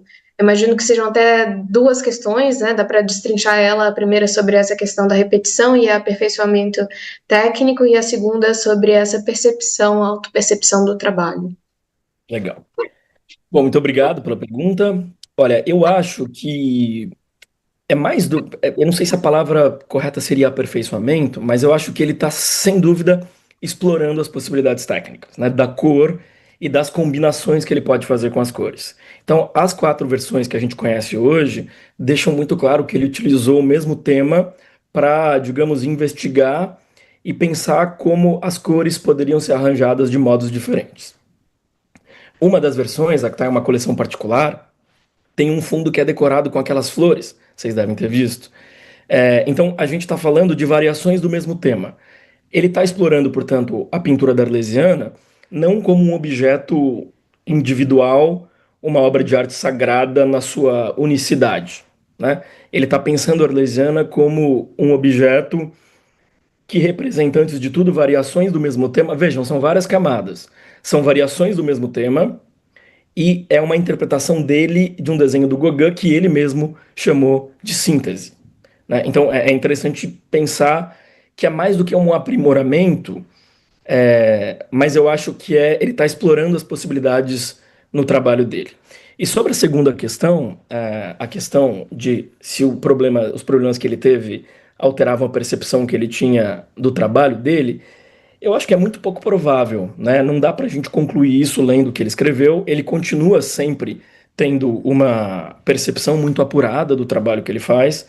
Então, acho que não. Acho que os problemas de saúde mental não prejudicaram ou não modificaram a percepção do trabalho dele de uma maneira, digamos, relevante. Quero dizer, claro que a percepção que ele tinha do trabalho dele naturalmente mudava, né, ao longo do tempo, evidentemente. Mas isso, eu não acho que os problemas de saúde mental tiveram uma importância decisiva ou muito grande na percepção que ele tinha do próprio trabalho. Outra pergunta aqui, pensando que a produção do Van Gogh mudou muito, né? Ela passou por transformações muito significativas ao longo em que ele produziu e que a gente geralmente associa ao Van Gogh, essas cores intensas, as pinceladas soltas. Corresponde sobretudo ao período de Paris, né? Mas principalmente Arles, Saint-Remy, Auvers, esse período francês, né? Especialmente nos retratos, isso fica muito evidente. Essas obras são muito diferentes dos retratos que ele realizou na Holanda. A gente pode pensar nos Comedores de Batata, que é uma obra bem conhecida, ou nos retratos dos camponeses também. O que você diria que muda na concepção do retrato do Van Gogh entre essa produção inicial e as obras que ele realiza em Arles, pensando tanto na questão técnica, mas também nesse significado e na importância que o retrato assume? Ótimo. É uma boa pergunta. Eu, inclusive, discuti esse tema no livro que eu escrevi sobre o escolar, que saiu pela EDUSP, e quando ele está pintando os camponeses no sul da Holanda, eu acho que ali tem menos uma intenção de representar o indivíduo por meio do retrato e mais uma intenção de representar uma ideia maior. Ou melhor, eu poderia dizer aqui, tipos, né? O que ele chama de tipos, não só ele. Por exemplo, no período em que ele estava na Holanda, ele passou uma época em que ele admirou muito os artistas gravadores ingleses, né? Tem um pintor e gravador que ele admirava muito, chamado Hubert Harcomer, e entre outras coisas, ele admira uma série que esse artista fazia, que se chamava Tipos do Povo. Na verdade, em inglês era Heads of the People, né? Então, ele estava, a gente poderia traduzir para cabeça também, de uma maneira muito literal, né? Mas ele queria fazer uma coisa parecida com essa série que esse artista tinha feito dos trabalhadores e do povo inglês. Ele queria fazer uma coisa parecida com os camponeses holandeses, criar tipos locais. Do ponto de vista da cor, os retratos são muito menos poderosos do ponto de vista da cor, né? Eles têm uma outra aproximação que também é muito intensa, mas eles são muito mais tonais e menos, digamos, ele está muito mais próximo de uma ideia de artista tonalista e menos de um colorista. Depois ele vai para Antuérpia, ele fica um tempinho na Antuérpia quando ele sai da Holanda. Na Antuérpia ele vê, entre outras coisas, as pinturas do Rubens, né? O Rubens, para quem não sabe, é um grande pintor ali da época barroca, da região ali do norte da Bélgica, daqui do norte da Bélgica, e que tem como sua principal característica a utilização de cores intensas, o vermelho, é um mestre da cor.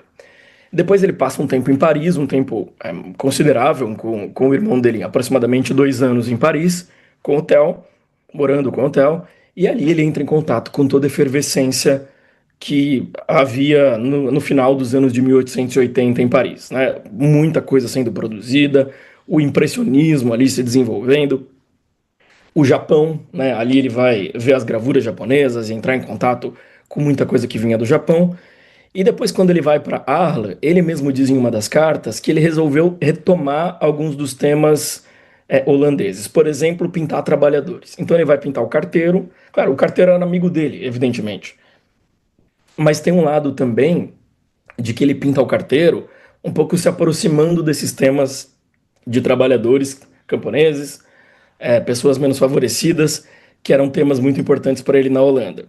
Só que ele vai fazer isso, primeiro, considerando os personagens não como tipos, né, mas pintando de fato o retrato daqueles indivíduos. Daí, claro, depende, no começo ele pinta alguns tipos locais, mas se a gente pensar Arlesiana, a família do carteiro, ele está de fato fazendo retratos, e ele vai investir isso de uma intensidade cromática que não teria, que não existia na Holanda e que passa a ser parte integrante da obra dele depois do breve período na Antuérpia e do período mais longo que ele passa em Paris. Perfeito, Felipe, muito obrigada. A próxima pergunta, bom, especialmente em Arles, Van Gogh pintou obras que eram pensadas em conjunto, né, na decoração da Casa Amarela. As pinturas da família Roland, como o Escolar, não fazem parte desse grupo, mas vale dizer que a Leitora de Romances, que é uma obra que não é da coleção do MASP, mas que está em comodato ao museu, essa sim faz parte do conjunto, né? De toda forma, esse pensamento de justaposição de obras também pode unir esses retratos que são pintados a princípio separadamente, eu digo os da família Roland. Isso é algo exclusivo do período que o pintor passa em Arles, esse pensamento de agrupamento das obras, ou é algo que já antecede desde o período holandês? É uma ótima questão. E pensando nos retratos da família do carteiro, eu mostrei uma carta de 1º de dezembro em que ele descreve o retrato dos 5 membros da família. E muito provavelmente ele pensou esses retratos para que eles fossem expostos conjuntamente e tivessem uma relação entre cores, porque quando a gente olha para os retratos, eles têm uma relação de complementariedade e de contraste, eventualmente, entre as cores. Agora, essa não é uma tendência exclusiva de Arles, é uma tendência que está presente na obra dele desde antes, mas ela se intensifica muito quando ele chega em Arles, sobretudo porque ele vai fazer esse uso das cores, esse período ensolarado, né, da carreira dele.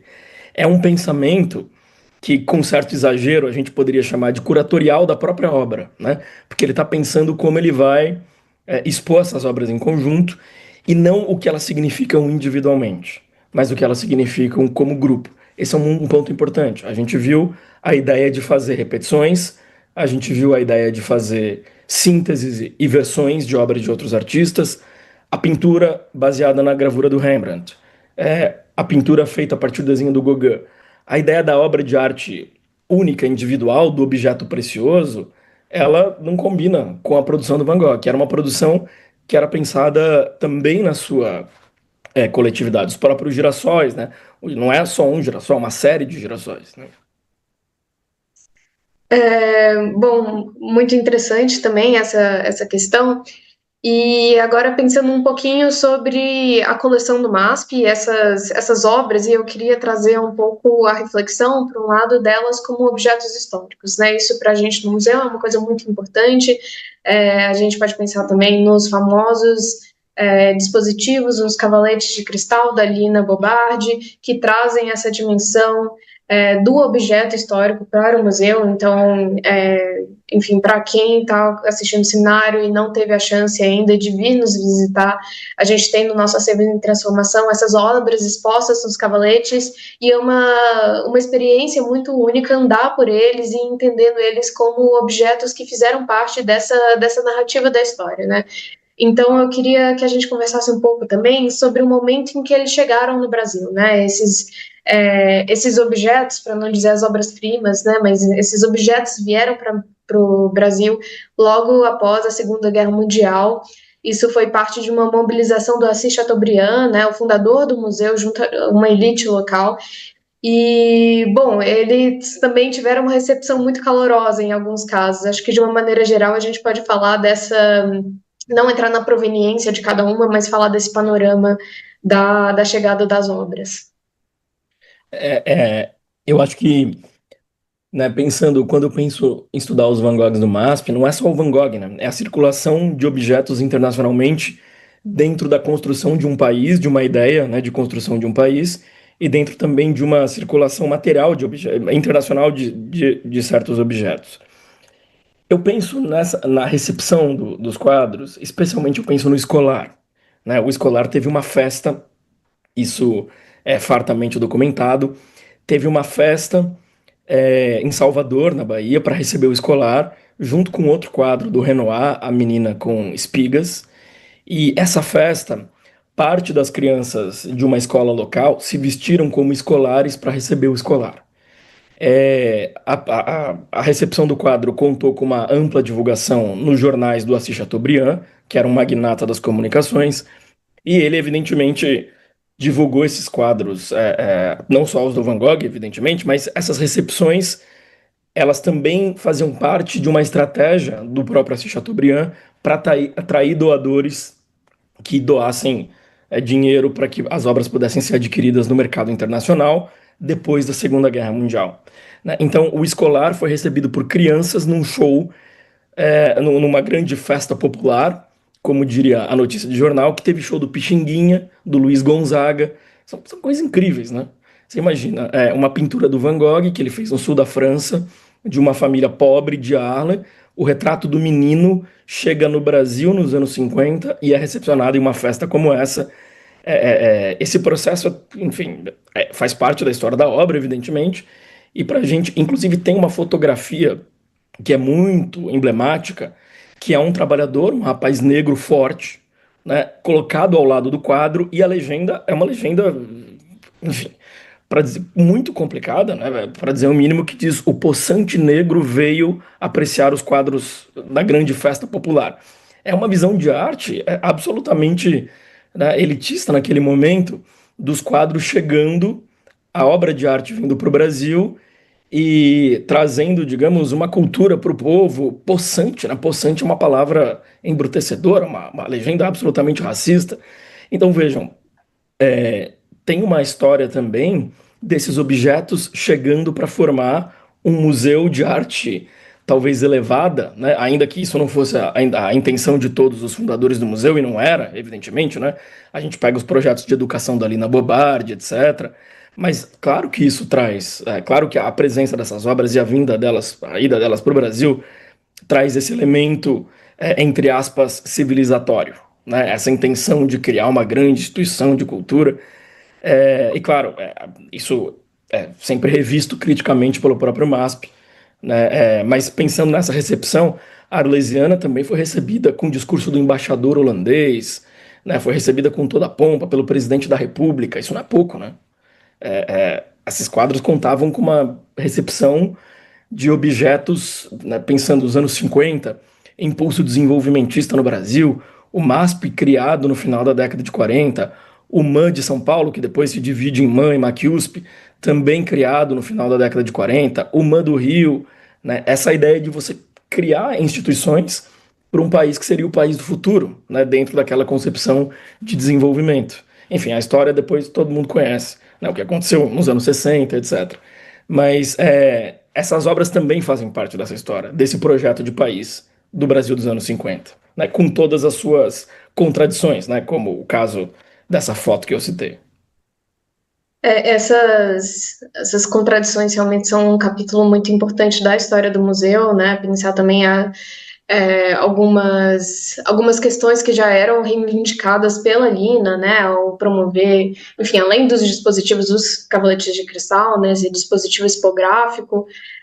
A programação do museu já refletia bastante esse desejo de olhar para a arte europeia, mas sem deixar de lado também um olhar para a arte brasileira, né? E principalmente no caso da Lina, né? Interessava muito também olhar para a arte de artistas chamados populares, né? Enfim, mas isso é uma questão que foi muito discutida em uma exposição recente que a gente teve, Histórias do MASP, que estava na inauguração do nosso novo prédio também. Mas voltando um pouquinho para essa questão da relação do Van Gogh com o Brasil, eu queria retomar um ponto, na verdade, que a gente discutiu bastante aqui internamente para esse projeto, Bom, a gente pensou como seria apresentar uma exposição no Brasil, pensando a relação do Van Gogh com essa questão da saúde mental, um país que tem uma história muito singular nesse diálogo entre a arte e a questão psiquiátrica, né? Desde da primeira metade do século XX, experiências como a do Osório César, no Hospital do Juqueri, em São Paulo, e da Anísia da Silveira, no Engenho de Dentro, no Rio de Janeiro, já propunham fazer artístico como prática terapêutica e abriram espaço para o reconhecimento dessas produções dentro do campo da arte. Acho que, bom, no caso, principalmente da Anísia, né, teve uma integração do sistema artístico muito forte, né? Mário Pedrosa escrevendo sobre isso. Isso é posto muito em evidência pela história da arte brasileira, né? Bom, além disso, vale lembrar que o Van Gogh não teve ainda uma exposição individual no Brasil, mas ele esteve presente na Bienal de São Paulo, na quinta edição e na 24ª, ou seja, já veio algumas obras, né, do Van Gogh já vieram ao Brasil e já tem o público já teve ao contato com algumas delas e demonstra o quanto a sua obra provoca essas reflexões no contexto brasileiro. Essa 24ª Bienal, uma Bienal muito relevante, né, que até hoje é tida como uma grande referência, né, no cenário contemporâneo, que discutiu muito a relação da antropofagia, né, esse termo do modernismo brasileiro como uma maneira de se relacionar também com uma história da arte europeia, nesse sentido específico que eu estou trazendo. Bom, diante disso, eu queria saber de você também, como o único brasileiro que está participando desse seminário, né, enquanto palestrante, eu queria saber como você acha, qual é a possível relação que o público pode ter com o trabalho do Van Gogh hoje. Você acha que esse contexto local, marcado tanto pelas experiências com arte e saúde mental, quanto por essa recepção histórica da obra do Van Gogh, nos coloca em uma posição particular para pensar os vínculos entre a criação artística e o sofrimento psíquico? Eu acho. Essa é uma pergunta importante, Isabela. Eu acho que sim. Acho que ela coloca em uma posição para pensar a criação artística e o sofrimento psíquico, mas também ela coloca em uma posição para pensar o quanto o lugar do artista, pelo menos desde o século XIX, ele foi se fundindo com o lugar do outsider, né, da pessoa que não faz parte da mesma racionalidade, né?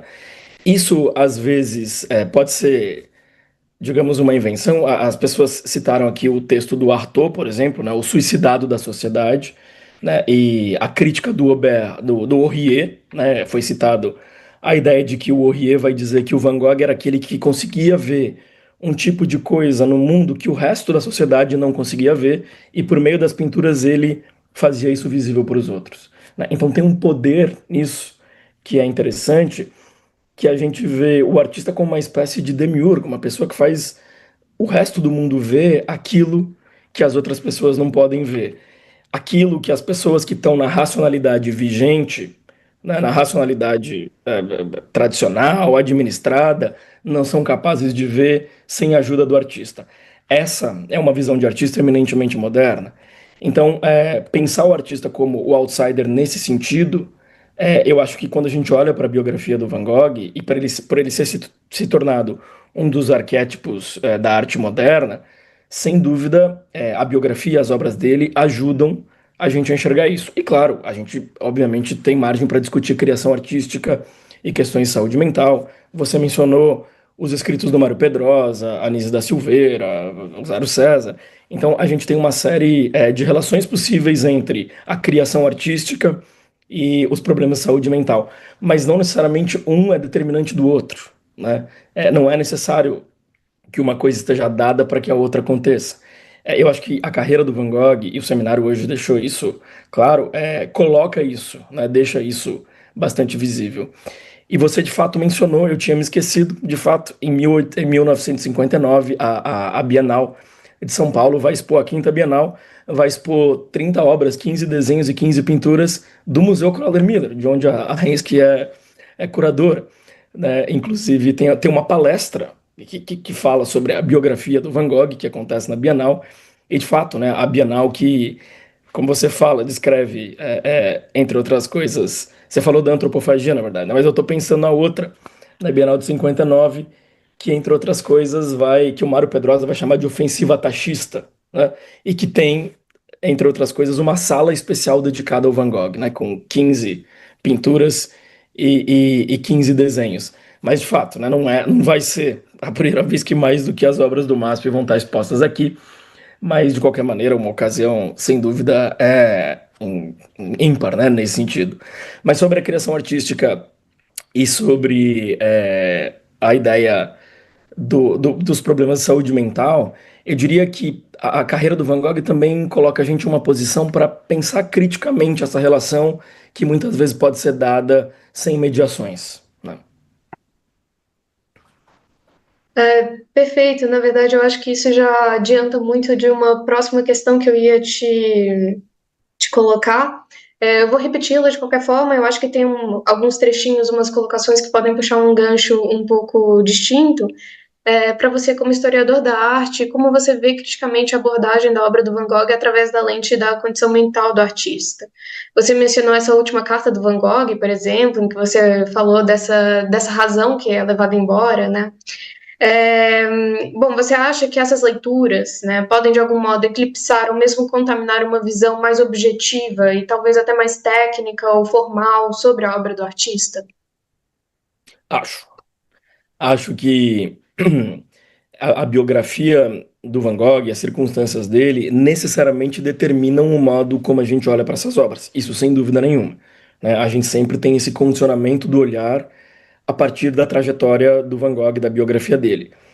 Mas eu acho que se a gente for interpretar a obra dele sempre a partir do prisma dos problemas de saúde mental, a gente vai deixar de levar em conta outros aspectos da obra dele que representam o oposto do que seria uma arte feita por meio de uma impulsividade, por meio de um descontrole, por meio de um temperamento, digamos, não direcionado, né? Então, acho que enxergar a obra do Van Gogh através de lentes que estejam relacionadas puramente às questões de saúde mental, de fato podem levar a gente a negligenciar aspectos importantes da maneira como ele estruturava as obras e da relação que ele tem com os pintores e com a arte de sua época, né? É sempre bom a gente pensar que o Van Gogh não era uma pessoa, digamos, desconhecida, né? Ele também não era super reconhecido, mas é incorreto a gente dizer que ele não tinha nenhum reconhecimento, que ele era uma pessoa esquecida pelo mundo, né, um completo outcast, né? Uma pessoa, um proscrito, uma pessoa fora da sociedade. Não, ele foi tendo, sobretudo no final da vida, como os colegas falaram, ele expôs em Bruxelas com os Levant, né, os 20, que era um grupo de vanguarda, ele recebeu uma crítica positiva, havia comentários sobre a obra dele, então, claro, quando a gente vê a obra do Van Gogh mais de perto, e mesmo a biografia dele mais de perto, a gente vê que, na verdade, as circunstâncias se afastam desse mito que foi criado especialmente ao longo do século XX.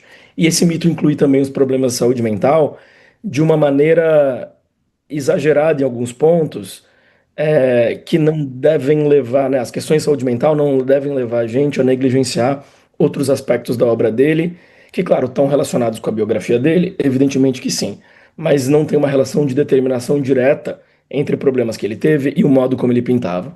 Então, lembrar disso é importante quando a gente está analisando as obras dele. Felipe, veio uma pergunta aqui no chat, é uma dúvida bem pontual, mas eu acho que a gente pode puxar um gancho para trazer um outro assunto. A pergunta era se o Van Gogh tinha feito gravuras, né? O Van Gogh fez pouquíssimas gravuras, eu acho que, enfim, se não me engano, Felipe, me corrija se eu estiver errado, apenas no início da carreira e no final da carreira apenas uma gravura com o Dr. Gachet, né? Bom, e coincidentemente, essa gravura que ele foi feita com o Dr. Gachet é um retrato, e a gente está falando aqui desses retratos. É um retrato, enfim, que tem esse olhar bem desolado, né, quase melancólico do próprio doutor, e ele, inclusive, fala disso, de ter uma percepção do Dr. Gachet como uma pessoa melancólica, né. Eu acho que a gente podia trabalhar um pouco essa questão a partir dessa gravura. Infelizmente, nós não temos ela aqui para mostrar, mas quem tiver interesse também é bem fácil de encontrá-la também na internet. Você está certíssima, Isabela. Você já me ajudou aí na resposta. É isso, ele fez gravuras no período holandês. Por exemplo, tem uma pintura muito famosa, Os Comedores de Batatas, que ele faz algumas gravuras dessa pintura e ele manda para alguns amigos e manda para o Theo, para que, obviamente, não dava para levar a pintura para todo mundo ver. Ele estava na Holanda e os amigos estavam em outros lugares. Então aí tem uma produção de gravuras e tem depois quando ele está na casa quando ele está em Auvers-sur-Oise, ele frequenta a casa do Dr. Gachet e o Dr. Gachet tem uma prensa, né? Então ele usa, o Dr. Gachet, que era um artista, tinha ali as suas veleidades artísticas, um artista amador, e ele usa a prensa do Dr. Gachet para, por exemplo, gravar o retrato do Dr. Gachet, né? Que é um retrato que, sem dúvida nenhuma, mostra os olhos, como ele mesmo disse, a expressão desolada de nossa época. E é aquela história, né, gente? O doutor era o responsável por cuidar dele, né? Mas a gente pensa, e eu aqui cito um autor chamado Jan Starobinski, que analisando essa situação vai dizer: aqueles que devem cuidar da gente na modernidade sofrem do mesmo problema que a gente, né? Então, o doutor, que é o médico responsável por fazer ele melhorar, na verdade, também tinha os olhos e a expressão desolada daquela época, né? Então, acho que essa gravura não só do ponto de vista material é interessante, mas ela também acentua esse aspecto que a Isabela levantou e que a pessoa que fez a pergunta também deve ter notado. Perfeito, Felipe. Eu tenho uma pergunta aqui um pouco mais longa sobre um outro assunto, o assunto da representação de objetos nas obras do Van Gogh, né? Bom, até partindo de uma fala anterior sua, você destacou algo muito interessante sobre como Van Gogh recorria a objetos como uma forma de representar uma ausência, às vezes, né? Eu digo, pensando na Bíblia aberta que ele pinta em 85, após o falecimento do pai. Em outro caso, ele pinta as cadeiras vazias, né? As emblemáticas cadeiras vazias produzidas em Arden, logo após a partida do Gauguin. Elas se tornam quase um retrato, né? Enfim, cada uma delas tem umas características próprias, é uma obra lindíssima, né? Inclusive, a cadeira do Van Gogh estava na exposição do Cortot em 2022, dedicada a autorretratos, né? O que diz muito pra gente sobre essa percepção, né? Quase como uma metonímia. Bom, eu queria escutar você falando um pouco também sobre esses objetos, né? Que tomam lugar, às vezes, dos retratados, e aproveitando para ligar com uma outra obra do nosso acervo, que é o Banco de Pedra no Asilo de Saint-Remy, né? Como que também tem essa mesma ausência dos objetos ali nessa obra. É, é, é isso, né? É interessante porque os objetos vão ter essa função, muitas vezes, você falou metonímia, né? Interessante. Essa função de representação muito forte. A pessoa que fez a pergunta mencionou as cadeiras vazias.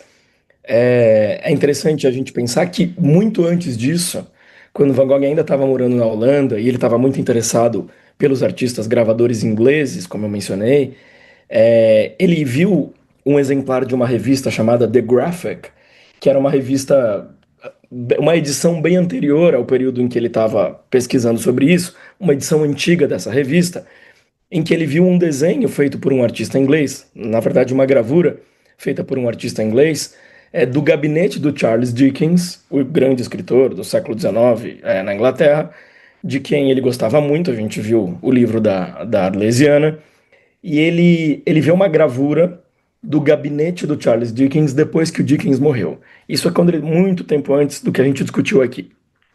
E tem uma cadeira vazia, né? Obviamente, o Dickens morreu, tem a cadeira vazia e o gabinete. E ele fica maluco, ele manda uma carta pro Theo dizendo que no futuro só haverá cadeiras vazias. Os grandes homens, as grandes pessoas vão morrer e só haverá cadeiras vazias. Inclusive, uma das colegas mencionou a ideia de degeneração aqui, né, de que as coisas pioravam, né, e de fato está presente. Então, a ideia da cadeira vazia está na cabeça dele desde antes ele pintar a Bíblia, que está relacionada ao pai dele, desde antes dele pintar a cadeira dele, a cadeira do Gauguin. E, claro, quando a gente pensa no banco de pedra, né, não dá para a gente dizer que ele representa necessariamente alguma coisa. A gente não tem nenhuma base documental para isso, né? Não tem nenhuma carta, não tem nada que confirme isso. Mas, né, quando a gente pensa aquele banco chão meio movediço, né, com aquelas pinceladas que estão se movendo e toda a estrutura do quadro parece que está desmontando. Ao mesmo tempo, tudo luta para continuar estável por meio do contorno sólido. E é o momento em que ele entrou ali no asilo em Saint-Rémy-de-Provence. Eu acho que, sem dúvida, dá para a gente pensar em possíveis interpretações do que aquele banco pode significar, dada a situação dele. Dado o que foi a obra dele antes, os objetos que estão presentes em outros momentos, e o que ele já tinha feito antes a partir desses objetos, com certeza o banco permite uma leitura como essa, mas a gente não tem nenhuma, digamos, prova documental disso, ou nenhuma indicação explícita disso. Mas, claro, o banco eu não mostrei aqui porque ia ficar muito fora do roteiro, mas acho que todo mundo conhece o banco, e quem tá vendo aqui o seminário e nunca viu as pinturas que estão no MASP, quando der, passe pelo museu, sobretudo, né? Para quem está em São Paulo, vá logo, né? Mas para quem está em outro estado do Brasil, quando der, passe pelo MASP. Isso mesmo, Felipe, concordo. Fica o convite para todo mundo para vir nos visitar. Bom, uma outra pergunta que chegou aqui para a gente, gostaria de ouvir um pouco mais da influência do protestantismo nas pinturas do Van Gogh, né? Eu estava também refletindo sobre isso há um tempo atrás, né, nas nossas pesquisas, sobre como essa ideia de vocação, né, a vocação artística em relação à profissão também parece muito, enfim, o que o Weber traz, né, como um espírito protestantista, protestante também, né, enfim, acho que de uma maneira mais palpável, até o Van Gogh teve essa relação com a religião, filho de um pai que é pastor, né? Ele foi missionário, teve essa desilusão com a religião e ele vai, enfim, depois deixar um pouco de lado esses temas mais religiosos, com algumas exceções, né? Você mostrou a ressurreição de Lázaro, por exemplo, né? Nós temos uma Pietà também já pintada no período francês, mas, por exemplo, nós temos várias oliveiras e ele fala que ia pintar, né? Que tinha planos de pintar a cena de Cristo no Monte das Oliveiras e ele desiste disso, né? Enfim, queria escutar de você mais sobre essa relação dele com a religião, né? E principalmente como que isso aparece nas obras pintadas na França. Legal. Eu acho que esse é um tema, evidentemente, que tem uma possibilidade interpretativa muito ampla, né? Se a gente pensar que ele tentou seguir a carreira como pastor, depois ele foi ser missionário no Borinage, que era ali um distrito de mineração na Bélgica, e, e pensando a ideia do protestantismo como um elemento definidor na obra dele, embora, por exemplo, quando ele está no asilo, ele pinta tanto essa versão que eu mostrei da gravura do Rembrandt, quanto também uma versão de uma gravura do Delactanto nele, porque ele fica citando Bíblia para traduzir isso dá um trabalho, porque você tem que ver do que ele está falando, que Bíblia é correspondente em português do Brasil. E depois isso some, pelo menos diretamente, isso some da obra dele. Em outros momentos das cartas dele, os temas religiosos voltam, ainda que discretamente, em alguns pontos, mas sobrevive ao longo da carreira dele, e isso é muito claro quando ele decide abandonar essa pretensão de ser missionário e pastor, sobrevive na carreira dele uma espécie de visão de sagrado que talvez se aproxime mais do que a gente poderia chamar de um panteísmo, né? Porque a ruptura do Van Gogh não é exatamente uma ruptura com uma ideia de divino, digamos assim. É uma ruptura, sobretudo, com o que isso significava dentro da sociedade, dentro da estrutura hierárquica da igreja protestante, por exemplo. Eu não quero extrapolar aqui, né? Mas o pai dele era pastor, o pai dele era um pastor de respeito, então, em algum sentido, tem também ele está se afastando disso, mas permanece na carreira dele um sentido. Eu não sei se seria um exagero dizer divindade, mas uma transcendência que ele enxerga na natureza, né? Isso é muito presente desde sempre. Do ponto de vista do protestantismo, propriamente dito, a própria ideia de representações, e pensando na pergunta anterior, né, de não representar diretamente, mas representar indiretamente, ela claramente, embora eu não tenha feito nenhum estudo sobre isso, nem tenha lido, nem me lembre de ter lido, e tem que sempre tomar cuidado, né, com essas relações para a gente não achar não falar o que a gente quer que seja e deixar de pensar com calma o que essas relações de fato significam a partir dos dados que a gente tem, mas a própria representação das pessoas por meio de objetos e não diretamente, me parece, e repito, digo isso sem nenhuma pesquisa aprofundada sobre, me parece um elemento de paralelismo, por exemplo, com a ausência de representação no protestantismo. Né? É um caminho que pode ser explorado, entre outras coisas. Então, eu acho que pensando o protestantismo na obra dele, a ética de trabalho é importante, a Isabela falou do Weber, né? E claramente eu penso ali na ética protestante, o espírito do capitalismo, a ideia do trabalho, da disciplina, isso ele tinha muito, né, gente? O Van Gogh era um cara muito disciplinado. Quando ele estava no asilo, ele controlava o tempo dele para que ele pudesse trabalhar, para que ele pudesse produzir. Na fala do Martin ficou claro que ele produziu muita coisa num espaço curto de tempo, né? Então, assim, para você produzir tanto em tão pouco tempo, você precisa cuidar bem do seu tempo, se disciplinar, e o Van Gogh era muito disciplinado no trabalho, por isso que ele conseguiu produzir tanta coisa numa carreira tão curta, né? Enfim, eu não estou dizendo que com isso ele era uma, sei lá, uma pessoa da produtividade tóxica, né? Não é isso. Mas é que tem essa coisa da disciplina, da regra, enfim. Felipe, uma outra pergunta que surgiu aqui no chat, a gente já falou ao longo do seminário da relação do Van Gogh com tantos pintores, né, tantos artistas da história da arte, acho que ficou muito evidente para todo mundo que está assistindo que o Van Gogh tem um conhecimento, e mais que o conhecimento, ele tem uma circulação nesse meio artístico, né, pensando até que ele trabalhou em galeria, né, que o Theo tem essa circulação também, mas chegou uma pergunta para a gente bem especificamente perguntando se seria possível traçar um paralelo entre o projeto cromático da obra do Van Gogh e da energia das suas pinceladas e do Munch em relação ao cromatismo e traços energéticos. Acho que sim. Eu acho que, inclusive, teve uma conferência no Museu Van Gogh, na qual eu participei, que era uma conferência para uma exposição chamada Munch Van Gogh. Isso foi em 2015, 10 anos já, hein? Acho que foi 2015, se eu não me engano. Inclusive, uma ex-curadora do museu, que hoje é diretora de um museu no interior da Holanda, chamado Museu Moor, essa curadora, o nome dela, a atual diretora, né, e antiga curadora do Museu Van Gogh, a Maite van Dijk, ela, que foi uma das organizadoras dessa exposição e dessa conferência, traçou esses paralelos entre esses dois artistas, né? Inclusive, o Museu Van Gogh tem obras do Edvard Munch, né? E o que é interessante a gente pensar dos dois? Os dois são artistas que se aproximam em alguma medida, sim, mas eles também são muito diferentes. Né? Claro que tem paralelos possíveis, mas também do ponto de vista da trajetória, do ponto de vista da intenção com a obra, eles são diferentes. E naquilo que eles correm paralelos, né? E de fato, né? Tem muitos paralelos possíveis, sem dúvida nenhuma.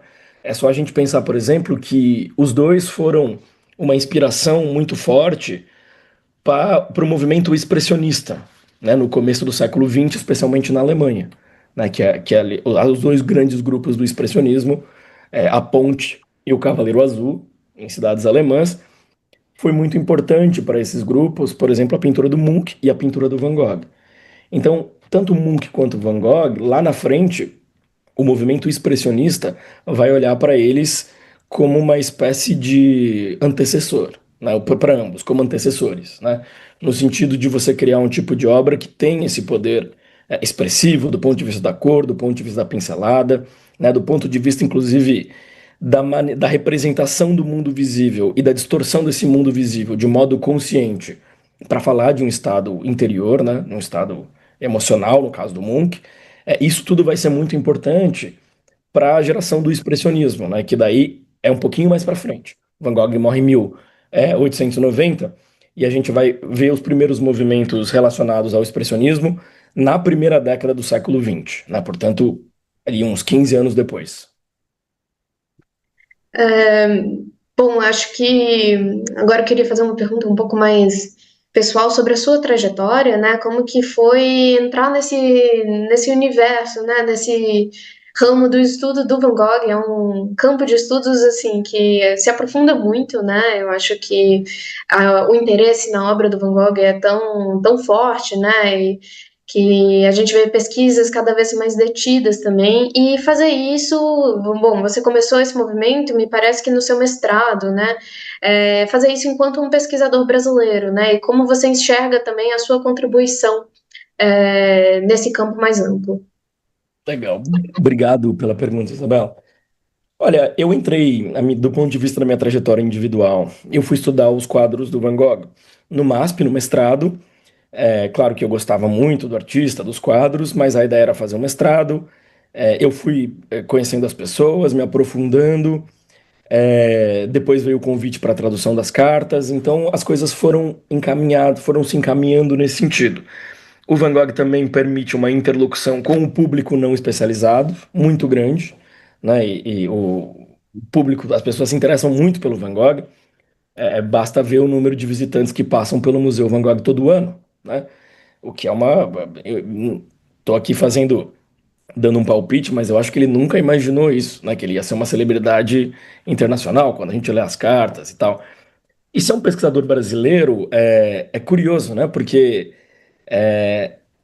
eu não me considero exatamente um pesquisador só, né? Somente um pesquisador de Van Gogh, mas sobretudo pensando, sobretudo do ponto de vista do mestrado, essa relação que a gente estava conversando antes, dessa circulação dos objetos. Claro, eu sou um pesquisador do Van Gogh, depois, hoje não mais pesquiso diretamente o Van Gogh, mas faz parte da minha formação e é um assunto pelo qual eu me interesso muito.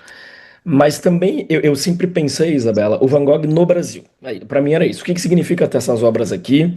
Para mim, essa dimensão dessas obras no país, do significado dessa circulação desses objetos no país, para mim isso sempre foi um elemento muito central e um elemento que, para mim, é o que significa, é o que tem de contribuição, né, mais importante, né? Entender essa circulação desses objetos num primeiro momento, mas também entender, né, e pensando o Van Gogh como um tema da arte europeia ou da história da arte do Ocidente, que em grande medida é um tema de interesse do público amplo, das pessoas, e que permite que a gente fale sobre a arte como um todo, né, inclusive da arte não ocidental. Ele dá fundamentos do ponto de vista da relação, né, como um dos grandes nomes da arte ocidental. Então, eu acho que a contribuição também vai nesse sentido de pensar como um pesquisador brasileiro interessado em um grande tema que se especializa, né, interessado em um grande tema de uma história da arte do Ocidente, assim como, não sei, um especialista num filósofo alemão que trabalha no Brasil, né, e que colabora com instituições no Brasil. É um pouco assim também que eu vejo a minha contribuição, né, um especialista brasileiro em uma personalidade importante da história da arte do Ocidente, que permite uma comunicação com o público amplo, que é muito legal. Eu gosto muito do trabalho também de divulgação, e claro, pensando numa contribuição específica dos objetos, o que significou, né? Minha primeira graduação foi em economia, né? Então eu penso também nesse Brasil dos anos do desenvolvimento, nos anos de 1950, aquela história, o Brasil ia ter grandes instituições, e eu acho que as pinturas do MASP, a fundação do MASP, o projeto, né, da coleção, as ideias que estavam por trás desse projeto,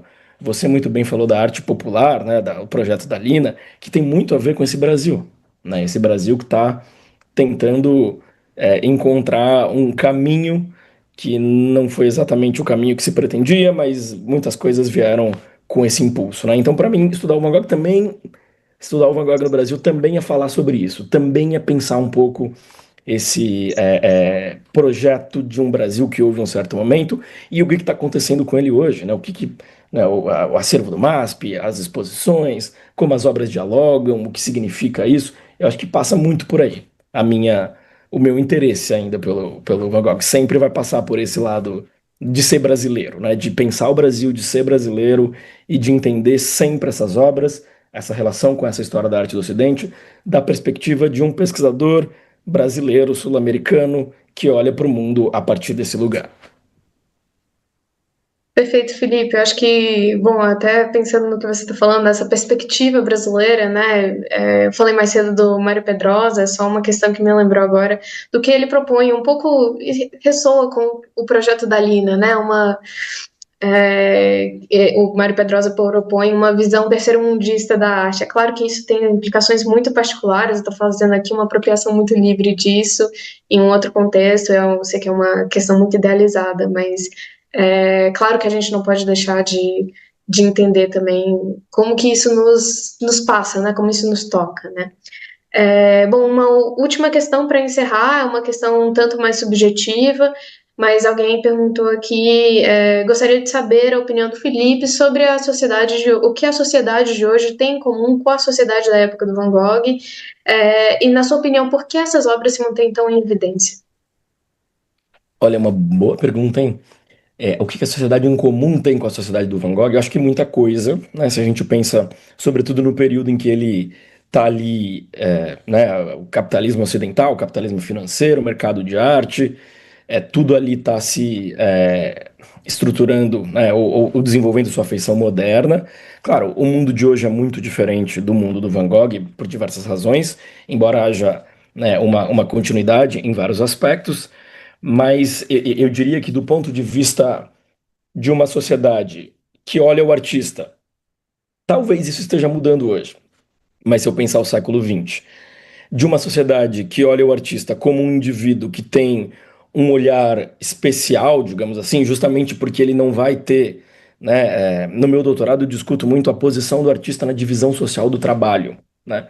Porque, de fato, a posição do artista na divisão social do trabalho, ela não é clara, pelo menos de meados do século XIX para frente, porque ele é o contraponto ao mundo do trabalho, da divisão social do trabalho, a sociedade administrada, que funciona a partir de uma racionalidade esperada, técnica, enfim. Então, eu acho que nesse sentido, essa sociedade tem a ver, evidentemente, mas é claro, né, o Van Gogh morreu em 1890. Embora haja muitas semelhanças entre uma sociedade e outra, também muita coisa aconteceu. Também a gente vai ver as duas grandes guerras mundiais, também a gente vai ver o processo de descolonização, por exemplo, né? Eu gostei da história do História da Arte terceiro-mundista, Isabela. Eu diria que eu também estou fazendo uma apropriação livre aqui. Ela também define a minha relação com a pesquisa com o Van Gogh, né? É uma visão terceiro-mundista, né? Para utilizar o termo do Mário Pedrosa.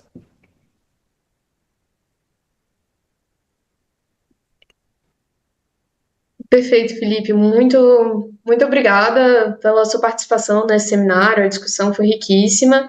Eu aproveito para agradecer toda a equipe que trabalha nesse projeto, em especial nesse seminário, a equipe que está fazendo a nossa transmissão no YouTube, a equipe de mediação em programas públicos, aos intérpretes de Libras e aos tradutores simultâneos, e a Laura Cozendei, que mediou a última mesa, e o Fernando Oliva, que além de mediar a primeira mesa, junto com o Adriano Pedrosa, organizou esse evento. Antes de encerrar, eu queria lembrar a todos que esse seminário é elaborado em preparação para a exposição do Van Gogh, que chama Van Gogh Delirante, que acontecerá em meados de 2027, como parte da programação anual do museu dedicada às histórias da loucura e do delírio. Além disso, eu gostaria de convidar todos para os próximos seminários que o MASP vai realizar. No dia 5 de novembro, nós teremos um seminário dedicado ao artista Jesus Rafael Soto, que terá uma exposição no museu em 2026, no ano de Histórias Latino-Americanas, e o seminário Histórias da Loucura e do Delírio, organizado pela pesquisadora Kaira Cabanhas, que acontecerá nos dias 10 e 11 de dezembro. É isso, gente. Muito obrigada. Obrigada a todos que estiveram aqui nos assistindo.